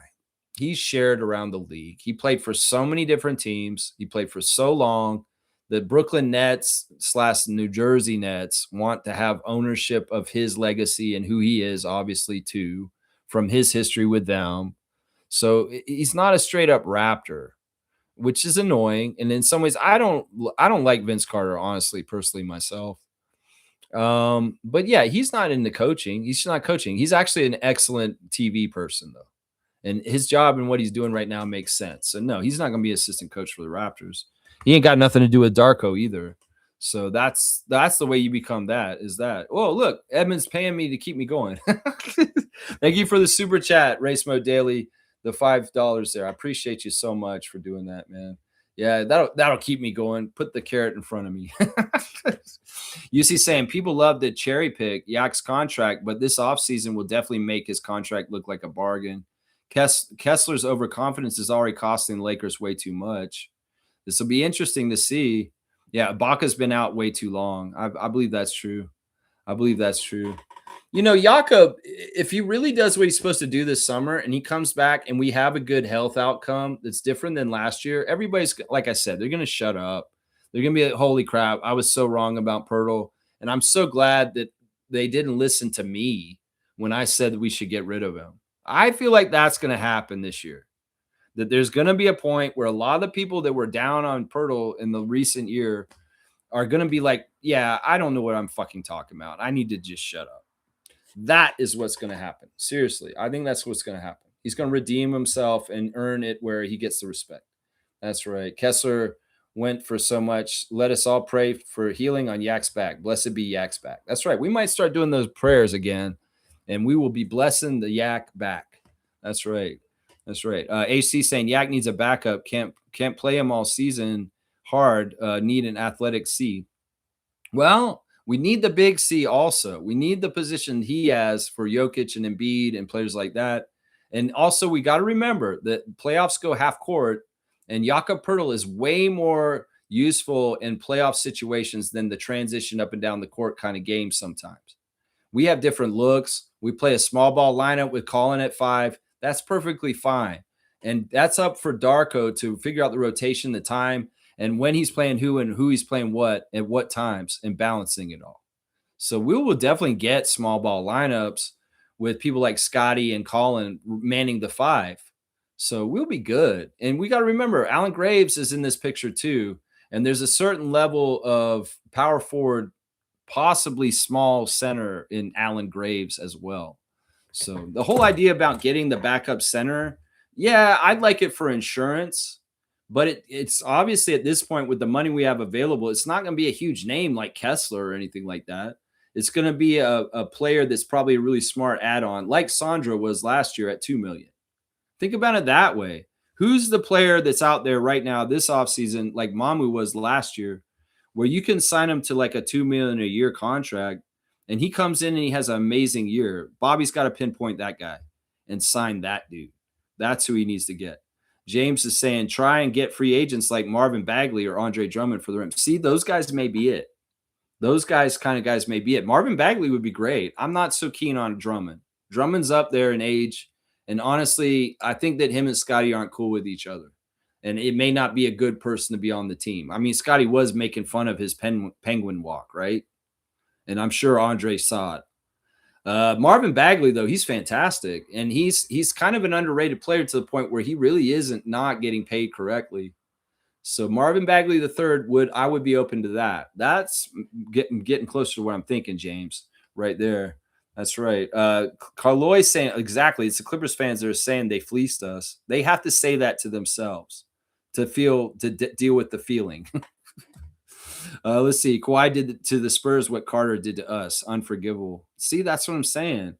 That's what I'm saying right there. That's part of why he couldn't go back to San Antonio the same way he could come back here. Yeah, you could go for Bagley. I like Bagley too. Let's see. Seymour saying, I did 42 in high school, my career high, SB4. You can do that. Yeah, get your career high up from 35 this year, Scott. It's ridiculous. You shouldn't have 35 points as your most. He's probably seeing Marina Mabry get 53, and he's like, damn. I love the Raptors celebrating Mabry's stuff. You guys got to understand, when she did that 53 the other day, a bunch of the Raptors put it on blast, including Scotty and RJ. They posted it on their Instagram celebrating Marina Mabry in the Toronto Tempo. That's real stuff. They are paying attention to the Tempo, and they are rooting for them. I can tell. Let's see. UC saying, I get that hindsight is 2020, but I'm kind of glad Kawhi left us. I doubt we could have went back-to-back champs considering that COVID hit. Kawhi didn't look like he was interested to play in the bubble. I don't know. We'll never know that. I think we could have won the championship again in 2020. The Lakers were a weak champion, and we were very strong. And that 7-game series with the Celtics doesn't get lost if Kawhi Leonard's involved. Just think about it that way. And then after that, the rest of the way is kind of not that hard. The Celtics were probably the toughest obstacle for the Raptors in the bubble in that playoff. It probably was the Celtics was the toughest obstacle, kind of like the Sixers in the playoff run with 2019. So I think we would have repeated. I mean, that's what Serge thinks. That's what a lot of the people on the inside think. Yeah, we left the championship on the table in 2020, even with the pandemic and all the extenuating circumstances. Kawhi said, I also think that after that 2 years, Kawhi's extension, we're going to get Prime Scotty and Colin, and the window's still open. Bobby building from the window might be a genius. That's what Neil was trying to say earlier, too. Let's keep going. Shaq Lindsay saying, a part of me believes that this was in the works even before the draft. Think about it. We are deep at Kawhi's position. We even drafted a player at his position. Just in case he does get injured, we have players to fill it. I don't think that they were putting that kind of pre-thought in it. I think that Bobby's just operating as he always is. Let's see if we can improve the team with opportunity. I think that that's what it is. Kaloy saying it's picks in 2031, 2033. Picks can come and go. We see this every time. Yeah, I said that earlier. Kaloy, you showed up late, and you're reiterating a bunch of stuff we already said. Seymour saying 8 and 10 teams have called for Jaylen Brown. Portland has the best offer with Mitchell Robinson signing in Boston. Okay. Yeah, really, y'all pare down your comments because I know I'm not even close to the end here yet, guys. Kaloy said, my only wish before the trade is to keep our promising young guys. And we did that. We did that. Mission accomplished. Nameless is saying, I'll be interested in Vince Carter's opinion on the trade. He probably loves it. He glazes us now. On this side of things, he's more apt to talk us up. He's more apt to talk us up. Alan's saying no to Kyle Lowry. You don't want him. He's too old. Not Michael Grange's Eeyore. That's right. Comma Crazy's here. Good to see Comma Crazy. Can I curse today, Comma Crazy? Nako saying Lakers the whitest team in the league. He said that out loud. He said that out loud. Yep. Let's see. Mamu pulling a Bismack and getting the bag. Grateful he played for us this past season. That's right. He totally did a Bismack. I called it. Smooth saying no way Sandro is worth that. Well, the Lakers think so. That's the business of the game. That's right. Mamu got paid. Seymour saying Ball and Anthony. Yeah, Ball and Ant-Man. Luka and Reeves And we got Scotty and Claw. Yeah, you're talking about totally different levels here on those. Seriously, I think ours is the top one right there. Chloe saying, Dragon Ball Z style. Let's send some healing energy to Yak's back. There you go, Reki. Let's send him the Reki. Send him that energy. Wherever he is. I think we're regurgitating the same info over and over again like a bad hangover. I know. That's why I say, can we be quick and tight in here? I know y'all are excited. I know y'all want to put your 2 cents in here, but some of the comments are very repetitive. And I like to cover big topics instead of just kind of like reading the same comment by 10 different people at different times. You know what I'm saying? Nameless is saying getting a compliment from Greg Popovich is like pulling teeth, and he referred to Jakob Poeltl as one of his favorite players. He also defended Kawhi Leonard from the booing fans and the people who were talking trash about him, saying respect him. He's a good player. Let's see. Kessler was saying, yeah, but they lost a lot of guys too. Smart, Kennard, etc. Talking about the Clippers. The Clippers? Kennard? No, that was I don't even know. The movement in the NBA is too crazy. I don't even know which team you're talking about. The Lakers? Oh, you're talking about the Lakers because Smart and Kennard were there. Yeah, Luke Kennard's been on like the Hawks. He's been on so many different teams. Yeah, I mean, the Lakers are going to be the Lakers. They're going to find a way to be toxic and messed up. It's just the fan nation and the press and the track record that they don't have things established like we do up here with culture and organization. They're going to be messed up. The part of it is the Buss family drama behind the scenes this whole time. But they sold to Walter and his group, the team, they own the Dodgers. Who knows? We'll see how they start doing things. Maybe they'll get more functional and less toxic with LeBron gone and the Buss family not in charge. We'll have to see. We'll have to see. Nameless is saying, who am I going to listen to, William Liu or Greg Popovich? Greg Popovich. Greg Popovich, that's right. Lakers gave up a lot of draft capital for Kessler. Interesting. That leaves Durant to Sacramento for Sabonis. You know, I'm not even totally sure what's going to happen with Kevin Durant. If he's going to try and run it back with Houston, or did he like burn the bridge at the end of the year? It seemed like he burned the bridge with the Rockets at the end of the year. Freddie opted into his player option, and he's getting a lot of crap for that. Fred VanVleet taking his player option after this year, and a lot of fans are coming at him in weird ways. He's actually been posting a lot in the last day or so about keeping his energy and his space and his boundaries from haters and saying, listen, if you got all these ugly things to say to me about taking my money, which is on my contract, just shut up. You're never with me. Real ones are with me, and all you rest of y'all can fuck off. Is basically what Fred's saying right now. Man, you got to take that money. If you're like that, you get that money, you got to take that money. Anybody else would. Don't fucking judge Fred. Seriously. Don't judge Fred. Seymour's saying that the maybe Detroit. Don't talk about speculation. We're not doing speculation. We're only doing facts today. So I don't give a shit what happens to Malik Monk or any of this shit. I don't care. Yeah, let's see. Actually, I don't even want to do any other teams' information right now. We're only doing Raptors, and I got to get done, y'all. We're 8 minutes away from 4 hours of Lex, y'all. Come on now. Kaloy's saying the exact same thing that Neil said when he called on the phone earlier. There's a Moticon parade by Seymour. I like that. Kessler is saying Lakers just got Colin Sexton and Quentin Grimes. He is not him. Let's see. Grady is not as good a defender as Jameson. I agree with that. Mobo went to San Francisco University, so it makes sense. Yeah, but yeah, Sacramento's out west, but it's not exactly San Francisco. They're kind of close, I guess. Kind of close. Stargate's here. Good morning, Stargate. Notorious Raptors haters. Pat Bev, Richard Jefferson, and Paul Pierce. Yes, that is a very much a part of the list. DeMarcus Cousins, you can put him on that list.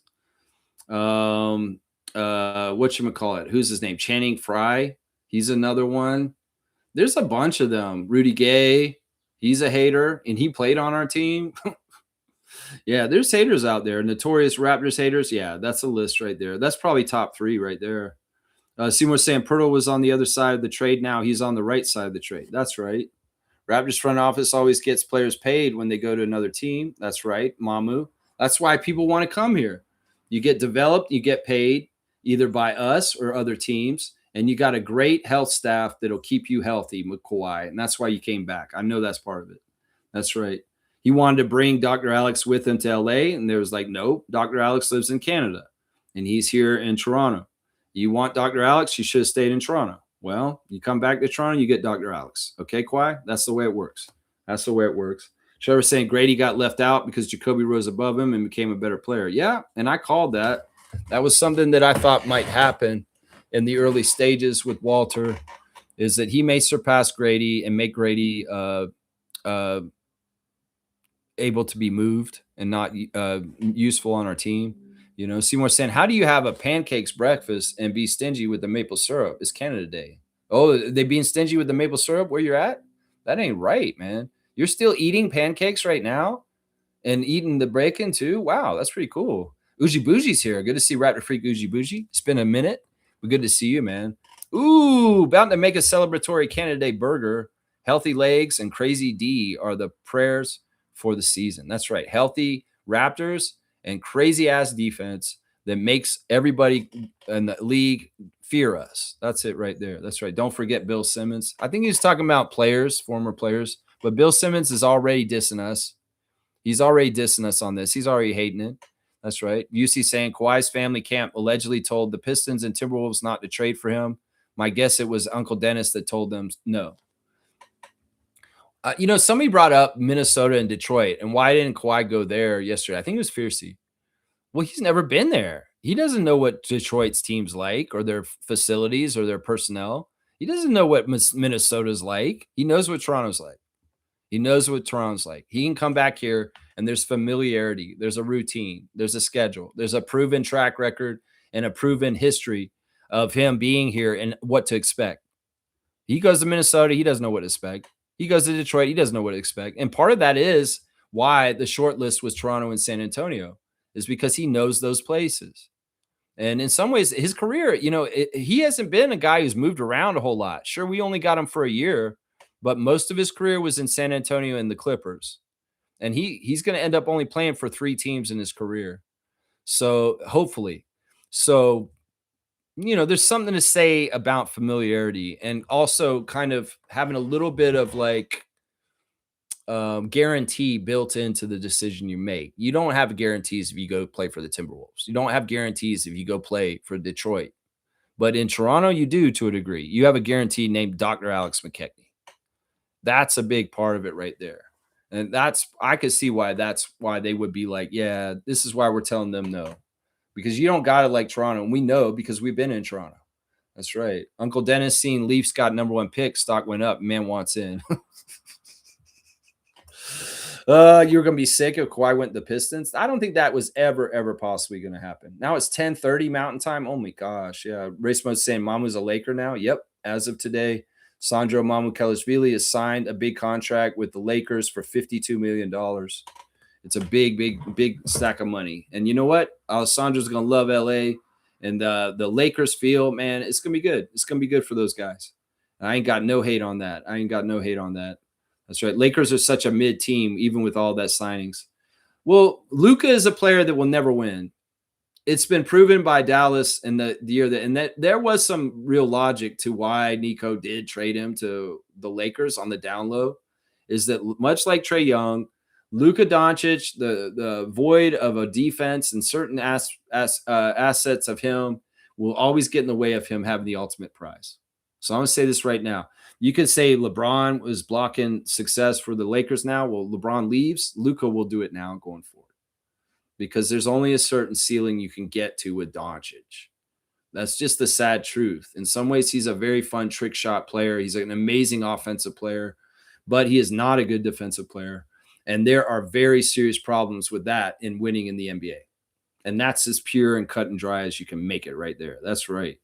That's right. That's it right there. Name was saying we aren't Raptors freaks. We're Raptors junkies. Because that dopamine, y'all want more trades. Straight to the veins. Give me more trades. Bobby, make another one. This felt so good, man. I'm on this Kawhi thing, man. I'm on this high today. I just need another one. Man, these algorithms and reels and TikToks and all this bullshit, they are making us all fucked up in our heads like Pavlov's dog. Seriously, get a hold of yourself, y'all. Get a hold of your dopamine levels and stop letting Meta and other places fuck with you. Seriously, they're doing it on the down low, and we don't even realize it. Y'all need to watch out. Kaloy said, I think now we have to plan for Wemby when we meet them in the finals. That's not too far off. But, man, you got a bunch of guys that are just going to run around and steal the ball from the teams before they even get at Wemby. Think about Wemby trying to hold the ball around us. As much as that was hard for him with the Knicks to a degree, it'll be hard for him against the Raptors. That's right. That's right. You want boxing one Wemby with CMB? Perfect skit name. Uncle Dennis helped us. Crazy. Yeah, who knows, man. Yeah, cargo jet. Yeah, you saw me bringing the cargo jet reference. That's pretty good. Dunk for me. Dunk at Uncle Lex. That's right. I am Uncle Lex. You can go ask my niece and nephew. They say, Uncle Lex, how you doing, Uncle Lex? Yeah, I just need a dunk just for my work here. I got the Jamario Moon 33, y'all. I got a Jamario Moon shot. Jamario Moon 33. Kawhi said, Lex, you need to record that. That's going to be the theme of the summer. Kawhi's back in town. Yeah, I need a backup singer to do it. And maybe the guitar part. Yeah,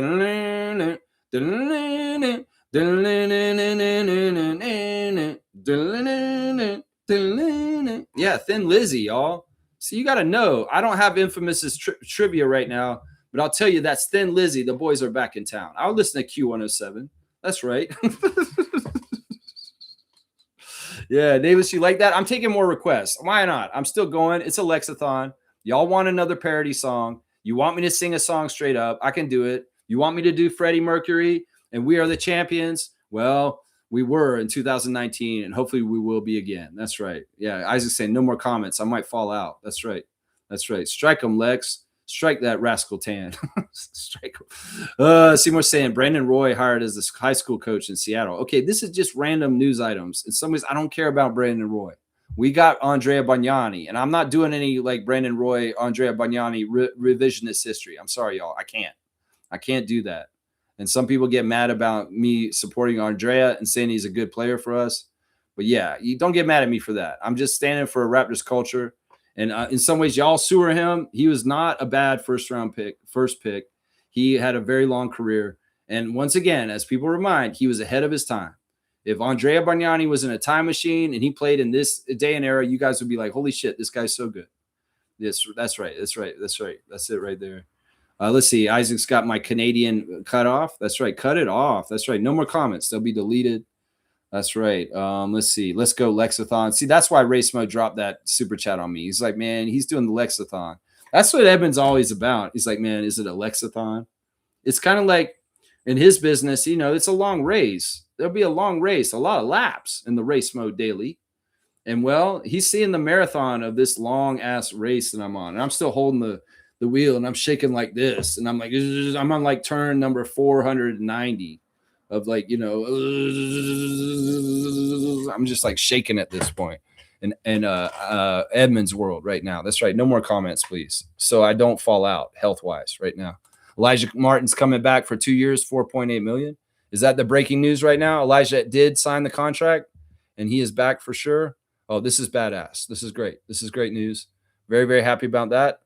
And he's saying, I don't think there's another Raptors creator who would have had this long of a stream. I don't know. Maybe I'm crazy. I'm bad for that. Maybe I should be leaving y'all wanting more. That's what they say. Yo, Lex, you should do a shorter stream. And then they'll want more. I don't know. We just do how we do here. We've always done it that way. All right. At least the classic car is super easy. Y'all better get it right away so I can go crash. I have made it past 4 hours. Yeah. Who's that? How hard is this? Come on now. Who's that in front of him? J.R. Reed. Who's that behind him? Jeff Hornacek. Something like that. Yeah, who is that, y'all? Come on now. Charles Barkley. UC got in there first. UC's going to get it. Nako, you're second, and Isaac, you're third. So, Raptor Freak, UC, you are the Classic Card of the Day winner. It is, of course, Sir Charles. Look at this beautiful Sir Charles card. Look at him. I get paid to rebound. That's right. That's right. Let's go. All right, Charles Barkley, 50 points to UC on the Classic Card of the Day. So you're getting some more Classic Card points. Oh my gosh, I am so like, I'm going to have to take a nap after this. So no lie, I'm going to need to rest, recuperate. Holy crap, am I tired. All right, let's see. 50 points to UC. There you go. All right, I guess we'll wrap it up. Let's see. Is he the best rebounder not named Dennis Rodman? I don't know about that. You know, there's guys like Moses Malone. You could say Ben Wallace. You know, you really want to go back, you can start talking about people like Wilt. Maybe, you know, Shaq is underrated as a rebounder. You know, there's a lot of guys. I mean, Rodman's probably pound for pound for sure the best rebounder ever in the history of the NBA. Bill Russell, that's another good one. Yeah, for sure. Nako saying, can you do a recap of all the comments on the stream? Sure. What you? Oh, Jerry, that's his sense of humor, man. That's hilarious that he said that. That's hilarious. All right, you're gonna get a dunk, Nako. This man's trying to run me through the ringer right here. You got that Morris Peterson 24.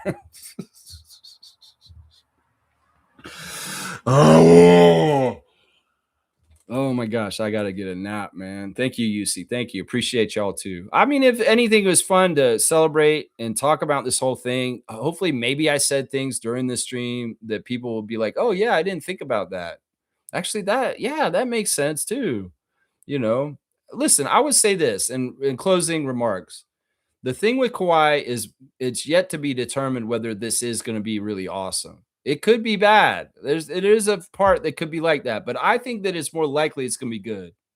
I think that the negative reactions to what happened by some people are totally warranted. And go through your feelings and figure it out. It may take him a little bit longer to gain your trust back if he can or if he does. I hope he does. I know he will. But once we see him back on the court and once you see what he does for this team and how he improved us, I think a lot of the people that are kind of not warm to this idea of what happened yesterday will come around. It's really that simple. Winning makes everything okay, right? So Kawhi Leonard gives us a better chance to improve our ceiling for how we can win. And that ceiling is above the championship again now. It may not have been that way with Brandon. So we got to give credit to Bobby Webster for doing his job right, which is to improve the Raptors team through roster construction. And that's exactly what he did yesterday. So salute Bobby. Thank you. And who knows, maybe Masai's sitting from the back. He's kind of going like, good one, Webster. Good one. Yeah, this is going to be awesome. Happy Canada Day to Kawhi and Scotty with their Canadian kids. That's another thing that Kawhi said. This is really weird. This is one of the weirdest reasons why Kawhi's coming back. Apparently, Kawhi had a kid while he was here. He has a Canadian child. And his kid is older now, right? Because he had it back when he was here before. So what is he's like 8 years old now. And apparently Kawhi's son or daughter, I'm not even sure the sex of the kid, has been coming around saying, I want to know more about my Canadian roots, Daddy. I want to know about my Canadian side of me. And this is part of the reason why Kawhi might be coming back also, is that he has a child that is Canadian. And in some ways, they want to flesh out the Canadian experience for this child. So there you go. There's another reason. Everybody's wondering, why did he come back? Well, maybe it's because his kid, his Canadian kid. Crazy. I'm glad you reminded us of that, Isaac, at the end. All right, y'all. Thanks for watching the Raptor Freak Marathon, Lexathon. Crazy ass thing. I'm this close to just falling over and just, being on the floor because I'm so tired. I love you guys. Thank you for being a passionate Raptors fan just like me. The future is so bright. It's so bright. Where's my glasses? I got to find my glasses because I need them. It's so bright in here with what's just happened. And I'm ecstatic. Everybody should be as ecstatic as you possibly can be at the level that you can be. As we go along, you'll find out more in the future because it's going to happen. The brightness is there. It's not just because it's 100 degrees Fahrenheit here in Ontario today. It's hot. Oh, this summer is hot. But the trade market and the free agency market has been hot too. And Bobby Webster is the hottest GM in the NBA right now. We know that's true. That's right. So let's go, Raptors. I'll be back for a Thursday Think Tank. I don't know if I can handle another Kawhi-centric stream tomorrow. So I might have to try and find another topic for us to talk about because in some ways we're kind of going over things over and over again, and it's kind of getting boring. We've done 3 Kawhi streams this week, and we had to do this one because the deal finally went through. So tomorrow, expect something a little bit different for Thursday Think Tank. Not totally sure what it will be, but definitely we will welcome Kawhi commentary and talking about it, but it may not be the center of the stream. That's what I'm saying right there. Yeah. All right, y'all. I'll see y'all tomorrow. Let's go.